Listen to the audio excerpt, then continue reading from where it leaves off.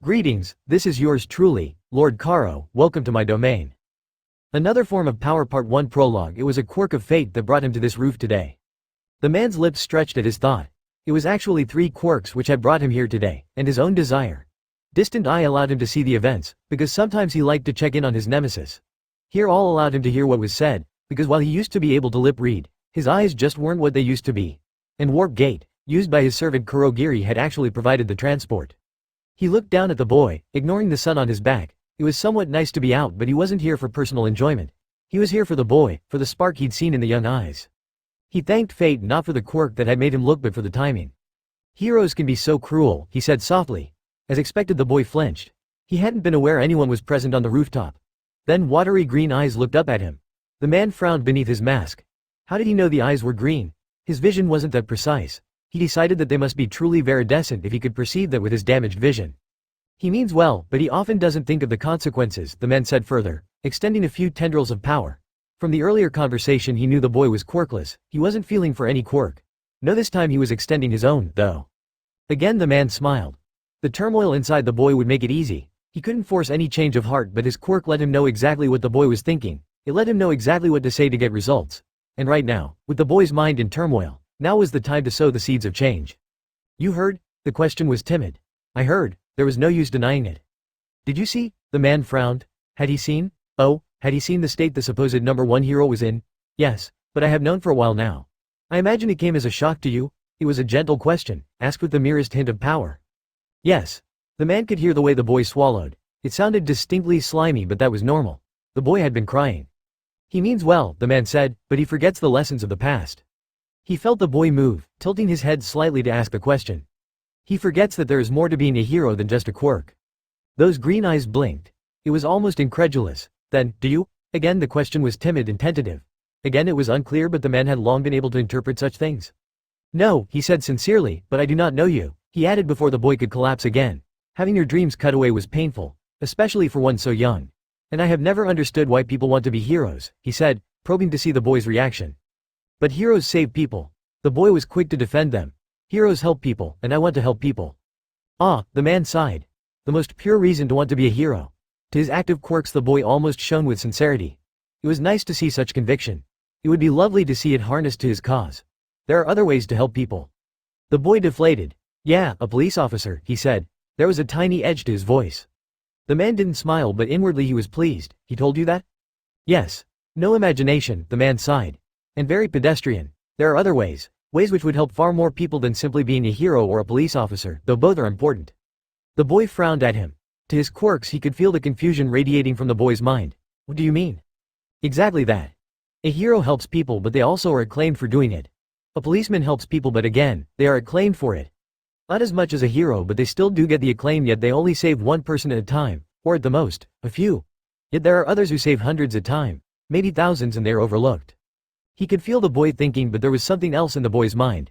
It was small, barely there, and with what he had seen of the child's nature, it probably wouldn't blossom, but maybe he could help it along. A hero uses their quirk, uses their power. The same with a policeman. They use their equipment, the man explained. But they are both controlled by others. The Hero Public Safety Bureau? The boy asked. The man nodded slightly, accepting the answer. But who controls them? The HPSB was a government group, run by the government, no matter which party was in power, for the benefit of the people. That's why heroes weren't allowed to be on their board. The government, the boy replied. Very good. It was odd to feel the flash of pleasure the boy felt at such faint praise. Or maybe not. The man couldn't see much, but he could determine a lot. Quirkless meant consequences after all. And who controls the police? He pressed. The government, the boy again answered. So you see? The man asked. The boy didn't get it. That was okay. It was one of those things many people didn't understand. They simply saw the flashiness of heroes. They didn't see the reality. They didn't see the rules and regulations that went with the costumes. They didn't see the cover-ups, but they weren't meant to see them. Don't you think the organization responsible for making sure there are heroes and police and medics and rescue services and everything else is really the one saving people? It was not the strongest argument, but with the boy's current mental state, it would suffice. His trust in heroes had been ripped away. Really, if the plans he had tentatively forming for this boy worked in the way he hoped they would, he was going to have to thank his nemesis for this gift. Oh, the boy nodded. So it's about power. The boy connected the information to what he'd been told earlier. Yes. Heroes use their power to save people, but it is one at a time. The government uses the power it has to save everyone, so who do you think is more powerful? Who do you think saves the most people? Those who get the acclaim, or those who do the work? He paused, letting the boy think about that for a moment. So, if you really want to help people, which do you think you should be? The government. The answer was somewhat weak but the reasoning was firm. It would become stronger over time, but I. The man frowned slightly. I don't know how to try that. The man laughed. Such a petty obstacle. I do, he replied. And I'm willing to help you, if you can help me.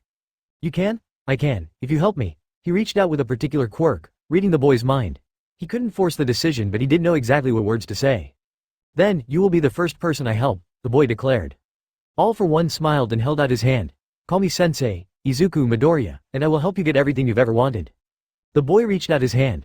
The size difference was large. All for One didn't mind. The boy was his now. Chapter 1. Sensei picked up a new kid today. 14. Quirkless. I got a room ready for him and have already adjusted the bar's shipping manifest. Going to need more juice and milk now with a minor here, though Sensei says he won't be here for long. Sensei seemed to be expecting him. All for One doesn't have many tells but when things go exactly the way he planned, there's a small smile on his face of satisfaction. He wants this kid for something. Something different than what he has planned for Tamura. The kid isn't fighting though, not screaming. He seems slightly wary and uncertain, and a bit sad but not afraid, so he's here because he wants to be. That's good, though I shouldn't be surprised. The kid's here, which means he's not some experiment, he's not meant to become a Nomu. Tamura disintegrated 2 controllers when the kid came in. Sensei talked to him about something and that settled him. I hope the new kid isn't as high maintenance. AFOP. Detective Naomasa Tsukauchi looked at the class. Their teacher had introduced him and they were somewhat quiet in his presence and a few of them looked at the desk that was empty. He knew who that desk belonged to. Izuku Midoriya. Age 14, quirkless. The current theory was that he'd run away but his mother insisted that he wouldn't.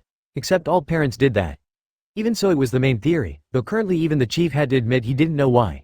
Routine investigation into Midoriya's home life indicated no reason there. His mother was genuinely distraught at his disappearance. Tsukauchi knew that was the case. She had no idea why he would run away and she genuinely believed he hadn't. So that's why he was here, looking over the class. If it wasn't home life, then maybe there was a reason here Midoriya had run away. He wished he could talk to them one-to-one. Then he'd be able to know if they were telling the truth but there just wasn't enough time and with no ransom note and no other information. As you are aware, your classmate has gone missing, he started. They were all aware of that. It is important for you to come forward if you know anything about that, he continued. These weren't primary school children. They were 14, almost 15, they knew what missing meant. He didn't have to take it quite as softly as he would have if they were younger. There was a snort from the back. Tsukauchi felt his eyes shift to the speaker. He was blonde and it looked as if the scowl was a permanent feature. What's Deku done now? The brat demanded. Naomasa resisted the urge to sigh. He assumed Deku was some kind of nickname, though with the way the kid said it, it didn't sound as if it was one of friendship. Izuku Midoriya has gone missing, he said, as if talking to a kid far younger than the one here, though his mind was analyzing the situation. There was nothing at home to cause Izuku to run but maybe there was something there. He cast an eye at the teacher. The man didn't appear surprised at the attitude, so this was normal. The boy rolled his eyes. Attention grabber, he muttered. Do you know anything? Naomasa pressed. As if I'd know anything, Deku will show up in a few days. He just wants the attention. That may be, Tsukauchi replied, but we are looking for him now. He cast his eyes over the rest of the glass. If any of you know anything, I ask you to tell me. Silence greeted his request. He figured he wasn't going to get anything this way. If not me, then tell your teacher who can pass the information on to me, he added. The kids just stared at him. He didn't expect anything but he had to try. For Izuku's sake. AFOP I must admit to some mild surprise. The kid hasn't been that much trouble. He stayed inside. Sensei's orders, he said and Sensei confirmed that. It's not hard to see why with the attention. Green hair, green eyes, and no quirk. The kid's wanted, and not in the way we are wanted. Missing person, Izuku Midoriya. Though it is interesting. If the kid's genuinely quirkless, he would make a good addition to the Nomu program. It usually takes the addition of 2 to 3 quirks to break someone, then adding the rest is easy. And Sensei sculpts them to be somewhat recognizable. That's all part of the plan, obviously. But I wonder, if the process was applied to a quirkless individual, how many quirks would it take to break them? 1, because they aren't meant to have them, or many, because the lack of quirk means they can accept them all? Still, if the kid was going to be a Nomu, he wouldn't be here and that's all I need to know. I've amended the ordering schedule for the bar to account for an extra person living here full time. Thankfully the kid isn't picky about food. Izuku has played a few games with Tamura. Tamura won and if the kid lost deliberately, he had the sense not to make it obvious. Mostly he's been reading his tablet. Even in the bar, the few times he's come out from his room. From what I've seen, he's reading political news, both for Japan and around the world. Some of the articles are old but he's studying them anyway. I think Sensei is testing him on them. The kid asked for some notebooks. They're on the next order for the bar. Jiren looked surprised when it was phoned in. He usually has to get console controllers. Tamura has been good lately. I'm not sure if it's because he has someone who will actually play against him and genuinely try to win but can't or something else. While Sensei did say something to Tamura about Izuku, I don't know what, and given the length of the conversation, not much could be explained. AFOP, Kurogiri. The mist bartender turned at the question. It was Izuku. He looked uncertain and was carefully looking around the bar to check how many people were there. Tamura was playing a game in the corner and some drunk was passed out at one of the tables, but that was everyone. It was a little early for anyone else to have come in. Do you need something, Izuku? Kurogiri asked. Dinner wasn't for a little while. The kid looked uncomfortable and uncertain. It wasn't an expression Kurogiri had seen on Izuku's face before. It was one he should have seen, but the kid was one who didn't look back once a decision was made. Could you arrange to get the paper in a week? The counter question wasn't one the bartender expected. The paper? He asked, his own confusion entering his tone. The bar had a standing order for supplies and the paper wasn't one of them. By the time they got it, it was out of date. Izuku nodded. The paper for a week from today, he said carefully. Kurogiri thought, wondering what was so special about that paper. He couldn't think of anything. Papers were still printed but they had a very small circulation. They were mostly classifieds, births, deaths and marriages and the occasional governmental announcement. Most people got their news from the net. I can get it, the warp villain confirmed. Why do you want it? He couldn't help the curious question. Izuku smiled at him, relaxing slightly. The high school results, he chirped. Suddenly the desire for the paper made a lot more sense. While most high schools notified those who passed their entrance exams directly, there was a public listing of positions published in the paper for those curious. It was sort of like a government announcement. Did you apply? He asked. The boy gave a quick bark of laughter. No, he shook his head, his green curls moving slightly. His hair had gotten longer since he'd been here. I want to see who got into UA. Kurogiri blinked and then he reinterpreted the answer. Izuku didn't want to see who got into UA because most of the names would mean nothing to him. He was looking for a specific name. The request was somewhat comforting now that Kurogiri knew that. It meant Izuku hadn't just materialized. He did have a life before coming here, though it appeared to be a life he was willing and able to give up. I'll get the paper, the bartender assured him. Izuku smiled again. It was his genuine smile. The one that said he was pleased. Thank you, he said, and Kurogiri could tell the words just weren't a formulae. Izuku really did mean them. Kurogiri wasn't sure what this meant, but he would get the paper, and then he'd watch Izuku some more. It could be revealing. AFOP. Sensei told me to amend the bar order again. High protein, high calcium, high calorie foods. Plus an assortment of multivitamins and some pretty hefty painkillers. Enough for one. It's not for him. If it was, the doctor would get them. Jiren will just have to cope. We are paying him, after all. The kid is spending at least an hour a day talking with Sensei. It's safe for him to be seen in the bar. The search for him was over pretty quick. No one said it, but the conclusion is simple. The poor quirkless boy went off to die somewhere, or just went. No great loss to society and the world moved on. Tamura is getting angsty about the time Sensei is spending with Izuku, but he's focusing on UA. With All Might teaching there, we have a chance to test the Nomu. Tamura thinks it will be enough. I suspect it won't. All Might may be weakening as Sensei indicates, but he hasn't kept his position as #1 hero because he is weak, and the tabloids and net do not have even a whisper of weakness. Even so, I am watching Tamura. Izuku is getting special treatment from Sensei and that's going to cause issues. AFOP. Kurogiri looked at the poster. The corners were lifting and the wind was tugging at it, but the image and writing was legible. It was a black and white picture of a happy-looking teenager. The letters under it were large, missing. There was a phone number under a basic description of Izuku. There was no mention that he was quirkless. He felt non-existent lips quirk. It was almost as if Izuku was a puppy. He was pretty sure if he peeled back the posters on the wall, he could find at least one for a missing pet. Though it was curious. This wasn't a good part of town, and it wasn't close to where Izuku used to live. How had the poster gotten here? Please. A voice came from the side. Kurogiri was surprised. Someone had snuck up on him. That usually didn't happen. He turned, standing tall before looking at who spoke. The voice had been tentative and not aggressive. It wasn't an attack, though the thugs around here knew better than to attack him. A woman stood there. She was simply dressed in a plain straight skirt, a shirt and a cardigan. She looked like a housewife.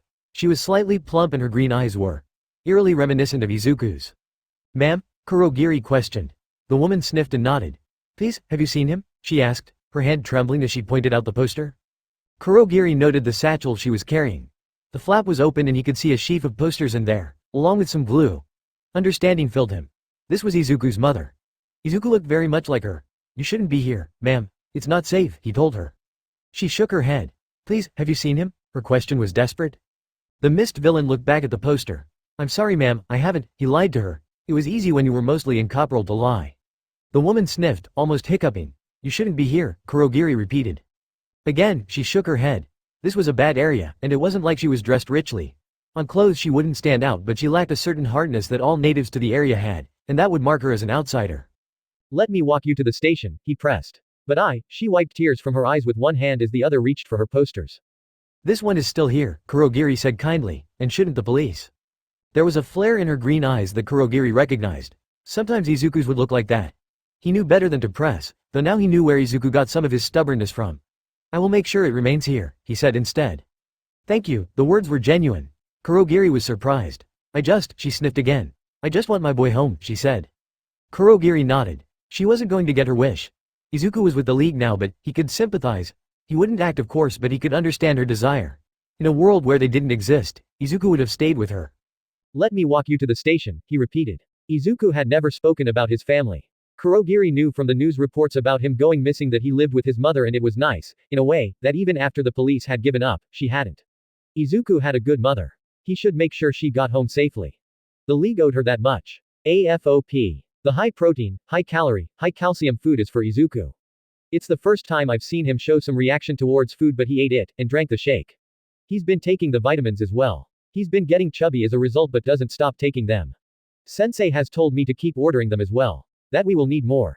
I don't know what for. Beyond that, Tamura is both predictable and vicious. Vicious is a good trait to have in our line of work. Sensei never berates him for anything. Predictable is far less desirable, but perhaps I see it because of familiarity. Case in point, the information about UA's Heroics 1A class interested him for a while, but he remained fixated on the bigger issue. Izuku and the attention Sensei is giving him. As with all things with Tamura, it came to a head quickly. Another game controller gone, and I swept today, but that was just the start. Tamura has yet to learn subtlety, has yet to learn diversion. I suppose that's an aspect of the way his quirk manifests. If anything does cause him problems, then all he has to do is touch it and it disappears. He deals with people in the same way. If they annoy him, then they die. Izuku hasn't done anything much to annoy him except for his interactions with Sensei. That's enough. It made Tamura jealous, and his reaction was both vicious and predictable. Predictable. He attacked Izuku. Vicious. He was going for the kill. Until Sensei spoke. I thought I was going to have to attempt to warp Izuku away, which is difficult when Tamura is gripping him, but Sensei intervened. Tamura still listens to him. Tamura dropped Izuku. The boy remained standing. It was a good effort, but he gripped at his throat, rubbing it gently. Sensei told Izuku to explain to Tamura. The boy nodded, but what I found interesting was the way he peered around the bar, checking who was there. There was no one. Just him, Tamura and I. Izuku nodded. Then he explained. The gist of it was simple. Sensei is leaving everything to Tamura. Shigaraki already knew that. What Tamura, and I must admit I, have never thought about was that everything includes the mostly legitimate businesses. Sensei's empire is more than just the underworld. The underworld generates cash, but the legitimate businesses clean it, and provide their own. They provide the cover for everything. They fund the bar. With Tamura's ability to disintegrate everything, including potential customers, income wasn't that great. Tamura would get everything, including Izuku. The boy didn't appear uncomfortable when he said that. Izuku's place was to control Sensei's legitimate businesses. He will run the business empire, while Tamura oversaw it all. It makes sense. Tamura doesn't have a head for business. Though Tamura does have a head for reality. The kid is too young. He's 14. No one is going to accept him as a business leader. Sensei just laughed. He had thought of that. He announced that he'd start tonight. Izuku looked surprised but nodded. Tamura doesn't know what is going on. Neither do I. Next day. I know what is happening now. It takes one type of person to become a hero. It takes another to become a villain. And it takes something else again to be a linchpin of change. Sensei will give Tamura everything, but Izuku is the linchpin upon which it all rests. I was ordered to transport Izuku to Sensei last night. Then he ordered me to stay. The room was bland. There were no cupboards, no windows, shelves or tables in there. There was only one chair, a dentist's chair in the middle of the room. It had straps on it. Thick, reinforced mesh straps. Izuku put himself in the chair without hesitation. Sensei ordered me to make sure the fastenings were secure. Izuku smiled at me. Then Sensei came over to Izuku. He said nothing before he raised his hand and placed it over Izuku's forehead. Sensei is a large man. Izuku is a small boy. His hand completely covered his face.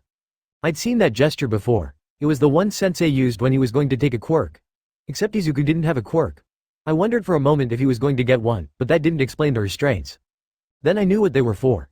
Izuku stiffened. I think he would have screamed, but his throat was as stiff as his body. The restraints were pulled tight. He strained against them. He's quirkless, so he couldn't break them, but I could see them digging into his pudgy flesh, biting into the fat that had accumulated with the diet he'd been eating lately. It stained the skin around them red. Not with blood, they didn't cut him, but the strain made the skin red and angry. Then as I watched, Izuku seemed to change. His limbs, which had been carrying fat, grew longer. The fat disappeared as his body altered. Tears ran out from under Sensei's hand and I could hear Izuku gasping for air. Sensei explained. He reminded me that everyone focuses on the fact that he can take quirks and that he can give them. But mixed up in that focus is the view that he only takes strong combat quirks. I had an inkling then. It was the feeling that you get when you know the future, and you know what is about to be said even if you've never thought about it before. Sensei was known for taking combat quirks, but Sensei had been alive for centuries. He has taken other quirks in that time. He pulled his hand away from Izuku. I looked at the boy. His eyes were wide. The green orbs were unfocused and he was gasping for air. His face was different. Older. It was the same as his limbs. He was older now. Only a few years, Sensei assured me. About 16, Izuku said later before he confirmed he'd be there next week, if all went well. And that was when I knew the plan. Tamura was right. Izuku was too young to run the commercial empire Sensei controlled. But by the time Sensei was finished, he wouldn't be. Chapter 2. Kurogiri wasn't the only one to look around when he materialized the group in one of UA's training facilities. From the information they had gathered from the schedule, this one was under the Hero 13's control and was called the Unforeseen Simulation Joint. The descriptions he'd read said that it was covered in different types of terrain, and as he looked around he could see it was true. He could also see the teachers, 13 and Eraserhead. Huh? He voiced his thoughts. The teacher's schedule we received the other day said All Might was also supposed to be here. Izuku gave him a look. The man-boy was standing next to the Nomu and Kurogiri could see the way he was also looking around excitedly.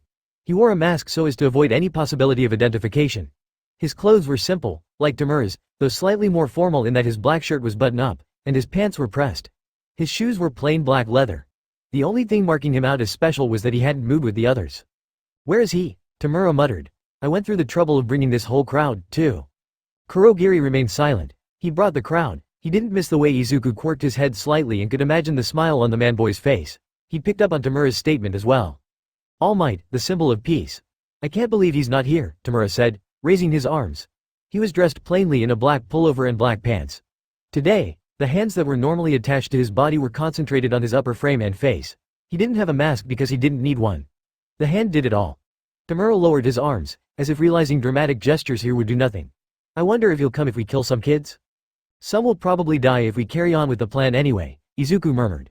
The statement seemed to reassure Tamura as Eraserhead jumped down the steps. Kurogiri watched as the battle went as expected. The so-called villains Tamura had gathered for this were nothing more than cannon fodder. Their job was to provide distraction. The real force was the Nomu that was still standing silently where it had emerged from his warp. He watched Eraserhead. He couldn't actually see the man's eyes, but he could feel when the pro-hero's gaze was no longer on him. He took the opportunity to continue the plan as Izuku said and warped away. There was no need to tell Izuku to be careful. The man-boy would be. He was just an observer this time. The mist villain materialized near the door. He looked down at the group there.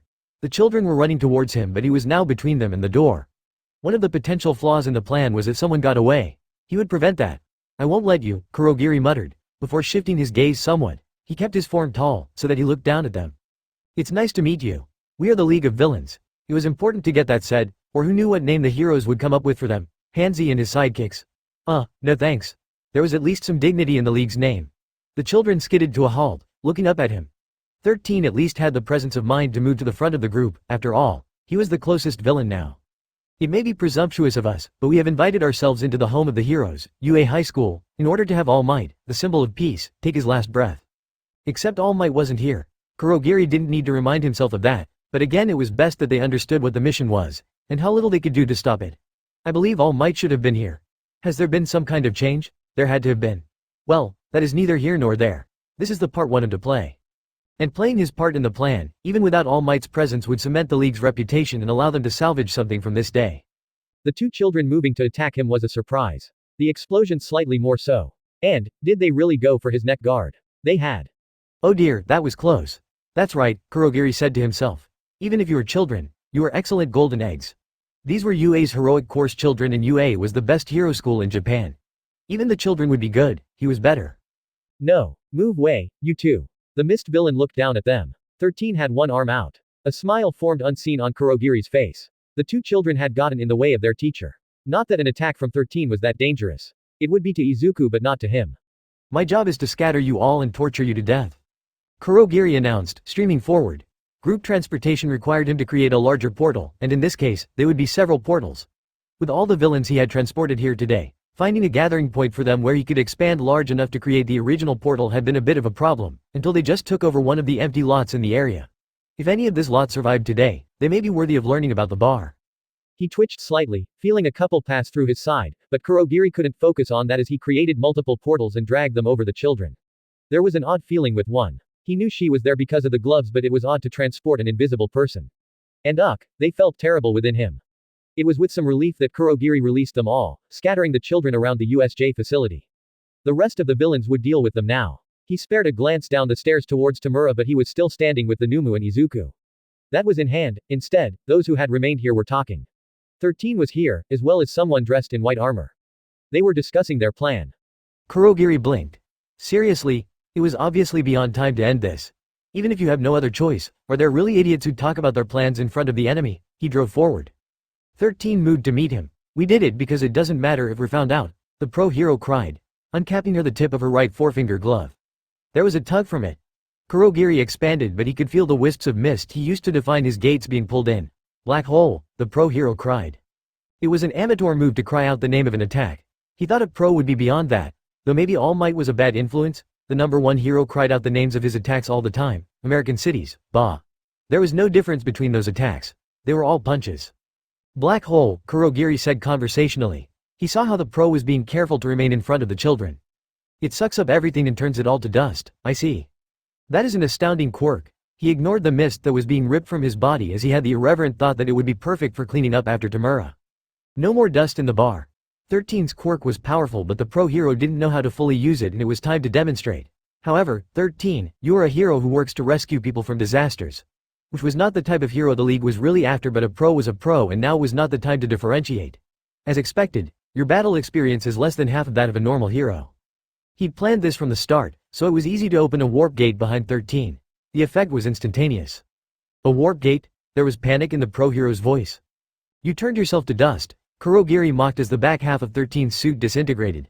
He'd seen a lot of things disintegrate thanks to Tamura. This wasn't as fine as Tamura's power, but the black hole was effective. The pull from the black hole vanished as 13 fell forward. He got me, Kurogiri heard the pro say. Obviously not completely if the pro was still capable of speech, but she would not be continuing to fight. The children were dismayed.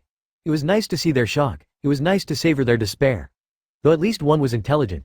Kurogiri heard the footsteps and turned. The one in white armor. One of the children who was not scattered, he thought. He had felt a few escape his earlier dome. We are only waiting for All Might. If the other teachers are called here, it will be hard for us. Kurogiri knew that. It would be a disaster if they lost either Tamura or Izuku, probably Izuku. That would reveal far too much of Sensei's plans because the heroes would find out who he was, and from there. Izuku wouldn't tell them, but they would know. With his new age, it was impossible to hide the fact that something larger was going on. They would be suspicious. He couldn't allow that. He opened a gate in front of the running child. It was a good plan, but he couldn't allow it. Arg! Kurogiri cried out as something engulfed him. The sensation wasn't pleasant as things wrapped around him, forcing his form into a smaller space. You impertinent, I will not allow you to go outside. He kept his attention on the runner. This wasn't enough to stop him. You impudent, 4 eyes. Be gone. The child was almost at the gate. It would transport him a long way, except. Why was the world dropping away? My body, oh no, the unfamiliar sensation blanked out his gate. That didn't matter, he could open another. He just needed to see the running boy and it would be done. Just a second. URK. The world spun. Kurogiri felt a jerk at his neck and the USJ spun around him. He tried to regain stability, but the world kept spinning. One thing was clear. The door, it was open. He's going to call for support. It's game over. Now he was using Tamura's terms, but it was true. This mission was effectively over. But, if he went outside then, UA's security was impressive. He would be detected and that would be an even faster way to lose. They had some time now, limited, but some. Kurogiri left the children as he warped himself back to Izuku and Tamura. Izuku looked up at him briefly but was not surprised at his presence. Kurogiri could see that Tamura had been fighting. Pro-hero Eraserhead was very much down, but he had to report. Tamura Shigaraki. Tamura turned to him. Kurogiri, did you kill 13? I put 13 out of action, Kurogiri confirmed. But there were students that I was unable to disperse and one of them has run away. Izuku displayed no reaction. He wasn't invested in this attack. Tamura was. He reached up and scratched at his neck. Kurogiri could tell that he was frustrated. He was as well. It should have been a simple thing to stop the children, but these were the best of the future heroes. He shouldn't have underestimated them. Huh? The word was practically a snarl. If you weren't a warp gate I would have crushed you into pieces? Tamura raged. It was the same rage he showed when whatever game he was playing defeated him. Then he calmed. One of the good things about Tamura was that while he was quick to anger, he was equally quick to release that anger. The resentment he felt from it would fester, but he would not lash out unless it was in the moment. We can't win against dozens of pros. It's game over. Man, it's game over this time. Let's go home. Izuku made a small noise. Kurogiri was slightly surprised as the man-boy's mask turned towards them. He held out one hand pointing at the Nomu who was still restraining Eraserhead. Then he pointed to the water. There were 2 students standing there. Their fear was palatable. The boy looked close to crying. Tamura chuckled, obviously pleased with the suggestion. Oh yeah, before we leave, let's smash some of his pride as the symbol of peace. Kurogiri knew Tamura could be quick when the boy wanted. He was reminded of that fact now. One moment he was standing with them, the next, his outstretched hand was a millimeter from the students' faces. They hadn't moved. They hadn't even cried out, so why had? Darn it. You really are cool, Eraserhead. Ah, that explained it. Kurogiri glanced towards the beaten pro hero. The red gleam in his eye was unmistakable. He stopped Tamura. Even beaten and bloody, the man was a pro, after all. But he couldn't keep his eyes open forever. The crash from the far end distracted them all. The girl student had the presence of mind to jump back. The boy didn't. Tamura's hand touched his face. All 5 fingers. The Nomu ground Eraserhead down further. The boy screamed. Tamura liked to say that he had no control over his quirk. That wasn't quite true. It was true that he couldn't turn it off, but he could, partially at least, control its intensity. A glance at Eraserhead's elbow indicated Tamura had let his quirk be slow then. The damage was superficial. Painful but superficial, mostly extending to the pro hero's skin. This time, his touch wasn't. The boy's face just disappeared, allowing Tamura's grip to go tighter, to dig into his eyes. His scream became wet and his tongue distended before it disappeared. Balls were popping off the back of his head in a torrent, but it did nothing. His eyes bulged and cracked, and then Nomu was in front of Tamura, shielding him, and All Might held the boy who was now gasping for air. His face was gone, leaving a bloody pulp where it used to be. He smeared blood onto All Might's shirt. Tamura chuckled, stepping around Nomu. Oh, we're getting to continue. That was normal. What wasn't normal was the way Izuku was glaring at the number 1 hero. Kurogiri looked at the man-boy. It wasn't obvious because of the mask, but there was a distinct glint in Izuku's eye. He resisted the urge to sigh. More history. There was always more history, but that was to be expected. Sensei wouldn't have chosen Midoriya if there wasn't a reason. He missed what All Might said. I've been waiting, hero, you trash of society, Tamura announced, bringing Kurogiri's attention back to him. It was dangerous otherwise. All Might couldn't be underestimated, though the warped villain cast his eyes around. He's alone, Izuku whispered to him, breaking protocol slightly. He wasn't meant to speak if there was a chance anyone could overhear him, but the words were soft. Kurogiri overlooked that. So All Might had come ahead of the others. How noble, how convenient, for them. There was another burst of air. Tamura cried out, and again Nomu was protecting him. Kurogiri could see that pro-hero Eraserhead was now in All Might's arms and being delivered to a group of students. Ah, that made sense, except. It's no good, Tamura's words were a litany. He was shaking. One of his hands was gone. Kurogiri braced. That was never good, except before Shigaraki could explode, Izuku offered him the hand. For a moment the mist villain thought Tamura would attack Izuku. No one touched Tamura's hands but him. The other villain didn't seem to notice. Instead he took the hand back, cradling it gently. It's no good, he whispered again, looking down at the hand. I'm sorry, father, Tamura added as he lifted the hand to his face, fitting it over his features. Kurogiri breathed a small sigh of relief. There wasn't going to be an explosion this time. They couldn't afford it. All Might had hit Tamura as he was saving Eraserhead. Tamura appeared to refocus. It's the violence of a government official, he muttered. He's fast, as expected. I can't follow him with my eyes, but he's not as fast as I thought he'd be. I guess it's true, after all, that he's getting weaker. That is what Sensei had said, though it didn't appear as if All Might was weakened at all. Still, it wasn't their job to fight him. That was why Nomu was here. The black creature attacked. Tamura chuckled. It was easy to see why. All Might was shocked that Nomu had withstood his punch. It was understandable. The number 1 hero wasn't known for being weak, and even in villain society there were very few who could stand against him, even temporarily. It doesn't work because of shock absorption, Tamura told the hero. In order to damage Nomu it would be most effective to slowly gouge out his flesh. Whether he'd let you do that or not is a different issue though. Of course it was. Nomu was made to fight All Might, and while by many measures the hulking creation was stupid, when it came to fighting, it wasn't. It knew what to do, and taking damage unnecessarily was one thing it would avoid. You can make a warp gate that is a circle, can't you? Izuku whispered to him.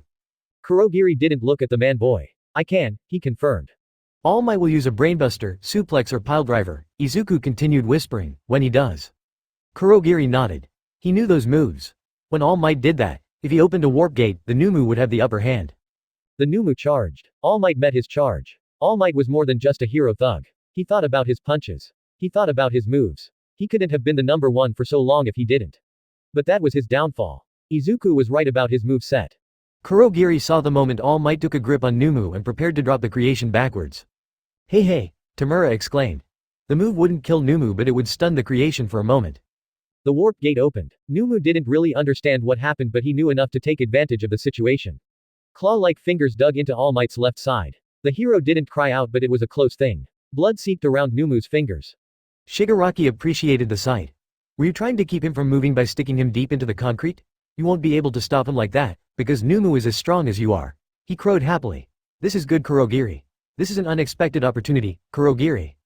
The mist villain knew what the order meant. This was going to be messy. I do not want blood and guts overflowing within me but I would be happy to take in someone as great as you. You are too fast to see with human eye. Restraining you is Numu's job, and then, when your body is halfway in, to close the gate and tear you apart is my job. Not really but that was the way these things happened. He was about to close the gate when the children attacked. Kurogiri recognized some of them. Two of them had attacked him earlier. The explosive child gripped his neck protector while the other one. This was not good. The other one Kurogiri recognized had his hand at Izuku's throat. The manboy wasn't moving and his mask was still in place. His throat was exposed. That was something. At least that other child hadn't actually gripped him. That could be troublesome. Tamura was the only one unguarded in the Nomu, its arm and leg was frozen. All Might leapt free of its grip. Nomu was quick to move out from the warp gate but it cost an arm and leg. They regrew quickly. They were at an impasse but it was one that suited the heroes. There were no doubt other pro-heroes already on the way. Tamura knew that and he knew that while Kurogiri was trapped they couldn't escape. Kurogiri just hoped the boy remembered Izuku. Sensei would be upset if they lost him today. Nomu, Izuku snapped quickly. His eyes seemed to be fixed on the black creature but from Kurogiri's angle, he could see that Izuku was actually looking at the child holding him. Was there something there? Shut up. The child at Izuku's throat growled, but the word was enough. Tamura recognized the opportunity. He flicked one hand. The Nomu knew what to do. The mist villain barely saw the movement but he felt the child's grip release. He expected to see the child as a splatter on the floor. He wasn't. Instead All Might was putting him down, along with the other one. Even if Tamura didn't mean it, Nomu had forced All Might to see to the children first, meaning Izuku was free to move around. Kurogiri wasted no time as he rose and stood near Izuku with Tamura before them. He protected the child, huh? Tamura asked rhetorically. Of course All Might protected the child. The number one hero took a few deep breaths. Nomu hadn't attacked him but the damage was obvious. Do you not know how to hold back? All Might asked, still holding his position. Tamura stepped up to them. It was to rescue my companions, he said. I had no choice. Violence for the sake of others makes it admirable. Isn't that right, hero? You know what, All Might? I'm angry. I'm angry that this world categorizes the same violent acts as heroic or villainous, deciding what's good and what's bad. Symbol of peace. Ha! You're just a device to repress violence. Violence only breeds violence. The world will know this once we kill you. Izuku glanced at Tamura. Unless the boy was ranting at one of his games, that was actually a long spiel from him and no doubt All Might would have something to say but they didn't have time. Thankfully Tamura recognized that fact. Nomu, Kurogiri, get him. I'll deal with the children. Now let's clear this and go home. Nomu charged as did Tamura. The children were more aware now and ran. Kurogiri didn't move from Izuku's side. They were in the endgame. If they got separated now there would be no chance to regroup. Tamura never got the chance to attack the children. The shockwave from Nomu and All Might knocked him off his feet, but he was quick to recover. Sensei had trained him that well. Darn. Hey, you talked about his shock absorption yourself earlier, didn't you? He addressed the number one hero. Yes, I did. All Might admitted, exchanging more blows with Nomu. The wind pushed everyone back. Kurogiri hooked one hand around Izuku's upper arm as he was blown back towards Tamura. I can't get near him, he told the hand-covered villain. If your quirk isn't shock nullification but shock absorption, then there's a limit to it, right? Tamura hissed. Kurogiri knew what that meant, as did Izuku. The number one hero was correct in his assessment. Though so far Nomu was holding on and the black creature was not weak, shock absorption wasn't his only quirk. But Kurogiri watched as the landscape disintegrated under the force of the blows.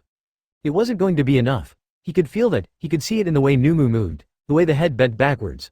All Might was still too strong, or was prepared to push himself too far. Kurogiri's eyes narrowed as he watched the fight. The signs were there. They were subtle, you had to look for them but as All Might landed his final blow, literally driving Nomu through the outside dome of the USJ, Kurogiri knew that while they had lost this time, it was only this time.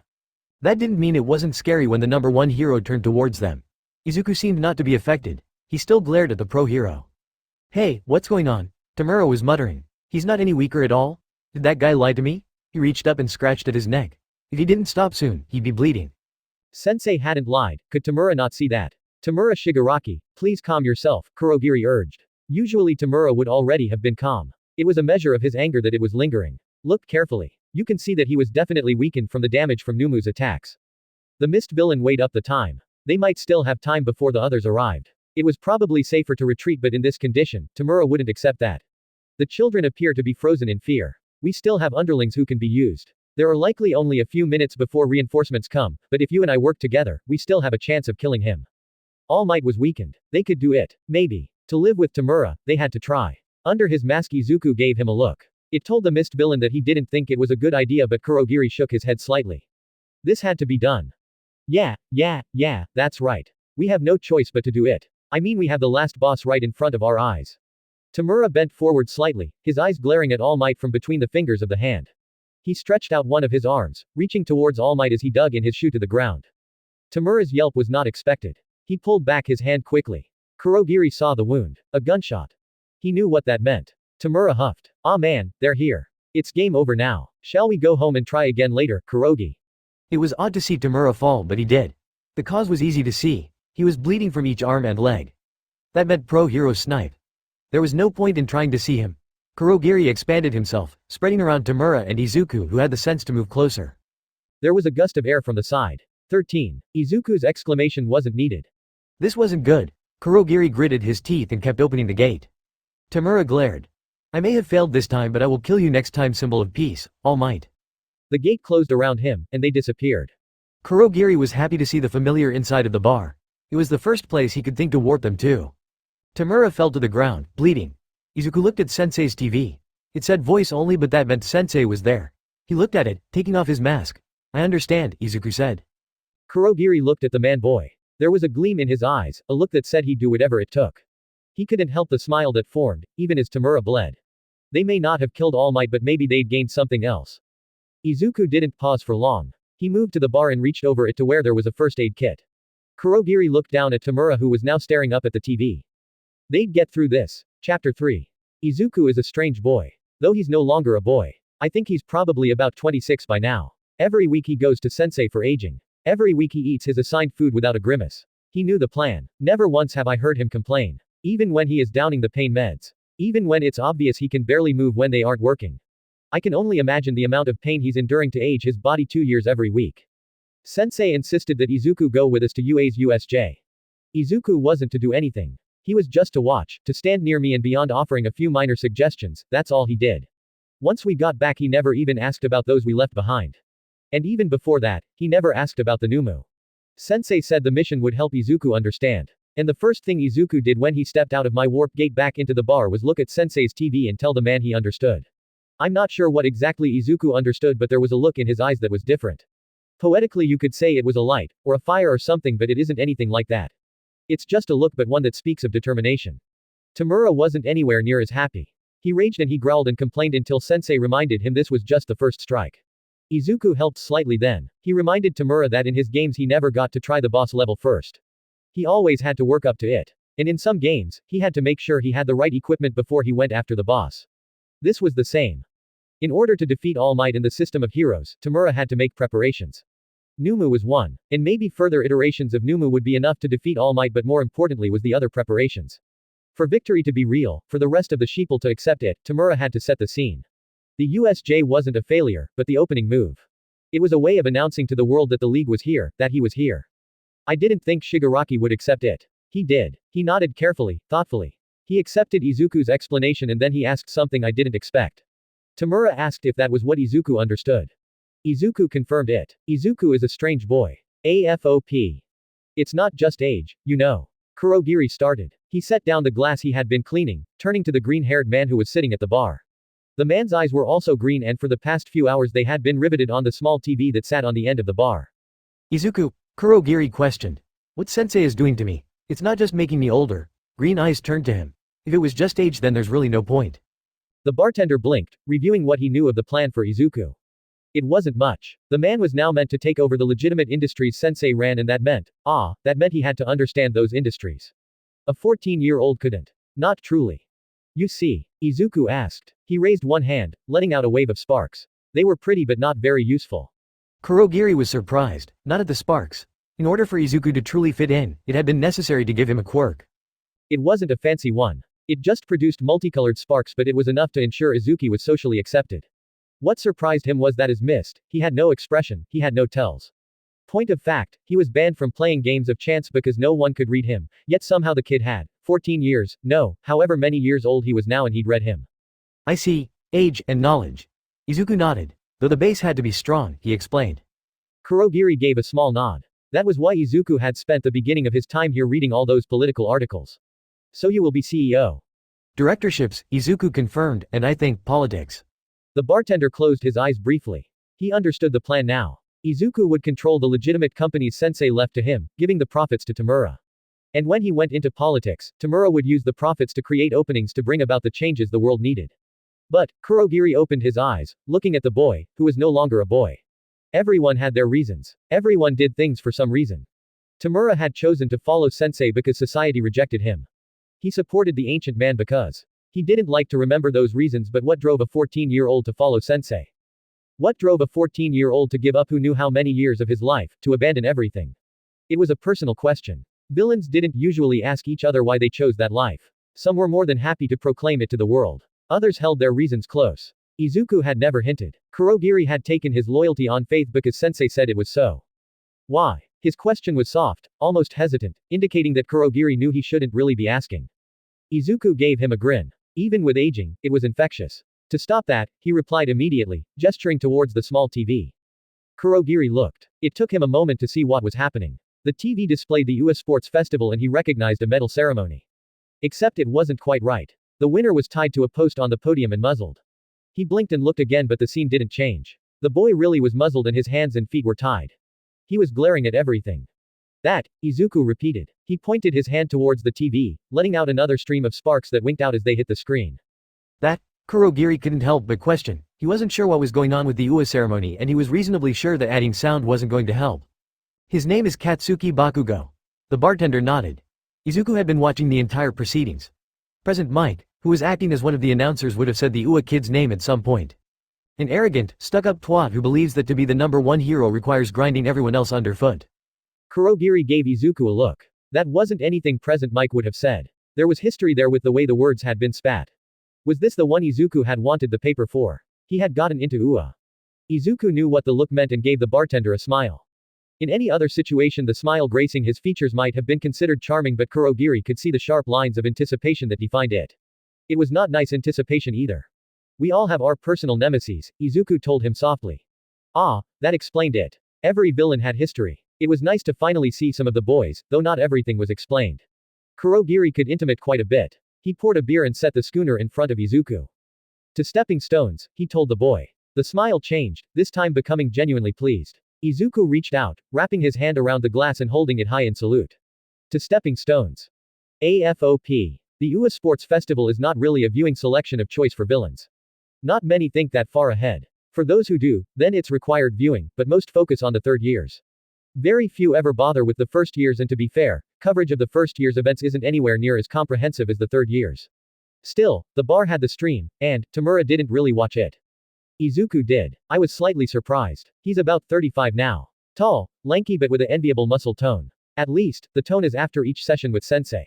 Each week he still tries to build up fat. Not as much now, but some. He watched the first years and I don't think he blinked. It took me a moment to remember he's same age as them. Then I wondered if I should still give him milk or juice, or if it's odd when the body is not the same as the mind. He looked at me during the medal presentation. He gave me a smile. I didn't know if I should shiver or not. And then the kid explains. He tells me that Sensei isn't just aging him, he's also teaching him. It makes sense. With all the quirks Sensei has been exposed to, I'm not surprised he has one that forces knowledge into another's head. It would make explaining things easier if you could just make someone know what you knew. In this case, Izuku is getting additional information on the businesses he's meant to run. He's getting 20 or more years of general experience that he doesn't have. I think that just proves that Izuku is a very intelligent person. Though, he has his own motivations. It's nice to see them. I can relate to them. Tamura can, and so will the others who have to join. So will the others Izuku will have to relate to in the business world. Of course, they will never know his true motivation, but the fact that he has goals and desires will resonate with them. That's what's important. Even if they are dark. But that's the nature of villainy, and there can be no doubt that even if so far he's done nothing, Izuku Midoriya is a villain. AFOP. It was a lovely scene of quiet domesticity. That is, if one didn't know who the people were. The first was a young man named Izuku Midoriya was sitting at the bar. He was dressed plainly in dark slacks and a t-shirt and was intently reading a tablet. A protein shake was in front of him, about half drunk. The bar wasn't attended. Instead, its usual attendant, Kurogiri, known to most as one of the key members of the League of Villains, was wiping down some of the tables and generally cleaning.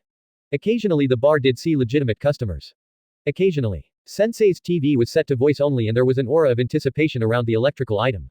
Or at least as much of an aura as any electrical product could give off.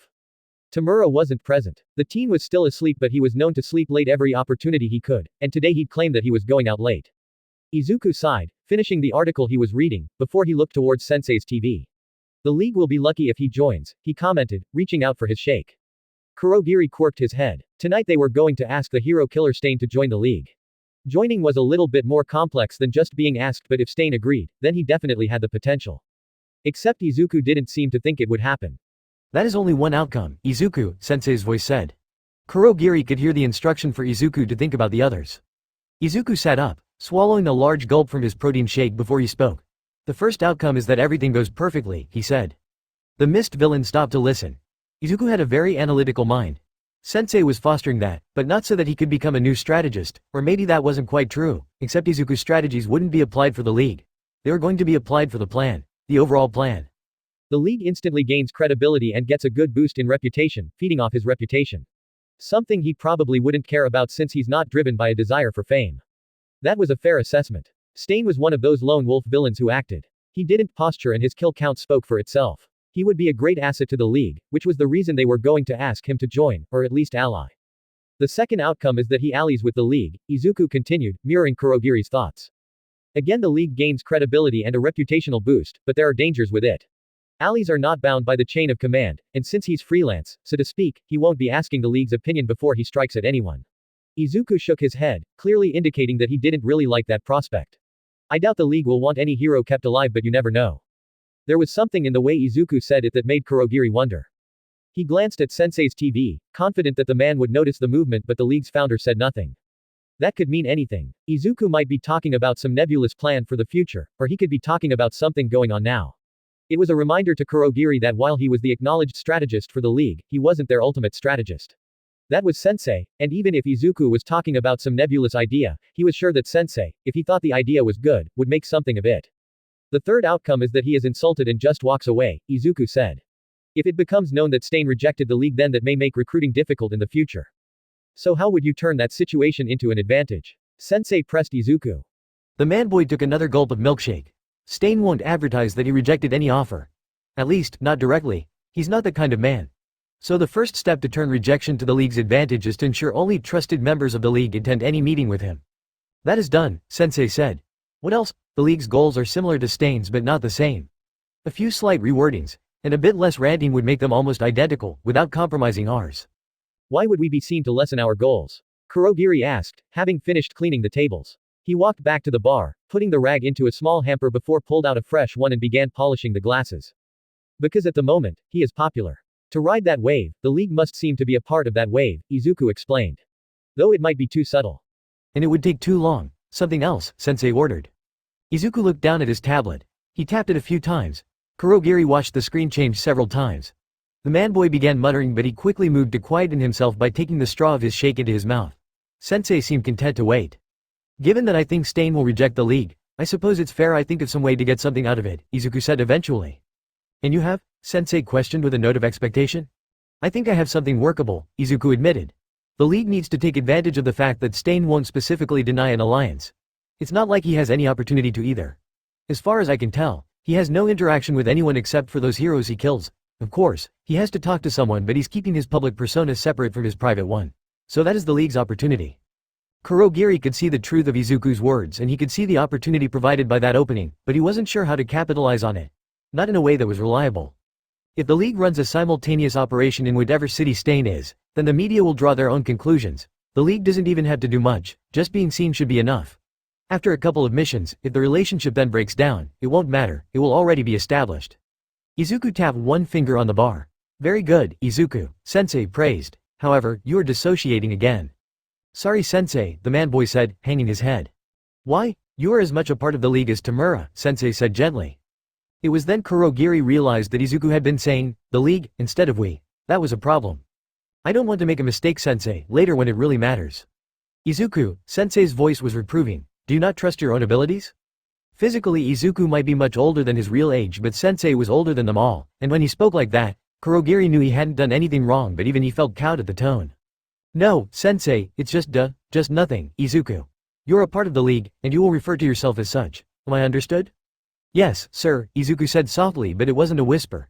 Sensei didn't like it when his orders were answered with whispers. Very good, the voice from the TV accepted Izuku's words. I will give Tamura several Nomu for some missions, he added, speaking to Kurogiri. Staying will be a benefit to the league, Sensei said. One way or another, he added before the TV went blank. Izuku sighed. I'm sorry Kurogiri, he said before swallowing the last of his shake. Izuku? The warp villain asked, not sure why he was being given the apology. I am a part of the league. The bartender nodded. That you are, he agreed, that you are. Words wouldn't change that. AFOP Tamura is continuing to learn. Lessons Izuku appears to already know. Case in point, Stain. The vigilante doesn't share the same goals as the league, but he has his own agenda. He has his own beliefs. Tamura didn't respect that and so didn't understand. I think he does now. But again Izuku had to explain why the coverage at Hosu focused on the vigilante, despite the damage the three Nomus did. It's really not that hard to understand even without the knowledge of beliefs and ideals. Even though he was captured, Stain has killed heroes, and killed one of the UA's first-year hero students. That gets news time. The league, though infinitely more dangerous, has just got property damage to our name. And the forced retirement of a first-year hero course student. Officially that is. Unofficially, if you include Sensei's record then, but most don't include Sensei's record and so to the world we aren't that dangerous. Not yet, anyway. That's the future though. Izuku understands that even if people do not agree with Stain they understand what he is wanting. There is an appeal to Stain's motivation, to the vigilante's beliefs. There is a lure in wanting to make a hero truly a hero rather than the fakes we have now because it is simple. If the heroes of today were truly heroes, in the way they are meant to be, rather than just those with flashy quirks, and the desire for riches and public acclaim, then there wouldn't be many villains. But such is not the world we live in. Izuku is almost ready to go into the world. He looks like a younger middle-aged man. Soft-spoken, but there is a drive in his eyes that I've only ever seen in those who are truly willing to do anything to succeed. He hides it well. He relates well to those few patrons who come to the bar. Jiren likes him. The two have long chats, but it's more than that. Izuku is truly likable in a way Tamura isn't. Sometimes, I shouldn't. It's wrong. I shouldn't doubt Sensei. I know he's the master tactician in a way that just can't be described, but sometimes I wonder if it's not Izuku who should get everything. And by everything I mean everything. The league and the legitimate businesses that are Sensei's cover. I wonder if Izuku shouldn't be the one to replace Sensei. I think he could do it in a way that Tamura cannot. Doubts are new. I've never had doubts before, but no I cannot doubt. Sensei has never been wrong. He's not wrong now. AFOP, Kurogiri. The bartender turned to the voice. It came from the TV that displayed only darkness. Sensei, he nodded. Come to me. The instruction was firm. Behind the bar black mist expanded in all directions before it vanished. Kurogiri warped himself into the room Sensei spent the most time in.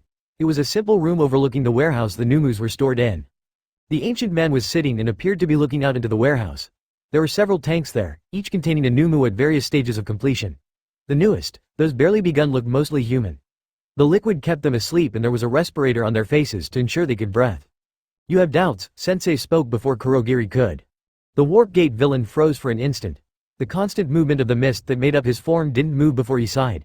I'm sorry, master, he managed to say. Regret colored his tone, but there was no denying the ancient man's statement. The master villain looked over at him. Of course, he wasn't really looking. Not with the top part of his head being a featureless mass, but Kurogiri knew he was being examined. I understand, it's natural, he replied. Izuku is many things that Tamura is not. The ancient man saw straight to the heart of Kurogiri's concerns. That is true, Kurogiri replied when the silence between them stretched. That is why Izuku has a different path than Tamura. Sensei's lips curled into a knowing and somewhat pleased smile. But his path is just as important. Possibly even, the ancient man stopped speaking, as his smile grew. Kurogiri knew that his master was engrossed in thoughts of the future. One that requires him to be older? Kurogiri prompted, ignoring the unfinished sentence. Indeed. Sensei gave a small chuckle. Do you know what he said to me, when I told him I could make him older? The bartender shook his head. Izuku didn't tell anyone much of what happened in the sessions he spent with Sensei. The quirk I've been using to age him is usually fatal, Sensei said, instead of replying directly. It is a form of immortality that relies on stealing years from others. Usually the body of the one who lost the years can't handle the strain, especially if too many years are taken at the one time. The body ages, using all its resources and then dies of exhaustion. But if you take only a few years at a time, to a body that is prepared and has been supercharged, then they survive. Kurogiri nodded. That explained the need for the high-calorie, high-protein, high-calcium foods and the multivitamins Izuku had been required to have. They were what kept him alive. Before I started though, Izuku told me I was welcome to the years. He told me to use them well. Again Sensei chuckled. His dedication at such a young age is admirable. Tamura, Kurogiri felt obligated to point out. Does not count. Sensei overrode his objection. Tamura was raised to his position. Izuku could have been so different but, he isn't. He's ours and he will play a role in changing this ugly world. Just like we all will. The ancient man smiled. It was a particularly pleased smile of one who knew that things would work out for him. If I could, I would give him all for 1L but my quirk is not transferable. I've given him 2 others instead. Kurogiri felt his eyes widen. That was, Sensei had never even suggested anything like that in the past. He forced himself to breathe normally as he considered the words. 2 quirks? Izuku had been open in displaying showers of sparks. He had never even mentioned another quirk. The warp villain knew better than to ask but he would watch for any sign. And I will give Izuku a new name, a perfect name for one who is going to be in the spotlight, for one who will stand there and not be truly known. The bartender shifted slightly, it indicated his question. He understood that Izuku would be in the spotlight in the way the League should never be. The League would get acknowledgement, would get reported on but that was just like any other villain. They would not be available for interviews. Izuku, as the acknowledged controlling interest in Sensei's legitimate businesses would have to respond to the news, the other stakeholders, the other board members. He would be seen and his motives known. There was no fear that he would be recognized. Izuku still looked like his younger self but was obviously a middle-aged man. Some might suspect a family relationship but there would be none to find. Kurogiri already knew the papers and identity that Sensei would supply to Izuku would be perfect. He would have a history, he would be his new name. Ichimokuryozen nika kurit, Sensei said the words. In English, the ancient man prompted. Hidden in plain sight, Kurogiri translated the phrase. Yes, since All Might so likes his American, Izuku's new name will reflect that, in an appropriate mockery, of course. His name will be Imoku Kakurit. Kurogiri nodded. It was a mockery. One that was hidden so that only those who knew would understand but it was enough. Usually Sensei didn't bother with such gestures. He was above them but occasionally he indulged. Master, Kurogiri said gently, you have questions? I do. Again the ancient man smiled. You really only have one question, he murmured. Why Izuku? He stated the question for Kurogiri.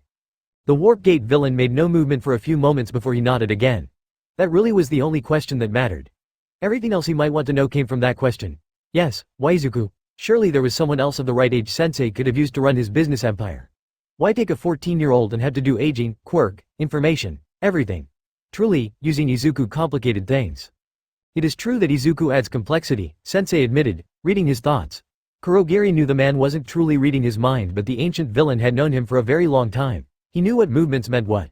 But the advantages outweigh the complications. Advantages? Sensei smiled. Another contented knowing smile. His will. His charisma. Those things cannot be faked. Those things cannot be a mere act. His lack of knowledge has been fixed. He's now every bit as knowledgeable as someone who has lived the years I took from him. The only weakness he has now is social interaction and contacts. Which is not a weakness, Kurogiri pointed out. Sensei had more than enough contacts who could cover for Izuku, Imoku. Who would swear on their mothers' graves that they had known Izuku for all their lives, even if they had been the one to put their mothers in those graves? They would do whatever Sensei told them, and they would like it. Kurogiri took a deep breath. He's not just going to run companies, is he? This time Sensei actually chuckled. Kurogiri remembered something Izuku had said previously. Directorships and politics, the warp villain said. Sensei waved one hand. Japan has come a long way in ridding itself of many cultural insecurities such as racism. We now accept those of mixed origin far more easily. I am forced to allow that it's one of the few good things All Might has inflicted upon this country but one thing Japan has not been able to change is our love of old politicians. That was all the explanation he gave. It was enough. 30, even mid-20s would have been old enough to take over the directorships of some companies. It would have been young but Izuku, with the right backing would have been fine, especially as the shell companies Sensei ran all had overseas ties. They could have played off that. But politics was still an old man's game. Izuku was still young for it but it would be enough. You see, different paths, Sensei said. It was nice that he didn't point out that their conversation had started about doubts. Kurogiri nodded. Sensei always covered all the angles. AFOP note about Izuku's new name Ichimokuryozen nika kurete, Ichimokuryozen nika kurit. Translates to hidden in plain sight. But to make Izuku's new name, I took the Imoku from the center because it's close to Izuku. Which makes no sense in Japanese since the first I is from the Ichi but me, and as a surname Kakurit, which is the bit that means, hide, sort of. I'm butchering the language, I know. Chapter 4. Even with the extra members of the league around, it's been quieter in the bar without Izuku, Imoku as he's known now. As expected, Sensei had made sure he had the appropriate papers and had told his contacts to set Imoku Kakuri'd up in the system. Imoku just walked into his directorships as if he owned the companies, which on paper, he did. After that, we didn't see him much. He only dropped in when he could afford to get away. The man who runs those businesses has no right to be in a bar like mine. I like my bar, but I can admit that. Imoku was the one to suggest another way of keeping contact. In the aftermath of staying, the league gained new members. Izuku, despite his previous quirkless status, was always interested in quirks. He knew what their abilities were. Himiko Toga can change her form when she ingests someone's blood. Imoku suggested that she be set up as his wife. Sensei didn't like that idea, but the concept was good. Toga won't be Izuku's wife. It has too much exposure and she is. Flighty is probably the best way of saying it. Instead, Toga will be his mother, and Imoku, being the good boy that he is, will have dinner with her once a week. That way he can keep in communication with us, and we can keep comms up with him, and it reinforces his image. Toga likes the idea, but she has always had something of a soft spot for Izuku, even though she's only met him a couple of times, even though he was much older than her. I think it was because he never let her get away with shit. Or maybe she just likes older men. The small unit has already been purchased and Mrs. Kakuri'd already exists in the system. According to the records, Imoku bought his mother the apartment several years ago. I wonder sometimes if he misses his real mother. He has never mentioned her. He is 14, maybe 15 now, despite how old his body looks and despite the information Sensei has put in his head. I think he must, but Sensei said it best. Izuku's dedication is admirable. It is worthy of respect. Maybe that's how Izuku already learned the lessons Tamura is still learning. I only hope Tamura learns them in time. I get the feeling there is something coming.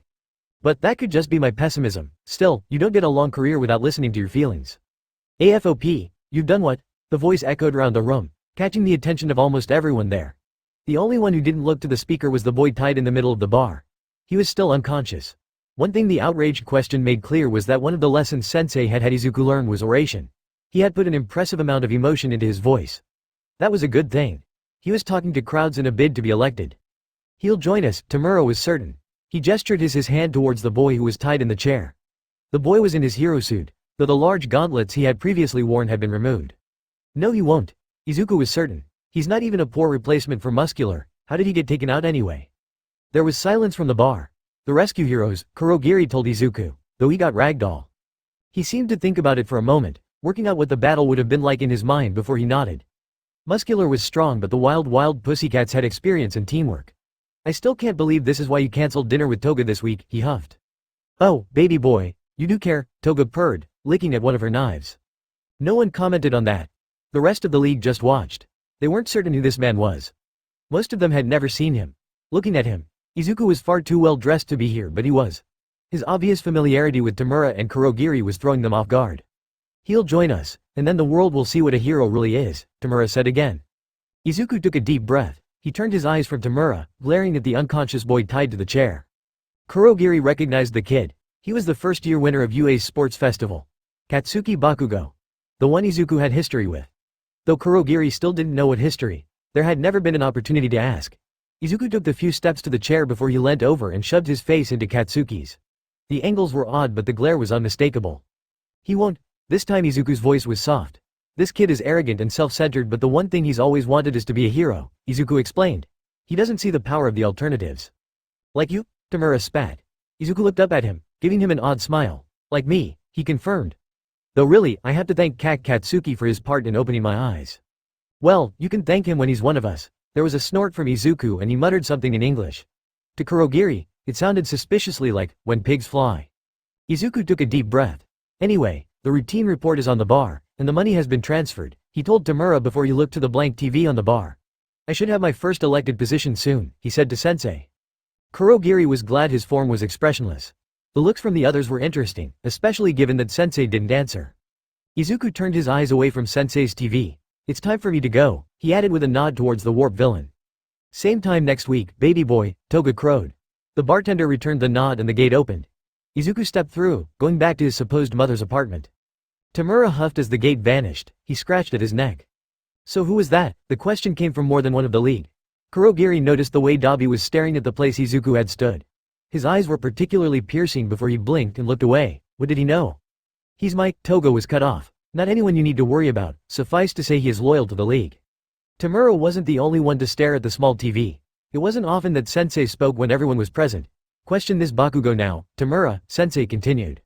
You think the brat's right? Kurogiri could see the way Tamura's eyes widened slightly. It was an improvement, he was thinking. I suspect Izuku is more informed about this particular UA student than most. Sensei replied in that way he did. He didn't often contradict Tamura. He seemed content to guide the younger man. Kurogiri resisted the urge to rub at his eyes. The situation was just getting more complex all the time and he suspected they didn't have the time to muck around. AFOP, you would think after so long I would have learned to trust my instincts. I could feel something was going to go wrong. I just didn't expect that wrong thing to be All Might coming through the wall. Of course, in hindsight it is obvious. The league attacked UA, wounding one of their students to the point where he had to pull out from school entirely as a cripple. Stain killed one of their precious students and now the league kidnapped another. UA would be desperate to get the brat back, to prove to the public the strength of heroes. I don't remember much of anything. From what the others have told me, the attack wasn't long after Izuku left and we were saved by Sensei. I have seen the footage of the fight, and the reveal of the true form of All Might. But it doesn't change the fact that we are now on the run. Tamura is the head of the league. Toga is out now, for a weekly meeting with Izuku. She's been told if there is any doubt of his loyalty to kill him. She'll be back. And Izuku will still be alive. Tamura has yet to learn that Izuku is loyal. He will, when the resources keep coming, though some will be consumed setting up a new base and recovering our losses. Some of the scientists used to create the Nomus were also saved. They can make Nomus without Sensei, though it will be more difficult. Tamura was happy to hear that at least, though I suspect he focused on the can make part without hearing the difficult. No matter, he will learn. I feel like crap. It's been a week but I still hurt. Not that I resent Sensei. I am thankful the man has a quirk that could forcefully activate other quirks, or it would all be over. But forcible activation hurts and I need to rest. I'm not sure I'm going to get that rest but I'll do what I can. AFOP, Izuku honey, mother, to any watching, it was a touching sight. As it was meant to be. Izuku moved and gave his mother a hug. Patting her lightly on the back. Is everyone okay? He whispered the question. Yes, Toga whispered back, her usual jovial nature subdued. They parted quickly and Izuku moved further into the apartment, taking off his shoes as the door closed. Good to hear, Izuku said as they moved together. Do you need anything specific? The question was vague enough, and was one a good son might ask his mother. The apartment's secure, Toga told him. I've been here for hours. Izuku nodded. Something to do, he murmured. Yes, I checked everywhere. Besides, who would be interested in you? He didn't reply. She knew who would be interested. Just be thankful I don't have a bodyguard. Do you need any specific supplies? Toga shook her head as she moved into the kitchen. She had ordered in dinner earlier and was keeping it warm. Misty is still hurting but he will heal. The worst of it is that we've been stuck in some dingy room all week. You'll probably have to stay there a little longer, he murmured sympathetically but was equally thankful to hear that Kurogiri was fine. He liked the warp villain. Though once the heat has died down a bit, I'm sure Tamura will have planned something. Hey, she giggled. He's still crying for his sensei. Izuku's eyes flashed. Sensei is a great man, he said firmly. Toga took the hint. The other members of the league would be surprised but they didn't know Izuku like she did. The weekly dinners had given her a chance to get to know Izuku. He wasn't known for his physical fighting ability but he was good at it. She had sparred with him a few times. Nothing serious, just scuffles really. She'd never won. He always said something that made her stop. Himiko also knew his tone of voice. When he used that one, there was no arguing with him. And truthfully, Toga wasn't sure what to think of the man who had gone toe-to-toe with All Might, despite the injuries he was bearing. I got you lots of food, she changed the subject. Izuku was silent for a moment longer before he nodded, thank you. You always eat so much, she complained, laying out some of the food on the table. If I ate that much I'd be fat. Even with your quirk? Izuku asked. Change of shape doesn't take much, Toga shrugged. It looked odd coming from the body of an old woman. The residue? Izuku pressed. When she changed forms she almost melted, and that had to be generated from somewhere. Okay, I can eat a bit more, she relented. But not as much as you, Himiko growled, gesturing with her chopsticks to the mounds of food in front of Izuku. It was far more than her portion.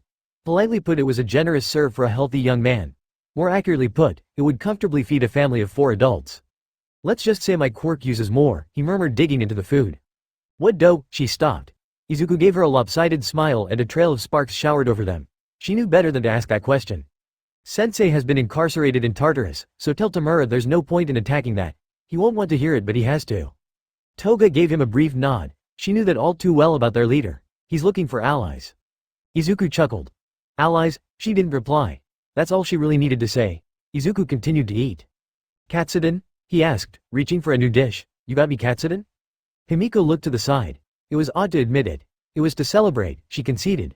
There wasn't much to celebrate this week but Izuku had won his election. The results had been lost in the revelation about All Might's true form and the speculation about who Sensei was and what his ability was. The heroes were keeping that quiet. They didn't want the truth to be known. Thank you, Izuku said as he started on it. He had won an almost impossible election, coming from literally nowhere to win the hearts and minds of his constituents. Part of his study of politics had been to understand how it had changed since quirks evolved. The old Diet of Japan had been revamped. It was different though at the heart of it there was still representation of the people but it was still somewhat corrupt. As the Americans like to say, money talks. And Izuku, Imoku Kakurite had a lot of words. Is there anything else we need to know? Izuku shook his head. It's too early for me to get that information. I have to be confirmed in the house first, then I can start requesting official documents. Don't worry, I will as soon as I can but I can't do something stupid like request to visit Sensei. Acting scared about that big bad villain who took out All Might and asking what will happen to him is acceptable. Anything more will raise suspicion. He said some in the perfect voice for acting scared. Toga grinned. She knew what Izuku meant and while she didn't know the long-term plan, having someone loyal to them elected in the House of Parliament, that was big. It meant the League was really going to change the world. AFOP Tamura is still mourning the loss of Sensei but the regular shipment of cash and information from Izuku at least assured him of the… I'm not sure what to call him, boy or a man. Whatever it should be, Tamura is not worrying about Izuku's loyalty. Which is good, because he is figuring out what Sensei wanted him to do, what Sensei wanted him to become. It is interesting to compare the two, Tamura and Izuku. Tamura has never doubted what he wants but he has stumbled upon the way to getting it. Izuku was pointed in the right direction and started running. But they must both work together to change the world. Tamura will create the atmosphere. Izuku will capitalize on it. Japan's government, the Diet as it used to be called, is no longer multi-layered. That took too long to make decisions. There is now a single House of Representatives. There are still political parties but with the emergence of quirks 200 years ago, many things changed. There are a lot more independents as well, and they can put forth bills that then become legislation. It's early days yet, Izuku has just been sworn in, but I think even Tamura knows it's just a matter of time. His video games were good for something. Sometimes, you just have to wait. For now he needs to cement the deal with the 8 precepts of death. If we can control their drug, or at least be perceived to control their drug, then that gives us the upper hand. It's all about reputation, expectation and perception. Tamura is learning. AFOP, that's it exactly. There were a lot of traditions with being elected, Imoku knew nothing about. Fortunately, there were helpers, public servants who acted to guide him around to this event, and then that event. Like the one now. Apparently it was traditional for all the newly elected representatives to gather for drinks. Just the first termers as they were called, no matter what party affiliation they had. Which was annoying but wasn't so bad. It saved him from having to speak with them one-to-one. So, best to look at the silver lining and all that. The heroes have taken a battering in public opinion polls lately, Hideaki Akiyama said. What? You don't credit those calling for them to be disbanded? Shichiro Fukui was aghast at the suggestion, even if he made it. Of course not. Hideaki chuckled dismissively. Those calls always exist from the nutters. Imoku reminded himself that this was a private event. Hideaki would never speak that way in front of the public. Knowingly at least. They just sound louder in an echo room. Still, Masami Sato interposed softly. She was a smaller woman but being party affiliated, she had already made her maiden speech. There must be something we can do. The government pays for heroes after all and them looking bad, just makes us look bad. There is, Imoku said. As soon as this supposed league is in custody the calls will wait. What did you say, Kakurite? Hideaki demanded. There is a way we can help, Imoku repeated with an endearing smile. Oh, this I gotta hear, Hideaki snorted. The others just looked interested but in that polite way that said they would hear the unknown out before dismissing whatever he said. Imoku's smile didn't change, instead pulled out his phone and tapped it, bringing up an image. Do you remember this? He asked, holding up the image for them all to see. No, what is that? He chuckled. That was the podium for the first years at UA's sports festival, Imoku explained. The image clearly displayed a bound and muzzled Katsuki Bakugo staked in first place. And what does that have to do with anything? Hideaki is correct. Heroes have taken a battering in public opinion lately. They are almost on a par with us. The little joke brought a few titters of half-hearted laughter. But it is not just the actions of the heroes which contribute to that battering. The actions of this league help but in all cases the heroes have won, Imoku said, hiding the bile in his voice at that. They'd won up until now. Usually that would be enough to keep public opinion high but it's images like this that make the public doubt, he elaborated. This is a hero in training, one who wouldn't even graciously accept his victory. We might think it funny, but what does the public see? While his audience were all newly elected representatives, they were all politicians, they knew what drove public opinion. They saw his point. You said there is something we can do to help. Masami reminded everyone that was the point of the conversation before they could go on a tangent. There is, Imoku insisted. We need to show the public that heroes, even heroes in training, are true heroes. And I think we can do it in such a way that benefits the heroes as well. Oh ho. That is a bold claim. It's true. I wanted to be a hero once, Imoku gave a depreciating smile. I think everyone does at one point in their life but when I looked into it, I really didn't like the stats. Do you know there is no mandated healthcare for them? Their insurances cover it, but you'd think there would be something. And there is no mental health care, he added. Beyond memorizing things for tests, there is no psychological checks for those training to become heroes, and there's definitely nothing for you once you become a hero. He shook his head theatrically. We give heroes all these rights, the right to use their quirk, the right to use deadly force, and there is no psyche check on them. Can you imagine what that does to them? All right, Imoku, we aren't your constituents, Masami chuckled lightly. Your point is made. A glance at the others indicated she was right. They nodded. Shichiro looked concerned. What do you mean there is no psyche check? He demanded. I mean there is no psyche check. We don't know why any hero is being a hero beyond the fact that they are qualified. And that's how we can help heroes regain public trust. 1. We look at how to get more mental health care to our existing heroes, but for those in training, we look at putting in some psyche checks and testing, to ensure those training to be heroes, are doing it for the right reasons. Otherwise, all we could be training is highly paid, government-sanctioned killers. Imoku held up the image of Katsuki again. While he'd been speaking he had zoomed it in on Bakugo's face to show his wild eyes and the way he was straining. It made his point nicely. Masami nodded. While they might be new to the House of Representatives, they knew politics. They knew the polite facade that covered some heroes. I'll talk to the higher-ups, she indicated. Imoku nodded, while Hideaki looked outraged. He was no doubt appalled that Imoku would just let her walk away with his suggestion. I'll give you some proposals, Imoku said. Hideaki nodded his understanding, and Imoku could see how he was being reevaluated. He wasn't a complete fool. He wasn't going to let an established party take full credit for what would be seen as a good investment in the future, but he did recognize that as an independent he needed to work with the parties to get what he wanted through. Holding them hostage was not the way to go, it was better to suggest policies that made them look good, yet still achieved his aim. Masami gave him a soft smile. She knew what they were thinking. It was obvious, but sounding out the new independence was one of the things the higher-ups had expected her to do this meeting, and she knew what she was going to report. Imoku could be worked with and seemed sensible. Hideaki was still hanging on to his ideals as an independent. He'd be too standoffish to truly work with, and Shichiro, she wasn't sure about Shichiro yet. I look forward to working with you all, Imoku said to cover the small silence that had grown between them. The responses were as expected. AFOP. Dabi has been looking at us oddly lately. The boy isn't anywhere near as powerful as he thinks he is, but he is intelligent. It's not the same intelligence as Sensei or Tamura, rather it is a sly intelligence. I don't think Tamura has noticed the looks. Dabi is thinking about something, he's trying to make a decision without all the information. I know what that looks like. It won't come to a head yet, but it's something to be wary of. I don't believe he will betray us given he is the leader of Vanguard Action Squad, but being cautious is the norm. The 8 precepts are being problematic. They want more time. They want more money. They want more support. They just want. They seem to be treating us as if the League is no longer relevant. Respectful, yes, because we were led by Sensei, and any man who can stand against All Might has the respect of the underworld. But they believe themselves are equal. Tamura is letting it be for the moment, but it will come to a head soon. I have faith that we will be victorious in the long run, but the current situation is precarious even if we have found a new headquarters. Again, it is a bar, and the familiarity is nice. It's been set up differently this time. There are more doors, and it's more hostile to outsiders, but it is comforting to everyone. Tamura usually sits in one of the darkened corners, scratching or chewing on one nail. Leadership is maturing him, and that's good for the League.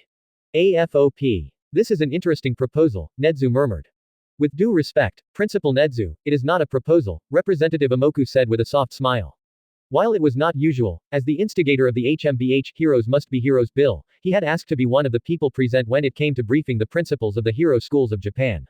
This is an important step to ensure the mental stability of our heroes, now and in the future. We do have checks, Hitomi Kawaguchi, the principal of CI Academy said. Do you? Representative Masami asked, her voice clearly challenging as she picked up a paper. The challenge hit her nerves. She was a first-term representative, like Imoku. She wasn't used to dealing with the principals of Japan's hero schools. Imoku seemed perfectly at ease. He'd even them a winning smile before settling, as if he did this every day. Of course he had, not the principals but other powers in business. Imoku had dealt with them all. In that way he was far more prepared than her to be a representative. While CI's academy places a greater emphasis on knowledge than some of the other hero schools, you do not test for mental stability of your prospective students. Given that the government pays heroes, it is not unreasonable for the government, and the people to know that those serving them are stable. Susumu Shimizu sighed as she flicked through the pages of the HMBH legislation. As a part of the exams delivered to all prospective hero course students, each licensed hero academy is required to administer a basic, government-issued, psychological assessment. Prospective students who fail the assessment cannot be enrolled in the heroics course. There was silence as Susumu Shimizu finished reading, though no doubt all the principals had read the legislation. That seems a bit harsh, Susumu said finally. On the contrary, Representative Imoku replied, it is vitally important that those who chose to train to be a hero are those who are suited for the vocation. What Imoku is saying, and what the bill addresses, Masami said placatingly, is to make sure that those who aim to become heroes are suited to it. We have seen some of the problems that come when someone licensed to become a hero is not suited to the job. Masami didn't mention anyone specifically, but these were the principals of Japan's hero academies, they'd all have particular failures from their schools. A student may be reassessed. Nedzu asked. Of course, Masami replied immediately. Ah, good, the rat human murmured. I find that our students mature greatly in their years of schooling, and while some may not be suited for hero work when they enroll, by the time they graduate, they are. Indeed, Imoku agreed amicably. The HMBH bill is not designed to exclude people from becoming heroes. It's designed to ensure those who become heroes are doing so for the right reasons. It is there to ensure their future mental stability. Imoku looked at the gathered principals. Right now Japan needs to be able to trust its heroes, he elaborated. Through no fault of you, that trust has been eroded by the actions of villains. He didn't need to specify what actions, though Imoku kept the smile from his features when many of the principals sent a glare towards Nedzu. UA had gotten off relatively lightly after most of the scandals. In the wake of the USJ incident, Principal Nedzu had managed to argue that the league could have invaded any school. The forced retirement of one student, with injuries so bad that no amount of plastic surgery would fix, and the requirement for a respirator for the rest of his life, was something that could have happened to any hero school. It ignored the fact that the league had attacked specifically because of All Might, the public was slightly forgiving then. But the scandals had continued. The death of one of their first-year students while doing field experience had been the next incident. UA had avoided most of the blame there, because the investigation had proven that the boy had disobeyed his hero mentor and thus was at fault for his own death. But in the kidnapping case, which then led to the destruction of Kamino Ward and the forced retirement of All Might, UA had not fared as well. There was a degree of resentment towards the school, not just from the other hero academies but from all of Japan. It was their security that failed to protect their student, which led to All Might's fight, and while All Might had won, everyone knew that Endeavor was a poor replacement. Unfortunately, the heroes have yet to catch the group responsible. This, Imoku paused as if he was trying to recall the name. League of Villains, and with All Might no longer able to be the pillar upon which society rests, other villains are coming out of the shadows, he continued. The principals knew what he was talking about. There had been a huge rise in petty crime and some were taking more violent actions. For Japan to function, people must trust their heroes, and knowing that they can trust those in training is just as important as trusting those who are already graduated.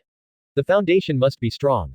He didn't miss the look the rat principal gave him. For a moment Imoku felt as if the rodent human could read his mind, but he had gone through worse. Nedzu's gaze had nothing on Sensei, and Sensei was missing half his face. He gave UA's principal a bland look, one that seemed to encourage argument but knew that none would be forthcoming. Yes, the foundation must be strong, UA's principal agreed. Chapter 5. Tamura's taken a bold step. He planned it well. It was a remarkably carefully thought out plan for him. The investigation went unnoticed. The 8 precepts didn't notice, but then we were allies. Their drug rests on very fragile foundations. A single quirk user. Tamura was pleased when Toga brought him that information. It's a simple equation. No girl, no anti-quirk bullets. They sound useful in theory, but anti-quirk bullets are a double-edged sword. They can just as easily be used against you as for you, especially if mass-produced. If the 8 precepts were going to use them for sniper strikes, Tamura probably wouldn't have cared. The mass production just has too many risks, and even he could see that. The Yakuza are one type of villain. They are long established, and while they like to pretend they are lawless, they have their own internal rules. The League is different. We are true villains. We will do whatever it takes to get the job done. Overhaul found that out the hard way. Tamura only used the most dedicated of Vanguard Action Squad. Not those who were following in Stain's footsteps, those who were truly committed. The strike was simple and fast. 2-pronged. One for the stockpile, one for the source. Both were successful. That's not to say there isn't a few anti-quirk bullets out there. There must be, an Overhaul will be saving them for us. It means war, but the League had been at war for far longer than the 8 precepts. They'll learn what that means soon enough, especially with Vanguard Action Squad gunning for them now. All of them. Those who pretend they follow Stain's teachings are more than willing to take out traditional bad guys. It's practically a public service, even if they are villains. The logic of some escapes me at times, but Sensei always pointed out that results matter, not the twisted logic that gets you there. Maybe that's why Tamura is beginning to understand. AFOP. It was odd to find the new bar mostly empty. Kurogiri was enjoying the quiet. Tamura was present, but he was silent. He'd say he was thinking, but there was only so much one could think. When Dabi appeared, it was a surprise. He was meant to be training with Vanguard Action Squad. I've got a way of taking out Endeavor, he announced, staring at Tamura. The hand-covered face shifted slightly. It was difficult to see Tamura's eyes between the fingers, but he was clearly interested. You do? Kurogiri asked for him. The fire villain didn't take his eyes off Tamura. I do, he confirmed, but it will require Cockroach's support. There was silence in the bar. Kakurit. Tamura asked. It was a good attempt. There was enough confusion in his tone to raise questions, to pretend he didn't know who Kakurit was. It wasn't enough. Kurogiri could tell Dabi wasn't going to be distracted. The villain said nothing, but neither did he drop his eyes. A way of taking out Endeavor? Tamura eventually asked. Dabi smiled gently. Foolproof. I doubt that, Kurogiri said. Sensei liked to say that no plan was ever foolproof, not even the plans he made. The fire villain had the good taste to nod. If he's not dead, then his reputation will be ruined. Tamura scratched at his neck. And what is this plan? He'd learned to listen to plans before his dismissed them. That was something. I never cared about All Might, Dabi said. I've always wanted to take out Endeavor. You could say Endeavor is the reason I'm a villain, Dabi continued, with a self-deprecating smile. But while this plan might kill him, I'm hoping it doesn't. Death is too quick, too easy, the destruction of his reputation, that will cause him true pain, but to do that, I need Kakurit. And what do you need dear Imoku to do? Tamura asked. His question answered Dabi's unspoken question. The League did no representative Kakurit. Dabi smiled. Advertise. His reputation will do the rest. It wasn't the answer Kurogiri was expecting. It wasn't the answer Tamura was expecting either. The leader of the League reached up and scratched at his neck. It will not tie back to us? He asked. Not in a way that is dangerous, Dabi admitted. Tamura reached out, and tapped his fingers over the table in front of him. I think I'll let Imoku be the judge of that. Kurogiri was surprised. He didn't think Tamura would ever say something like that. It just proved that he was learning.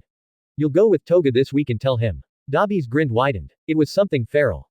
AFOP. Izuku agreed with Dabi's plan, after a few modifications. Surprisingly, the kid also agreed that death was too good for Endeavor. He sent a note to Tamura via Toga to tell him that destroying the number one hero's reputation would do more damage in the long run. I suspect it plays into Izuku's plans, not necessarily Tamura's plans, but we are working towards the same goal, so forwarding one plan is forwarding them all. Killing Endeavor would prove to the world that the League is still there, but he'd just be replaced. He's not All Might. It wouldn't be the blow killing the former symbol of peace would have had.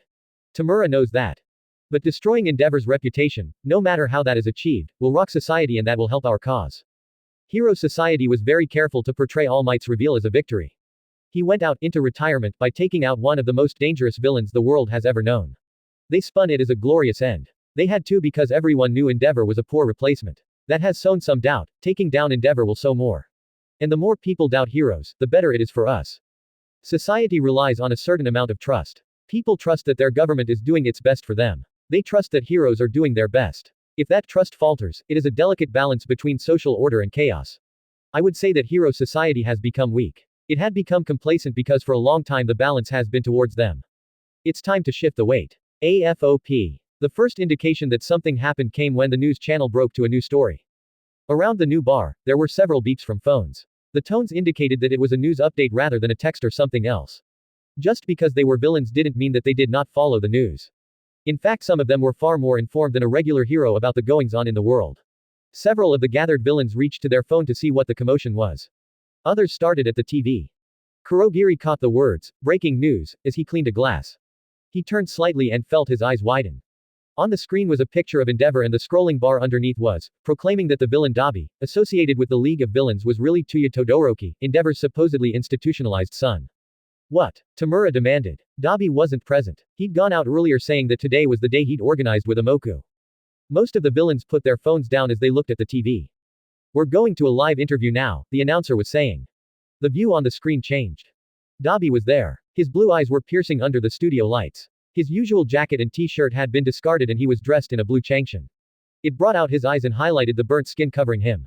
He looked good in it. Thank you for having me, Dabi said to the interviewer. Kurogiri vaguely recognized the woman but couldn't put a name to her face.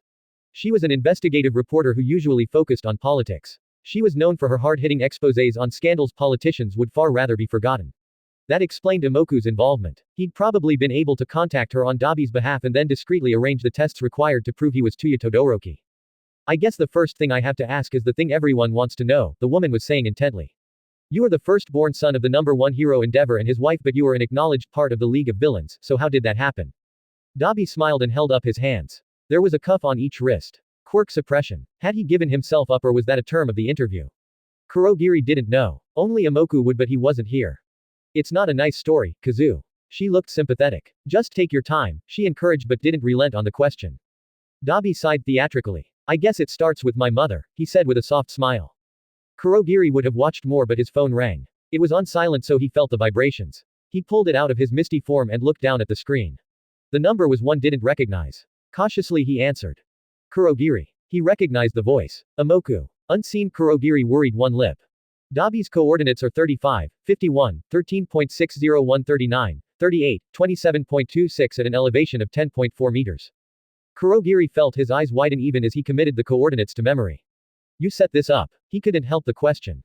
There was a moment of silence to his question. Death is quick, Amoku explained. This will reverberate further. Pick him up whenever you think he's said enough. The line went dead. The mist villain didn't bother to save the number. Amoku wouldn't have used any phone that could be traced to him. Instead he looked back to the screen. Tamura was glaring at it. Kurogiri listened to what Dabi was saying. Perfect child, one with both quirks so that he could train them to defeat All Might. Defeat All Might. Kazu seemed surprised. Not in combat, Dabi was quick to reassure her. To become the next number one hero. And Endeavor was prepared to do whatever it took to get that. All you need to do is look at the birth dates of my siblings. We are all born about 5 years apart. When Fuyumi didn't show both quirks, he got my mother pregnant again with me. When I didn't have both quirks, he sired Natsuo, and when he didn't have both quirks either, Shoto, who finally has both quirks. Kazu Matsushita did a good job of looking outraged. Kurogiri could tell the feeling was real, but at the same time he knew she would also be happy. This was one hell of a story. And how do you feel about that? Kazu asked. Once it was known I didn't have both quirks, once it was known any of us didn't have them, we were abandoned. Oh, not cut off, and not kicked out of the house. That would destroy father's oh so carefully built reputation, but he ignored us. So how do I feel about that? I feel sorry for my little brother Shoto. He's had to put up with dad's abuse for all his life. Abuse. That was a strong term. Abuse, Dabi insisted, and his eyes flashed despite the quirk suppression bracelets. What else do you call training until you can't move, until you throw up? What do you call verbal attacks, and physical attacks, all designed to try to make you into something that can take the number one hero position? Your entire life planned by him. That's why I'm meant to be in some institution. The smile Dabi gave wasn't pleasant. He gestured to himself, pulling up one sleeve to reveal that the burns went all the way up his arms. Not all of these are self-inflicted. Kazu gasped when she understood the meaning of that. He burned you. Every day until the day he decided I'd never get mother's precious ice quirk. Though I have to admit, not all of the burns are his. They are the reason I was in that institution. I wanted to get away. I wanted to get away so badly I'd take any opportunity. And thankfully for me, I have one built in. I set myself on fire. Kazu looked sick. Dabi looked detached. Fuyumi put me out and saw that I got to the hospital, but then he decided that he didn't want anything come out, so instead of coming home, I was shuttled off to the institution. He never once visited me. He never once allowed mother to visit me either. Fuyumi tried, but he controls her too. Those are some very serious allegations, but surely you know with your status, any evidence you provide would be discounted. It was a dangerous question, but it was one that spoke to the truth of the world. A villain's word, even when speaking the truth, was worth less than a hero's. Dabi chuckled. That's the beauty of it. I don't have to testify against him. With the exception of self-immolation, everything he did to me, he did to my siblings, including Shoto. I know the word of a villain isn't to be trusted, and even if I showed up to testify, I'd be arrested, but I don't need to. I've opened the door. You have the blood tests to prove that I'm Tuya Todoroki, and villain or not, with my 3 siblings able to corroborate the facts, that's enough. Kazu looked surprised for a moment before she nodded. She'd probably not thought of that. If your father was found guilty of things, would you give up being a villain? No, Dabi's response was instantaneous. The world has forgotten what the word hero truly means. Now it's a title assigned to any punk with a strong enough quirk, and thus, there are too few true heroes in the world. I want to change that, and to do that, the false heroes have to be weeded out. Offset. There was a noise and some shouting. The police and heroes had finally tracked down the interview site. You can't come in here. The shout was heard. Dabi. Dabi looked off to the side for a moment before he smiled. That's my cue. Kurogiri knew what that meant. He expanded, opened the warp gate. On the screen a swirl of darkness appeared behind Dabi, and the leader of the Vanguard Action Squad stood and stepped around the chair. Kazu just watched. At least she knew better than to interfere. Dabi nodded his head to her as a salute before he stepped into the swirling black, and it disappeared the moment a hero leapt into the shot. In the bar, all eyes turned to Kurogiri, who gestured and the portal opened for Dabi to step through. He looked around, his eyes glittering before he bowed to them all. And that, dear league, is how you take down the number one hero, he said happily. AFOP. It's been a few weeks since Dabi gave that interview. Tamura was angry in the aftermath. He remained angry until he saw the next pro hero ranking list. Endeavor was down to 5. The official rankings are published once a year, but updates are available every month, and there is reason to believe that Endeavor will fall further. The issue just hasn't gone away. There is a lot of speculation in public about what it means to be a hero. There is a lot of scrutiny on heroes. Every aspect of Endeavor's life has been picked at and pulled apart.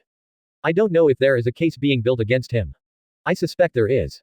Imoku has been quiet. Tamura demanded he come to the bar and after some wrangling he did. There was nothing really to say though. Dabi's actions fitted more into one of Imoku's plans but politics doesn't give fast results, not like Tamura's attacks but politics generally gives a more lasting outcome. It's a balance and both are needed. Imoku took Tamura aside and spoke to him privately for a while. It looked odd. Imoku was dressed in a suit, Tamura in his usual t-shirt. It almost looked as if a respectable father was telling off his wayward child. Yet, Tamura seemed happier after their discussion. I expect Imoku had to explain a few things to Shigaraki but it appears to have worked. In the meantime, those Sensei saved have been making another Nomu. A stronger one. It is nearly ready to be unleashed. Tamura radiates a sense of childish glee every time he talks about it. Now is the time to use it, with the world already reeling, with the seeds of doubt already sown, now is not the time to hold back. AFOP. What the hell is this? Representative Masami asked. She was more than exasperated. She was horrified. Proof that the system has failed, one of her colleagues answered immediately.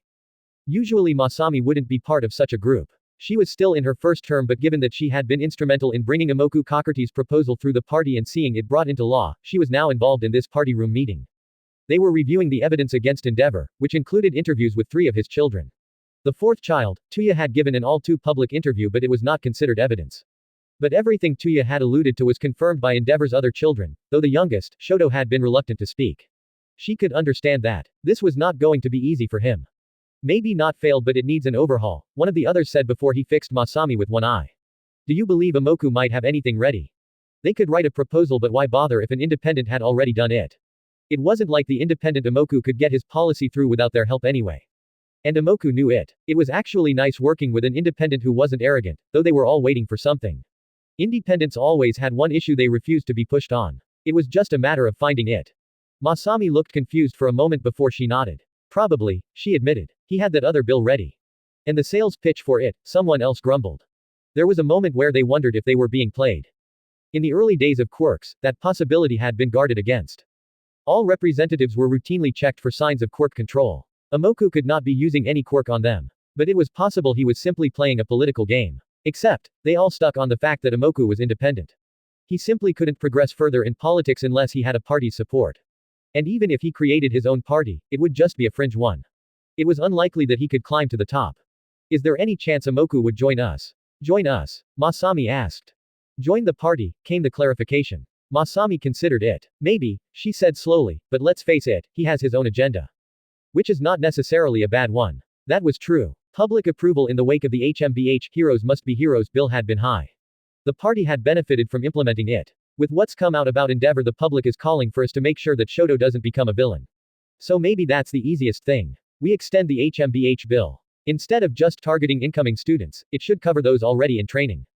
It wouldn't take much to amend it, Masami admitted. Imoku's proposal had been written very carefully. But why not just extend it to cover heroes as well? She asked. Because the public isn't ready for that. A new voice broke in on their conversation. Masami looked up. Imoku, she exclaimed. The others looked slightly suspicious before Imoku smiled at them. Sorry to intrude, he said gently with a bow. Suspicion faded. It saves us from finding you, one of the older representatives said. You've read the documents. The fact that they were meant to be restricted didn't mean that much. It was a test to see if Imoku had the contacts needed. Yes, and you set up that interview, another said shrewdly. Imoku nodded but he raised his hands. It wasn't much, he said humbly. Tuya simply needed to be heard. All I did was make sure he had the opportunity. No one believed that for a moment. Helping the villain Dabi was part of a larger ploy but that didn't mean they couldn't also benefit from it. If I may be so bold, Imoku said before anyone said anything further, I do in fact have something further written, he announced, reaching into a bag and putting a small sheaf of papers on the table. New legislation. Amendments. Imoku clarified, his eyes fixed on Minister for Heroes, Yumiko Yamashita, who thus far had been silent. She smiled up at him, gesturing for Imoku to take a seat. I think we can work with that, Yumiko announced, picking up the papers Imoku had slid towards her. AFOP. The plan was to release the latest Nomu against the number 1 hero. There's been a hitch in that plan. It's not nice to kill someone who wants to defect after all. That means the plan has been delayed. There is debate as to if Hawk's desire is real. It would be an odd thing to have a double agent, especially given how highly ranked Hawks is, but it is not out of the question. The stakes we play for are that high. Tamura asked Imoku to find out. While Imoku is an independent representative, he has been working with the government in power to get his bills passed. He has access to those who might know the play. And if Hawks is just a play, then the league will be happy to go a few rounds. Unleashing the latest Nomu, high-end on the number 2 hero, best genist won't have the same effect. It was partially designed to kill Endeavor but Dabi has taken care of that. The saga with Endeavor continues and each month his ranking is lower and lower. It must be frustrating to him. He is still clearing incidents but the public spectacle that is his family is dragging him down. There is talk now that his son, Shoto is unfit to be a hero. The Hero Public Safety Commission, under direction from the government has moved fast to implement changes to the HMBH bill. The original bill was restricted to those applying to hero courses. It now applies to those in training. Amoku was happy to relay those details via Toga. The tests haven't been administered yet but all eyes are on Shoto. The world wants to know if he's given his standing in the UA Sports Festival and other events, Endeavor's youngest son is capable, probably more capable than his eldest brother but what the public wants to know is if he is suitable. I've always said it takes a certain type to become a hero, and a certain type to become a villain. The problem with the hero system is that they have never sought the types. Villainy has inbuilt checks and balances. Those not suited to it are quickly weeded out by the heroes. Those suited remain and while some do get taken out, those of us who embrace our position, who embrace our fate are the best. Heroes, well, they are just those who have flashy quirks. There is nothing to ensure that they are someone worth looking up to. Stain was correct in that matter at least. Though the argument still remains that all heroes should be destroyed. The system is fundamentally flawed and the league will prove it. AFOP. Aizawa looked at his class. The 20 he had started with was no longer. While he had avoided expelling anyone on the first day, others had fallen by the wayside. Iida killed by the hero killer Stain. Mineta with injuries inflicted by that villain, the so-called leader of the League of Villains. Others had succumbed to the stress and the attacks during the year. In his more private moments, he felt some pity towards them. This had not been a normal year, but in other moments, he was thankful that they had dropped out now. It was better than they take another path rather than shatter if they made it be a hero. Now there was another hurdle in their path yet Aizawa couldn't say he didn't agree with this one. Your enrollments for next year are pending, he told them. What? There was a variety of reactions, including some explosions from Katsuki. Aizawa ignored them. It was easier than trying to deal with it and eventually Momo Yaoyorozu managed to calm the class. She wasn't the stickler for rules that Iida was but she knew enough. They are pending, he repeated. There is new legislation that applies to all hero courses, he told them. At that, it looked like a few of them understood. That was good. Shoto he expected. The boy's brother was practically the cause of the new legislation. Momo also looked like she knew what was going on but she had the benefit of coming from a hero family. They would have kept her informed. Bakugo also knew but while the kid was arrogant and abrasive, he was also good at what he did. The others didn't appear to understand but at least they'd figure out there was no getting out of this. All hero courses across Japan had to implement the change. It just depended on if they did so at the end of the year or at the beginning, before classes started. Nedzu had decided to be a bastard and make it at the beginning of the school year, despite what everyone wanted. The rat had to know that he was frustrating many people but maybe that was the point. Those who screamed the loudest might give them some clues. Aizawa wasn't sure what the clues would be for but there was always something going on. Your enrollments will be dependent on you passing a mandated psychological assessment to be administered by the Hero Public Safety Bureau. Even though we aren't heroes? Uraraka asked. You have your provisional licenses, Aizawa reminded them. That was close enough. I'm sure you will all pass, and even if you fail, there is the opportunity to undergo counseling and reassessment, he added. In the event of failure, UA will automatically transfer your enrollment to the General Studies course. Katsuki took that as an insult but he couldn't get around this. Either he took the test or he was automatically unenrolled. UA would take those who failed but they couldn't take those who didn't have the courage to take the assessment. Some from the General Studies course were being offered the opportunity to take the assessment as well. If they passed, they'd move into the hero course. You all have summer studies, Aizawa reminded them. I would advise you to spend at least some of that time thinking about why you want to be a hero. He knew they all had their reasons, he just hoped they were the right reasons but he suspected there'd be at least a few who weren't with him next year. AFOP. Tamura is learning that to lead, you don't need to use the resources as they come to you. You can save them for a later date. And sometimes that's best. Waiting means you can strike harder later. He's decided to keep the Nomu in reserve. But it doesn't suit to not strike. There is one thing about being a villain that Tamura truly understands. Unless you are one who wants to remain in the background, who wants to just survive and not change anything, you have to be seen. For a hero that's easy. They have patrols. The public is used to seeing them. For a villain that means you have to do something. With the number one hero's possible defection, Tamura has decided that we can take out another hero. He will capitalize on Dabi's newfound fame, even though it does mean that most of the heroes are gunning for him, and that Dabi's quirk is known, there are things that can be done. Pro-hero ranked Kamui Woods will know that the league means business. Most will think we targeted him because his quirk is weak against Dabi's but that's what villains do. It's not like we have to fight fair. Chapter 6. We have to do something about this so-called league. The Minister for Heroes, Yumiko Yamashita slammed her hand down on her desk as she addressed her subordinates. They were mostly public servants. They weren't elected. They didn't know what it meant to have their constituents turn against them. To have their party turn against them. Ma'am, we are doing all we can. The objection came from the head of the Hero Public Safety Bureau, which was the main department she oversaw. Are you? Yumiko asked sarcastically. We are, ma'am, came the reassurance. It sure doesn't look like it, she snapped back. They've killed hero after hero. She reminded them. It wasn't, strictly speaking, quite true, but this league had revealed All Might's weakened form and caused him to retire. They had then brought down Endeavor with the scandal that was his family, and now they had outright killed Kamui Woods, the former number 6 hero, and they done it on live TV, showing Dabi burning the hero alive. The station had been censored for that, but it didn't change the fact that the public had seen it. More than that, they had attacked UA several times. And what did the heroes, and by extension the government, have to show for it? Nothing. An old man locked up in Tartarus, but nothing more. The new leader, this Tamura Shigaraki, was getting stronger. He was gaining more followers and the influence of the league was spreading. The heroes weren't keeping up. We're doing all we see. No. Yumiko interrupted the platitude. You need to do more, she told them all. You need to find them and arrest them. And it needs to be soon.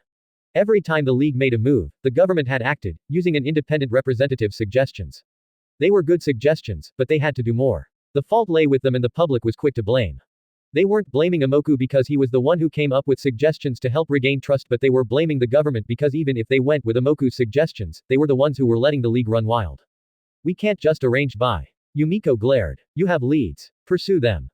Nothing strong, the Commissioner General said. He was the head of police in Japan. He had dark gray hair and sharp eyes. He knew how to play both politics and his underlings. What about your plan? Yumiko questioned, glaring at the head of the Public Safety Bureau. They had come up with a stupidly reckless plan, but what good was it if it did nothing? We are still working on it. It's not like they trust him, came the response. And with his promotion, it's made it more risky.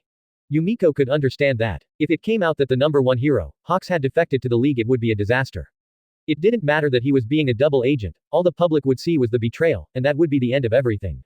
You have to do something, she reiterated. Ma'am, we really are doing all we can. Then perhaps I can help. The entire group spun in surprise. They were in a governmental meeting room. The building itself was guarded, but who was this? Yumiko looked at the man. He was tall, slender, and had dark hair with piercing eyes. His hair was swept back and he had a mask over the lower part of his face. He also had a lanyard around his neck. She saw the color of it. Green. That meant he had clearance here, but she had no idea who he was. Thankfully the others with her were just as confused, though the Commissioner General had a frown on his features, as if he was trying to recall something. And you are? She questioned. The man nodded and moved forward to take the seat at the other end of the table. It left several empty seats between him and the others nearest to him. He pulled something from his pocket, and placed it on the table but kept his hand on it, so they couldn't see what it was. My name is Kai Chisaki, the man said. There was no flash of recognition from anyone. You might better know me as Overhaul, he continued. That brought recognition. Yumiko still didn't know who he was, but the Commissioner General did. What? His spluttered question was full of denial. The 8 precepts are meant to be destroyed. The man just quirked an eyebrow. As if I'd let that punk destroy us. The 8 what? Yumiko demanded. The Commissioner General turned to the minister, aware that she shouldn't even be present in the room with this man. The 8 precepts were, or a Yakuza organization, he explained. Chisaki gave him a nod. We got into a bit of a fight with the league, he added the explanation. So they didn't destroy you? The Commissioner General demanded. They like to think they have. Yumiko nodded. She could read between the lines. Politicians said the same as Yakuza, it appeared. The league had done a number on the precepts, probably destroying facilities and killing members, but they hadn't got them all. So, I have an offer for you, Chisaki said, lifting his hand to reveal what he'd placed on the table. It appeared to be a vial, or a liquid bullet, the type some of the old movies had. Yumiko looked at it. She didn't know what it was. Again the Commissioner General gasped. As did the head of the Public Safety Bureau. You completed it. The question was whispered. Yumiko knew better than to demand to know immediately. Chisaki lifted his hand to his mask, pulling it off. He smiled. We did, and I'm prepared to offer them for use against the league. Off the record, of course. Yumiko got the impression that if the Commissioner General could scramble back, he would. What was that bullet? The head of the Public Safety Bureau tore her eyes away from the bullet to look at the Commissioner General. The man was pale but saw her look. He took a deep breath before he nodded. Off the record, he confirmed. Chisaki lifted one hand, swiping over the bullet before he put it back in his pocket as he rose. I'll let you explain, he said, pleasantly, turning to leave. Yumiko didn't move as he left. You'd better bloody well explain. She growled as soon as the door closed. And it better bloody be good, she added, glaring at the public servants. This had better be darn good. AFOP. When Imoku requested Tamura come to dinner with Toga, I knew the league had a problem. When Tamura immediately rang me to come, and sent Toga away, I knew it was a huge problem. My mind was full of possibilities. Betrayal. The problem with that is the simple fact that everyone is a possibility then. Villain society isn't known for its loyalty, but all those in the league, those who made up the core of the league, had been tested together. They were loyal, or as loyal as anyone was going to get. I wasn't prepared for what Izuku said, though in hindsight I should have been. The 8 precepts of death. Tamura had taken action against them in the past. They'd then gone to ground. That was normal for the underworld. I assumed they'd joined another group, but apparently not. Overhaul nursed a grudge. A big one. And with his grudge, and knowledge, he collected the anti-quirk bullets that had not been used. He has them all. And he's given them to the government. Which means he's given them to the heroes. Which probably means they've gone to Snipe. Or one of the other heroes with a gun quirk and good aim. Izuku looked at me. The way he did was a warning. I understand. Transport quirks are rare. Warp quirks even more so. I represent an ace for the league. If they can take me out, then the league is stuck in place. Tamura knows that as well. He doesn't like it, but he knows. I sighed. I knew what that meant. It's happened before. Not with quirk eliminating bullets, but being targeted. I don't like hiding. I don't seek the spotlight, but I don't like hiding. Especially now, when things were going so well. Izuku saw us off. He promised to get more information if he could, but he is still an independent representative. Tamura told him to change that, but Izuku shook his head. His reasoning was flawless. If he is tied to a party, he's tied to their ideals, he's tied to their fate. He doesn't want that. Tamura still ordered him to get more power. Izuku grinned at that. I don't think he needed to be told. Power is one of the things he's wanted. He assured Tamura he'd find a way. I can't see how, but I'm sure, Izuku will find a way. AFOP. And we are here today with a rising star of the hero world, Lemillion. Kazu chirped happily. After her interview with the villain Dabi, she had expanded her repertoire. Interviewing heroes made for a good side gig for when political scandals were running slow. Besides, scandal tended to show up in election years. Lemillion smiled at the camera and waved cheerfully. He was everything a hero should be. Tall, well-muscled, and he had an easy smile. Some were already comparing him to All Might, though he had a long way to go before he could claim that. Still, this interview was something Japan needed. Kazu wasn't blind. She knew how much faith had been lost in heroes, and she knew what her actions had done, but the public needed the truth. Even so, she could help restore faith in true heroes. You are one of the newest graduates from UA and you have already been working with Sir Nighteye. What's it like working with the only sidekick All Might had? It's interesting. Lemillion was happy to reply. Sir is such an inspiration. Kazu nodded carefully. That was such a standard reply, but this interview wasn't one that was meant to break ratings. It was meant to show that heroes were still the good guys.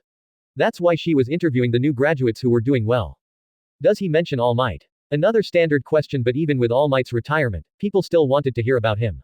He had been at the top for so long, and with the fiasco with Endeavor just not going away, it meant that people wanted the past.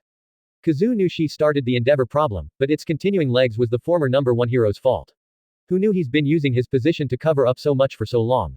He may have had one of the highest case clearing rates in Japan, but he was really a terrible person. Lemillion said. I actually got to know All Might better at UA.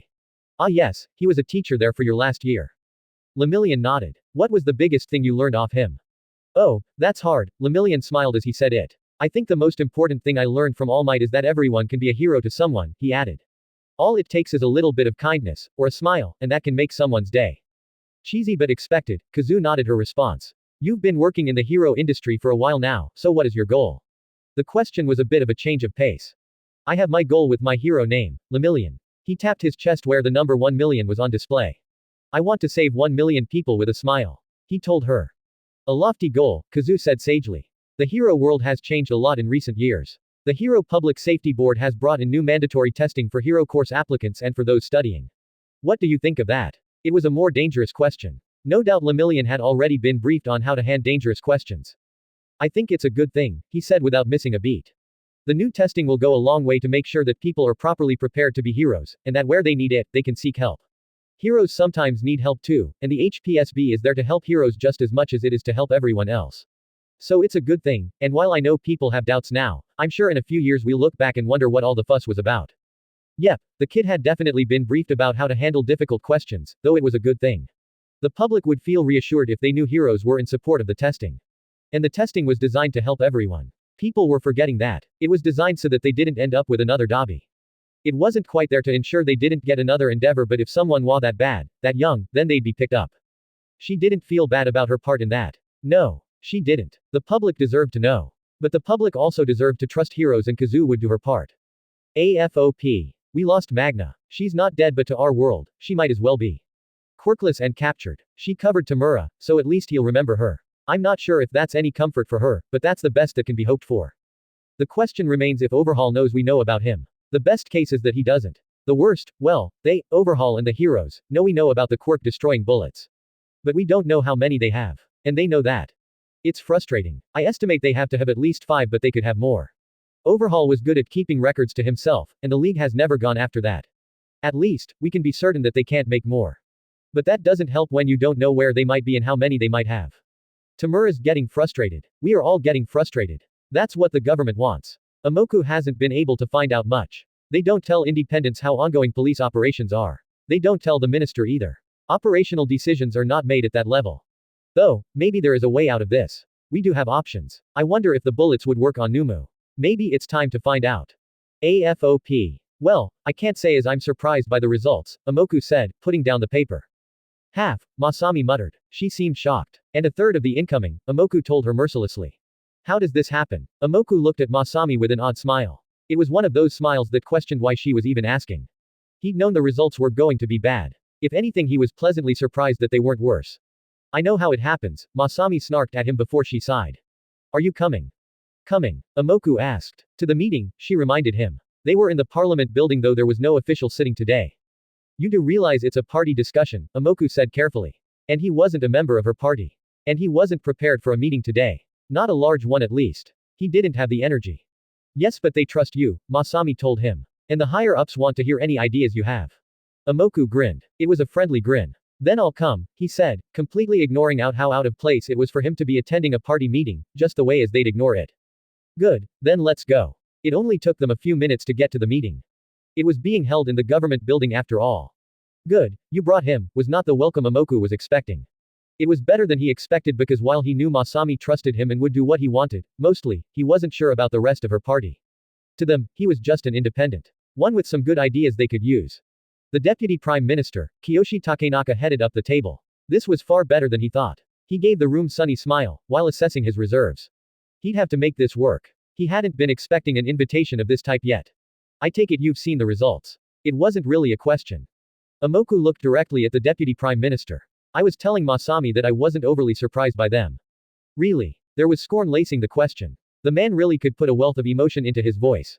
A definite skill for a politician. Imoku returned the look accompanying the question. You saw UA's sports festival last year, he replied. Specifically the first year podium. Ah, Kiyoshi Takenaka nodded. Apparently he had seen the podium. The image of Bakugo muzzled and chained to a stake was a powerful one. So no, I'm not surprised by the results. Half the current heroes in training failed, the deputy said. And there isn't enough interested from the general courses to replace them. It's a disaster. Masami murmured. We can't let it be known, she added. Imoku didn't bother look towards her. It's going to become known, he said firmly. The legislation made sure of that and while he could feign concern with the rest of them, inwardly he was very pleased. This was one of the best results possible, for him, and for the league. Did you know this would happen? The question was pointed. Was this your plan? That was more an accusation. Imoku cocked his head, looking at the deputy prime minister. It isn't my plan, he told the room. Yet you are not surprised at the results. I'm surprised you are surprised. Imoku snapped back. He could see the game now. Really, he should have seen it from the beginning. The results were bad. 50% of those already enrolled in heroic courses failed the Hero Bureau of Public Safety's required psyche assessment. There were not enough from the general courses to replace them, and even if there was, public perception would be that those students were the substitutes, the runners-up. They weren't the best, and heroes had to be the best. Compounding the issue was that roughly a third of those who had applied to hero courses failed the assessment as well. Unless something was done, it meant in a few years, the number of heroes would drop.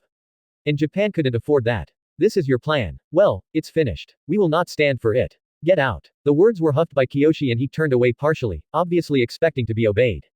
No, Imoku said clearly. If he left, the government would pin the disaster on him. It was easy. He was the independent who suggested the assessments. Never mind that it was designed to ensure that a hero was really a hero. That wouldn't matter. All the government, and the public would see was that they were short heroes. Well, it was time everyone woke up and realized that heroes weren't the solution. Imoku moved forward, and took the empty seat at the other end of the table. He kept his eyes fixed on the deputy prime minister. It's time to start dealing with reality. You of all people know the history of the last few years, you know how much has been covered up with, Imoku paused for emphasis. The room was just staring at him. They were wondering what accusation he'd make. Selective reporting, he said with a wry smile. Did they think he was stupid enough to blame the government? To blame their party. Well, he did, but now was not the time to say it. Later, when they wouldn't disagree, that was when he'd teach them that. Selective positive reporting that has highlighted the infallibility of heroes, that has highlighted their good deeds. Selective positive reporting that announced that Endeavor captured a fire starter wanted for setting fire to 3 apartment buildings, killing 20, but never mentioning that Endeavor killed 10 while trying to capture the villain. He went with Endeavor first because the man had a long history of such things. And with the new history coming out, well, he was easy to associate with hero failures. And no one ever mentioned how many All Might failed to save at Kamino, Imoku pushed. He couldn't have known that villain would be there. The objection was simple.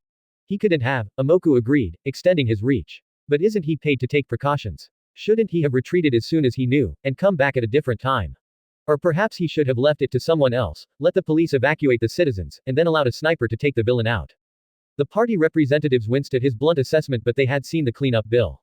They knew other ways would have been cheaper. Get out, Kiyoshi repeated. No, Imoku stood, or rather sat, firm. He leaned forward, placing his elbows on the table as he rested his chin on his hands. You can have your little temper tantrum later, he told the room, ignoring the gasps. The deputy prime minister looked back at him, face livid with rage, but Imoku simply stared at him, daring him to object. Kiyoshi's mouth opened and closed a few times before it snapped shut. Imoku already knew that everything he'd thought to say had been countered. It was the way these things worked. This is a problem that has been building for years, and now it is time that it was dealt with once and for all. You can take the easy path, which will be to just scrap the assessments, or you can take the right path and ensure that those who are awarded the accolade of hero are truly heroes. Imoku moved his eyes around the room, meeting the gaze of all the representatives here. It gathered them to him, but it was tiring. He knew what they wanted to do. They wanted to scrap the assessments. To say that while the assessments were good, those who failed would be allowed to continue so long as they got counseling. But that wasn't the path Imoku wanted, and he wasn't here to allow the government the easy path. He was here to ensure his plans succeeded, and that required the assessments, and it required them to be public. It also required the assessments to apply to heroes, which they currently didn't. Every eye in the room was on him. It was a good thing this was a private meeting, or it would look odd.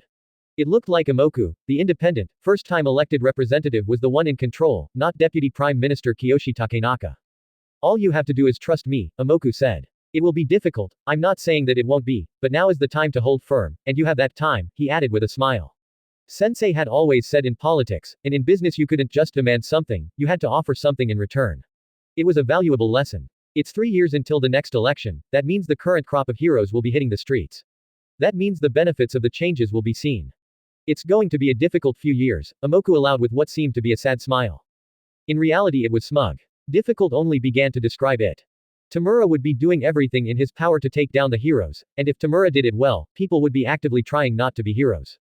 But that's what happens when you become complacent. There is no question that All Might was a true hero, but we forgot, everyone forgot, that he is also a man, he couldn't be everywhere at once, and he was going to retire.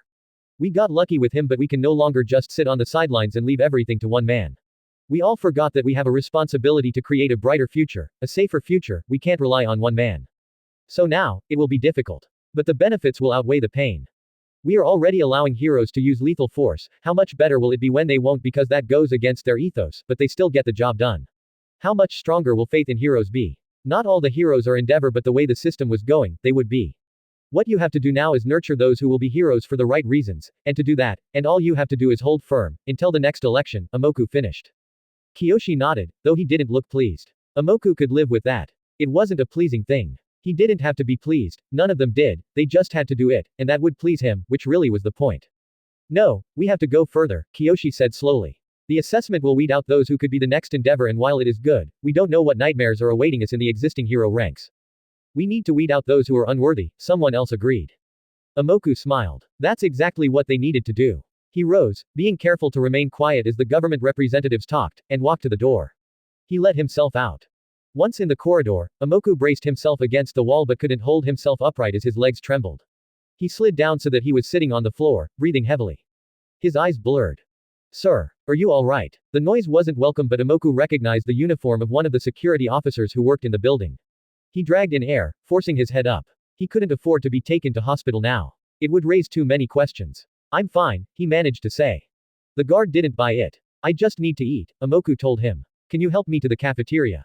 It wasn't far, and once he got some food, he'd be okay. Tomorrow, after sleeping, he'd be fine. Are you sure, sir? The guard asked politely. He no doubt recognized the ribbon rose Imoku had on his suit. It was the badge all representatives wore.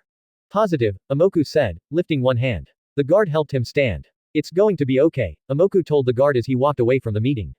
It really was going to be okay, and now all he had to do was wait. At least until it was time for phase 2 of his plans. Chapter 7. There is a certain thrill with overkill. As a villain, it is bad practice, but I often forget how young those of the League truly are. With everything that has happened, and the threat of quirk nullification bullets being aimed specifically at us, it was good that they got to have some fun. It let off some steam. I could see the way everyone was relaxed when they returned from the raid. Tamura was even in a good mood. I saw why when the Nomu high-end returned. That Nomu is really a crowning achievement. It's loyal not just because it was ordered to be but because it wants to be. It was carrying something when it emerged from my warp gate, something it set down carefully on the bar. It was some sort of safe. Tomura opened it with his usual finesse by disintegrating the door. Quirk nullification bullets were inside. I'm told it is almost the entire stock, but no one saw Overhaul. They were being stored in a government building. Apparently UA wasn't considered safe enough, which makes sense. It is a school. It has good security and the actions of the League have ensured that security there is tight and robust, but it is still a school. You do not store things that villains might be after in a school. The government building made sense. Tamura is happy we have them. The best course would be to destroy them, but he wants to keep them. I understand. They are a resource, but they are a dangerous resource. We don't have a sniper at present, though apparently Tamura has a plan for that. He hasn't said anything, but I know the look he gave me. I'm not going to like it. At the moment, if he plans to use them, the question must be who to use them on. Hawks, who still apparently wishes to join us. Best Genist, Edgeshot, any of the heroes in the ranks, or someone else. Maybe a newer hero, Lemillion. He's making a name for himself and is rather like All Might. Someone in training. Though Imoku has given assurances via Toga that he's already taken care of some of the more dangerous possibilities. Tamura demanded a further explanation and will accompany Toga next week. Apparently he hasn't been watching the news. AFOP. There were times when Kazu Matsushita thought that she would be remembered for destroying Hero Society.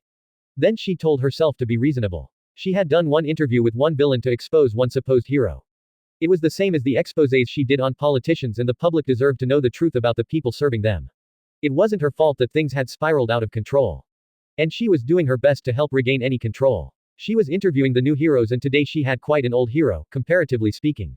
The number 1 hero, Hawks. Hopefully he'd be able to put some perspective on things. And we are back in 3, 2, the last number was silent and Kazu plastered a smile on her face as the cameras refocused. Hawks did the same, ruffling his feathers artistically. It was a good shot. Today I'm speaking with someone who needs no introduction. Kazu said happily, gesturing towards the pro hero. The number 1 pro hero in Japan, Hawks. He stretched out one wing as he gave a sunny smile. So, Kazu said, your rise to the number 1 spot has been pretty quick. It was a nice open statement. He grinned at her. It has, and in some ways, I feel a bit cheated. Cheated? She inquired. Yes. I always admired Endeavor when I was a child. The hero Endeavor, not anything else, Hawks clarified quickly, raising one finger to forestall objections. I like the way he never gave up on being number 1. A tough position, Kazu agreed. And it's only now that we're really talking about it. Everyone else was just happy All Might was there. They left a lot of things to him. No one was trying to take his place, except Endeavor. I admired that. I admired the drive, the dedication, the will to do better. It's that which I think makes a hero. An interesting take, Kazu said. At the moment though the public isn't too happy with the Hero Public Safety Bureau.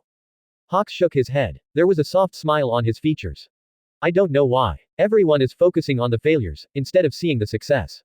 Instead of saying that 50% of those enrolled failed, why don't we say that 50% passed?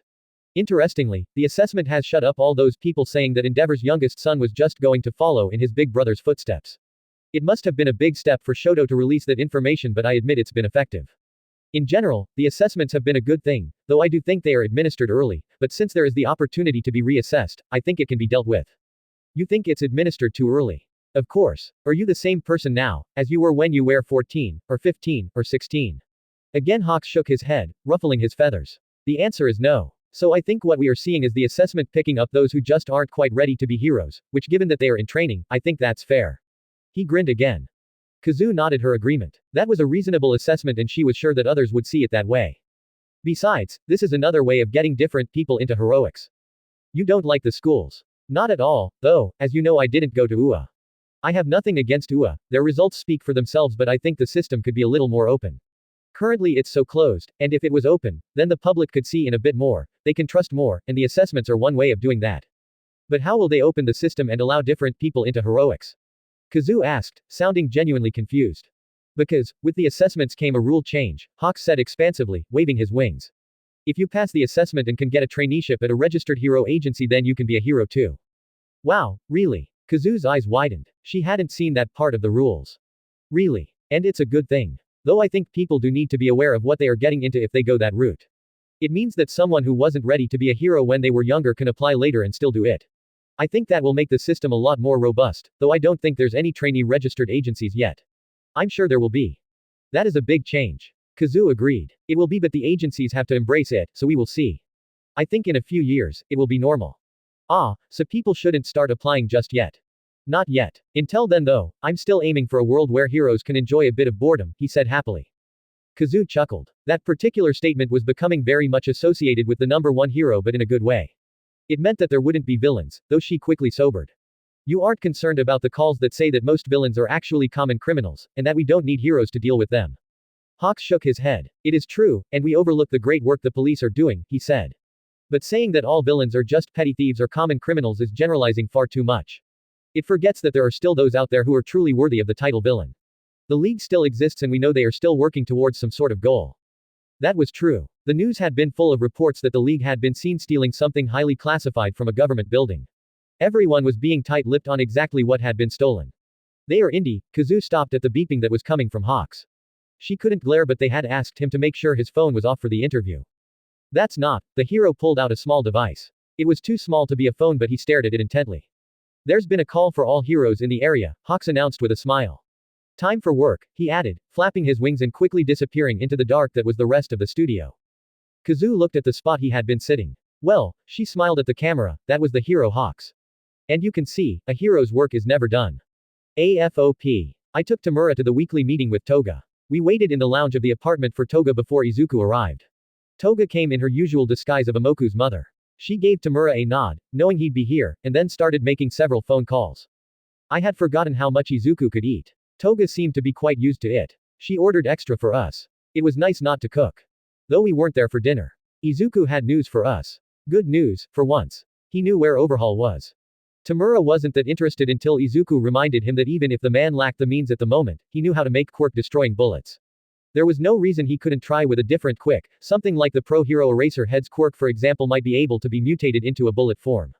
Izuku also reminded Tamura that it was Overhaul who'd given the quirk-destroying bullets to the government, and now they knew it was possible. It was now a military thing. It's not that I believed Tamura had forgotten about Overhaul, I believe he just hasn't assigned him an appropriate threat ranking. Emoku had a suggestion for how to deal with the problem. Hit him with one of his own anti-quirk bullets. Tamura liked it. The notion appealed to his twisted sense of humor, though Izuku was quick to encourage Tamura to kill Overhaul after removing his quirk. Quirk removal, after all, does not remove knowledge. I can see the beauty of using his weapons against him. There is a certain amount of irony there. It would be justice. Though killing him seems a waste after removing his quirk, we are unlikely to get the chance to kill him if he has his quirk. Tamura asked about some of the up-and-coming heroes, Lemillion especially. Izuku didn't know anything much about that one. The boy had graduated from UA, with a quirk mutation appearing in his last year, granting him incredible strength. He was working for Nighteye Agency, which was only notable as it was run by the only sidekick All Might ever had. That information was enough to garner Tamura's interest. Any link to All Might was enough to get his interest. While the League could take out All Might now, there was little point. The world wouldn't fear a group who had to attack a man whose quirk was gone.